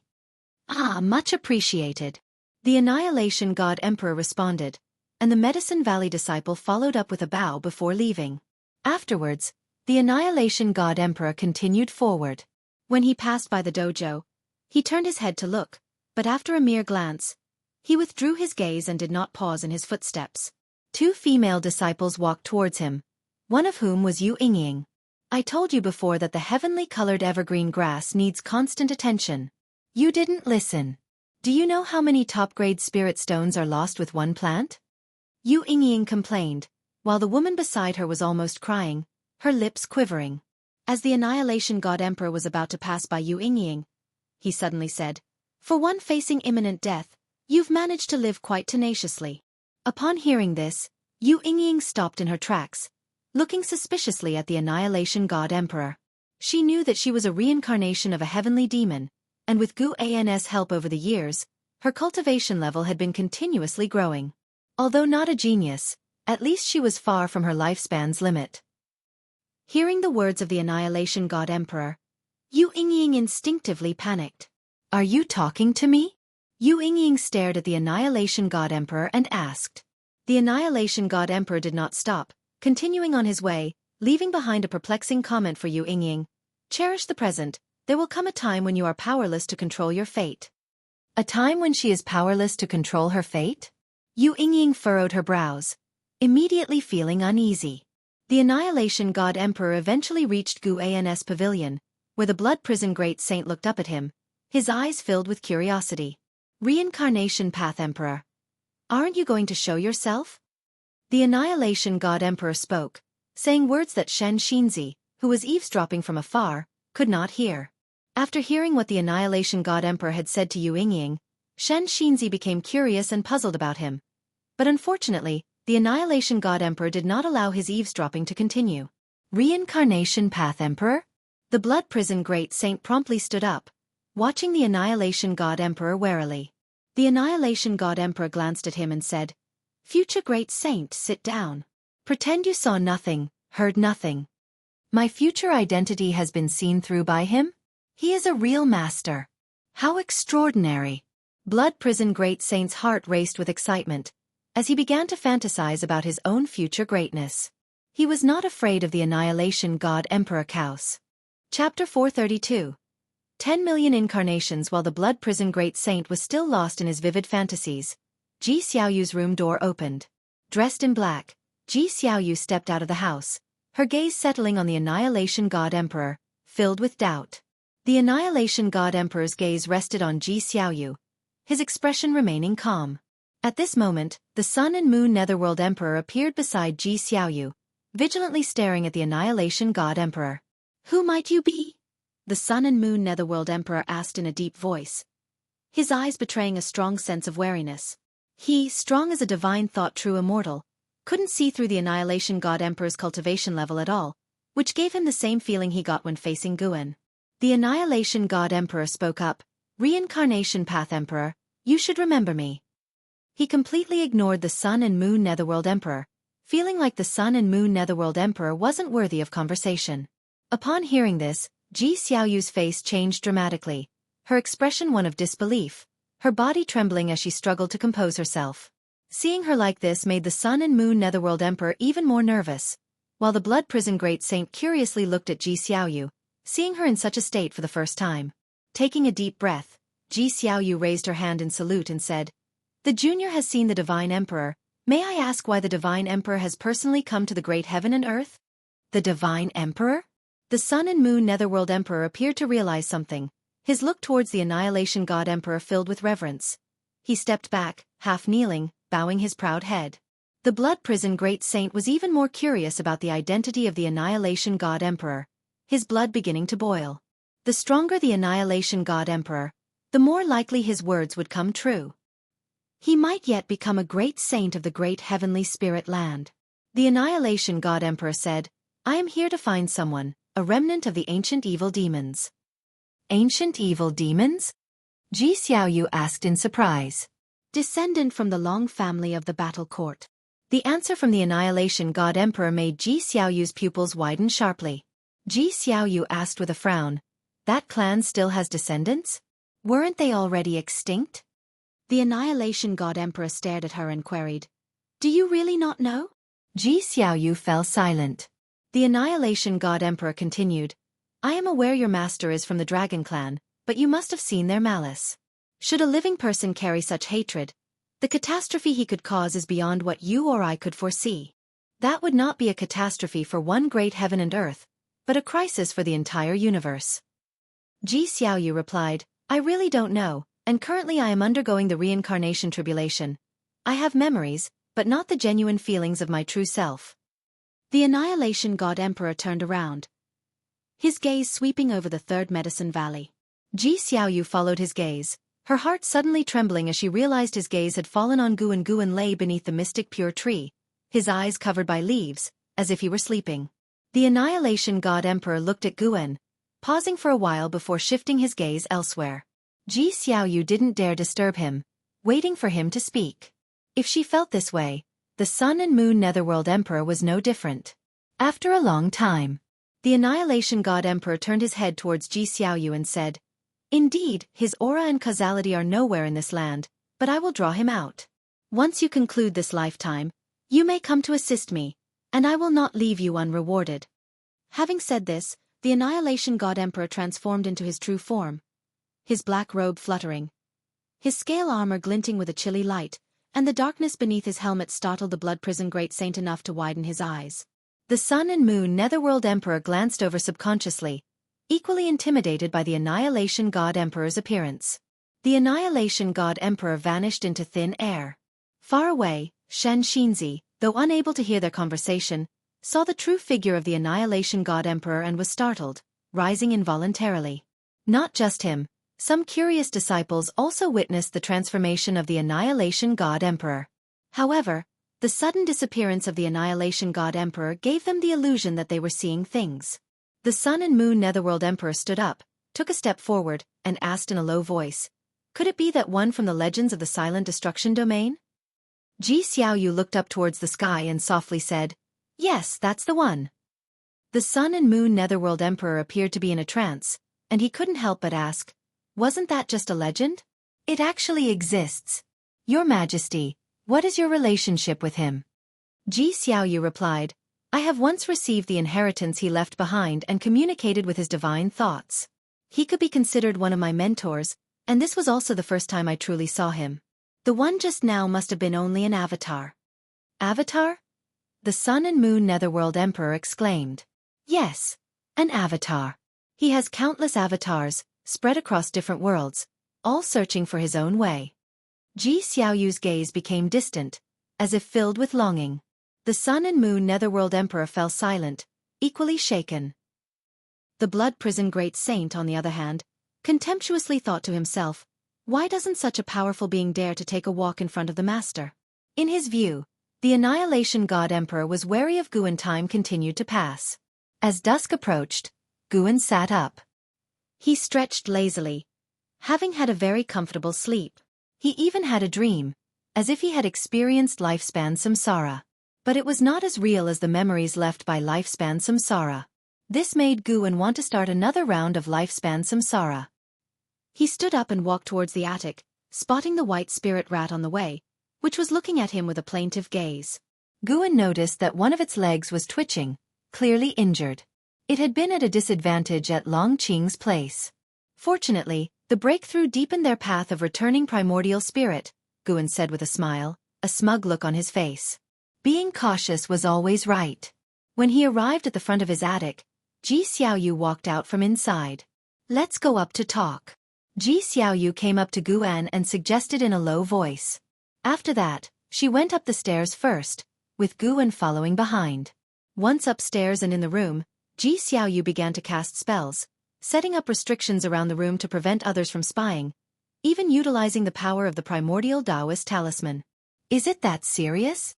Guwen feigned surprise. Ji Xiaoyu fixed her gaze on Guwen, her eyes complex. Guwen touched his face and asked, "What's the matter? Have you awakened memories of your past life? Or rather, have you not gone through reincarnation tribulation at all? Who exactly are you?" Ji Xiaoyu asked softly. Guwen laughed and inquired, "Who do you think I am?" Ji Xiaoyu looked at him and said, "You take in orphans and give them the Long surname. Could it be that your real surname is Long?" Suspecting him Long Qing? Guwen couldn't help but smile wryly. "Wrong guess. I'm actually the ancestor of the dragon clan." Guwen shook his head and said, "How could that be? My surname is Gu. Giving Long Qing the Long surname is because he has it on his back. You've known that all along, haven't you?" Ji Xiaoyu responded, "I have known for a long time, but I've also always had my suspicions. It's okay if you don't admit it, and it's best if you never do because there are beings out there to kill you that have come here. That being is from the ancient legends of the Silent Destruction domain, and may have existed even longer than the Great Heavenly Spirit Land. He is convinced that you are hiding in the Great Heavenly Spirit Land, and he will not rest until he finds you." Guwen, resigned, said, "I'm truly not the person you think I am, but I am quite curious about this being you mentioned. Is he very strong?" Chapter 433, Chivalrous Reincarnation, Yang Xian. He is naturally very strong, perhaps the most powerful being I remember, and I don't even know how high his Tao level is, but one thing is certain, if he discovers your true identity, or if you offend him, you won't stand a chance. Ji Xiaoyu looked at Guwen and spoke seriously, her tone somewhat cold. Guwen didn't get angry but was surprised as he asked, "That impressive? Do you admire him?" Ji Xiaoyu frowned and said, "How could that be possible? I am just worried about your safety. He will take action next, and you must practice restraint, avoid revealing yourself, and try not to make a move if possible." "What kind of move could I make?" "I'm just an ordinary farming cultivator," said Guwen with a shrug. The more he acted like this, the more vexed Ji Xiaoyu became, thinking him too arrogant. Seeing her about to erupt, Guwen continued, "Don't worry, I know what I'm doing, and I'm really not who you think I am." Ji Xiaoyu calmed her emotions and said, "It's good as long as you understand." After that, she released the power of the primordial Taoist talisman and walked past Guwen. Guwen turned to look at her and asked, "Are you leaving just like that?" "Yes, I need to continue my cultivation," Ji Xiaoyu said without turning back. Guwen didn't try to persuade her further, feeling helpless inside. "I really am not a descendant of the Dragon Clan." As for the Annihilation God Emperor, he did indeed feel wary, but not towards this Annihilation God Emperor. It was the original one he was cautious of. Guwen sat in his own chair and took out a leisure book to distract himself. Regardless, it was a good thing that the Annihilation God Emperor hadn't recognized him as Long Qing, nor had he seen through Long Qing's real identity. It proved that Guwen still had time to grow. In this life, he wasn't going to be as reckless as Long Zhan. A year later, the 900-year-old Xian came to the hidden spirit palace where first he gathered medicinal herbs, with the deep-sea dragon carp following closely behind, carrying the basket for him. "This herb, my junior sister should like it. This one for Jiang Qiong, it hasn't been easy for her.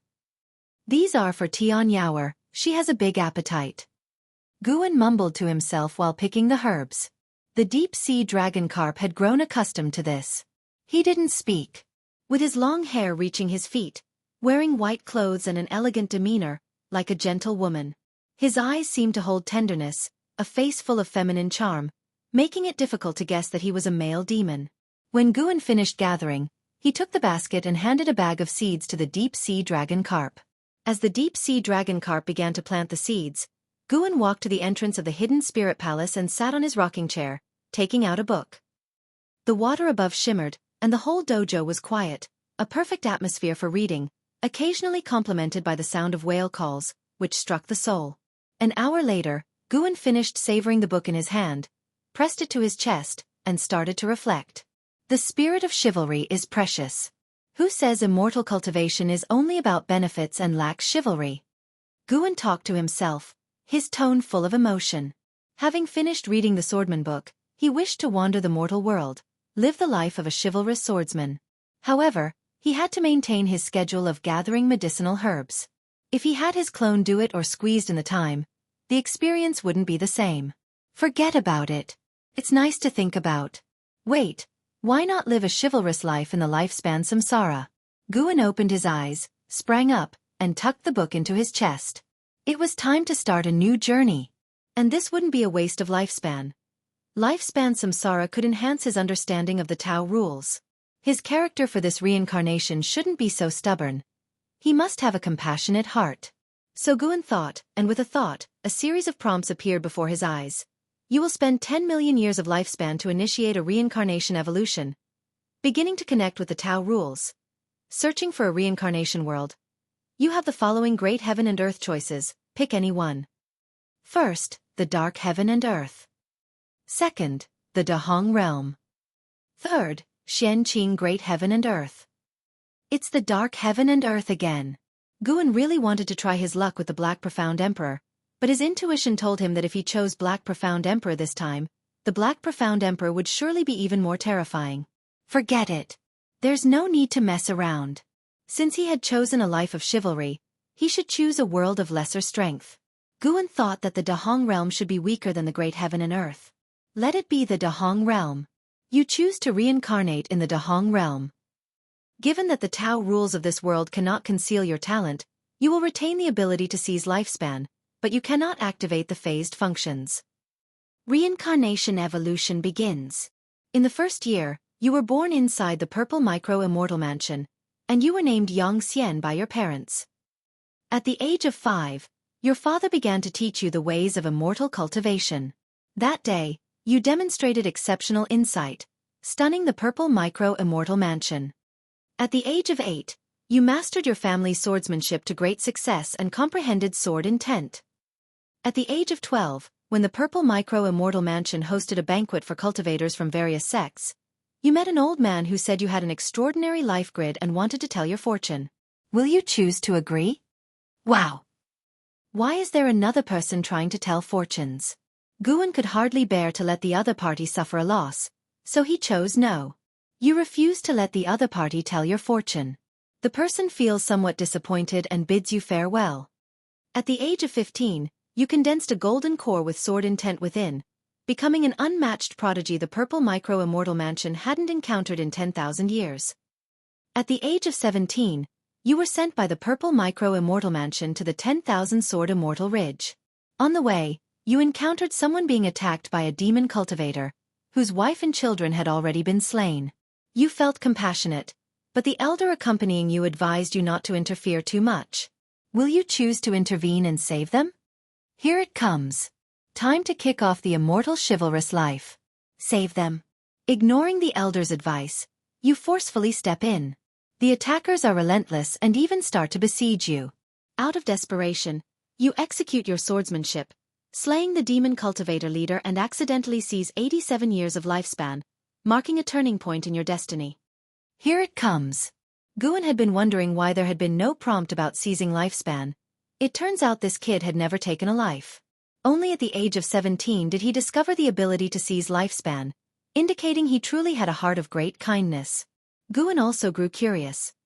Could it be that before starting the lifespan samsara, what he had in mind could determine the nature within the reincarnation? That's quite possible. In his previous reincarnation evolution, he had thought about surviving as much as possible, so his character in the reincarnation was more paranoid. At the age of 18, you arrive at the 10,000 sword immortal ridge, where you stand out among the thousands of trialists, and you obtain your first immortal sword in this life, Jinghong. At the age of 19, after contemplating the sword intent of 10,000 sword immortal ridge, you gain the appreciation of the ancestor of 10,000 sword immortal Tao, who wishes to take you as his disciple. Will you choose to agree? Definitely agree. What's there to hesitate about? Start getting stronger. Guan thought this and made his decision immediately. You choose to be apprenticed to the ancestor of 10,000 sword immortal Tao, you receive his instruction, and you begin to delve into the 10,000 sword immortal Tao. At 21, you finally step into the 10,000 sword immortal Tao. All of the swords in the 10,000 sword immortal ridge tremble for you. The ancestor is very satisfied with you and starts to personally train you in swordsmanship. Wait a minute. Chapter 434 Sword Dao Life. Although it was impossible to determine Yang Xian's realm from the hints, he seemed very strong. Most importantly, he was only 21 years old. Guan contemplated as he read the information. He even felt that the Dahong realm was stronger than the usual great heaven and earth, casually decorated with the word immortal. At 25, your master, the founder of the Thousand Swords Immortal, summoned you alone, the message read. When you went to see him, he claimed he wanted to pass on the position of head of the Thousand Swords Immortal Peaks to you. If you accept the chief fortune of the Thousand Swords Immortal Peaks, you will be able to command all the immortal swords, divine swords, and treasure swords there, and even gain longevity, but the price is the loss of your freedom. Do you choose to accept the position? Lose my freedom? No way. No. Guan immediately refused. In this life, he intended to experience the life of a chivalrous hero, not to pursue longevity. And what about the reincarnation Bodhi's original self if it obtained longevity? You refuse the position of head of the Thousand Swords Immortal Peaks. The founder does not coerce you but assigns you an experience task to track down the eldest senior brother who has betrayed the sect. At 30, you arrive at Blood Deer City where the eldest senior brother was last seen. You meet Feng Meng, the city lord's daughter, and after a stream of fateful encounters, feelings blossom between you. Under her lead, you sneak into the underground city and come across a heritage, learning the killing sword technique. At 31, a mysterious cultivator attempts to sacrifice the entire city's population. You discover that he is the eldest senior brother you have been looking for. After a violent battle, he captures Feng Meng and threatens your life unless you destroy your sword intent. Do you choose to accept? Upon reading this, Guan mused that love was indeed a stumbling block for swordsmen. But as an aspiring swordman, how could he not save Feng Meng? If he listened to this eldest senior brother, he would be willingly surrendering. A dilemma. After a moment of struggle, Guan decided to trust Yang Xian. If the eldest senior brother felt threatened by Yang Xian, it indicated that he was wary of Yang Xian, who must also have an ace up his sleeve. If he died just like that, then it meant the path of chivalry was not viable. He would just read books in the future and give no further thought to it. Guan silently chose to agree. You agree to destroy your sword intent. You dissipate the sword intent within you and sustain serious injuries. Your eldest senior brother laughs wildly, mocking your foolishness and threatening to execute Feng Meng. At the critical moment, your master, the founder of the Thousand Swords Immortal, acts. Using his finger as a sword from millions of miles away, he instantly kills your eldest senior brother. Enduring the pain, you catch Feng Meng as she falls from the sky. At 32, as you're contemplating the sword Dao in the courtyard, Feng Meng visits you. She confesses her true feelings, wishing to marry you and for you to inherit her father's legacy and walk the path of immortal cultivation again. Do you choose to accept her? No. Never marry. Without hesitation, Guan made the decision on behalf of Yang Xian. If the original self has not married, what right do you have? You reject Feng Meng's heartfelt proposal, leaving her deeply hurt. That night, you secretly leave Blood Deer City and pursue your own sword Dao. The subsequent hints were all about traveling and performing chivalrous deeds. Yang Xian did not return to the Thousand Swords Immortal Peaks, nor did he go back to the Purple Micro Immortal Mansion. Seeing Yang Xian walk the path he wished to, Guan felt gratified. Yang Xian was more obedient than the previous reincarnation bodies. At 40, based on your years of acting heroically, you earn a good reputation, but you still cannot recondense sword intent, nor can your Dao level grow. You find yourself in a quandary, uncertain whether to engage in a killing tribulation, executing those extremely vicious to seize their lifespan and thereby restore your sword Dao. Do you choose to undertake the killing tribulation? Kill extremely vicious people. What's there to hesitate about? Guan felt that taking lifespan did not conflict with being heroic. Being a hero didn't mean killing no one. What he had to do was to punish evil and promote good. You choose to undertake the killing tribulation, but another voice within cautions you, placing you in another dilemma. Voices urge you to take up the butcher's knife, warn you of the Demon King's initial intentions, and in the end, you choose not to engage in the killing tribulation, remaining true to your Taoist heart. In the esoteric process, you sense a wisp of sword intent close to you, yet invisible and intangible. It actually resists my choice? For the first time, Guan encountered such a situation. Fortunately, Yang Xian had his own realizations, which made Guan even more hopeful. At 41, while saving someone, You are severely injured by a great cultivator. You flee into the river and drift down into an isolated island, where you find an abandoned bamboo tower to recover.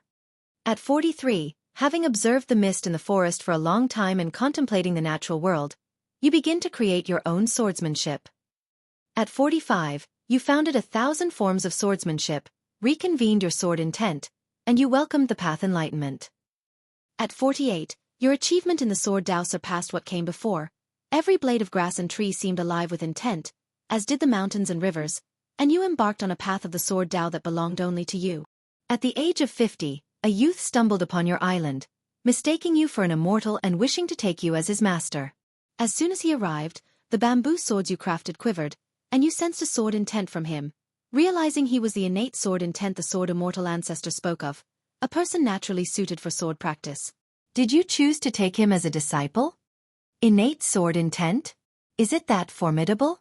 Without much thought, Guan chose to agree. Taking a disciple was not a bad thing. After all, he himself had taken disciples. Every choice brings both fortune and misfortune. As long as he did not resist in his heart, willingness was sufficient. You chose to take the youth as a disciple, hearing that he was raised by bandits and had no real name, thus you named him Yang Pingon. At 52, Yang Pingon had mastered all your sword techniques, but he could not yet perceive sword intent nor could he refine his own. Moving on, Yang Pingan's name appeared in every prompt. Yang Xian advanced his own understanding of the sword Tao while observing Yang Pingan's cultivation. Guan was astonished. The natural talent of Yang Pingon in the sword Tao was truly exceptional, even exceeding Yang Xian's by some measure. At 60, your sword Tao reached even greater heights. That year, Yang Pingon desired to leave the island to gain experience. Did you choose to allow him to leave? No. Having only practiced for a few years? With such little skill going out, is he seeking death? You disagreed with Yang Pingan's departure. Dissatisfied, Yang Pingon thus agreed to the rule you set. He could leave to gain experience only after he defeated you. He dedicated himself to intensive cultivation.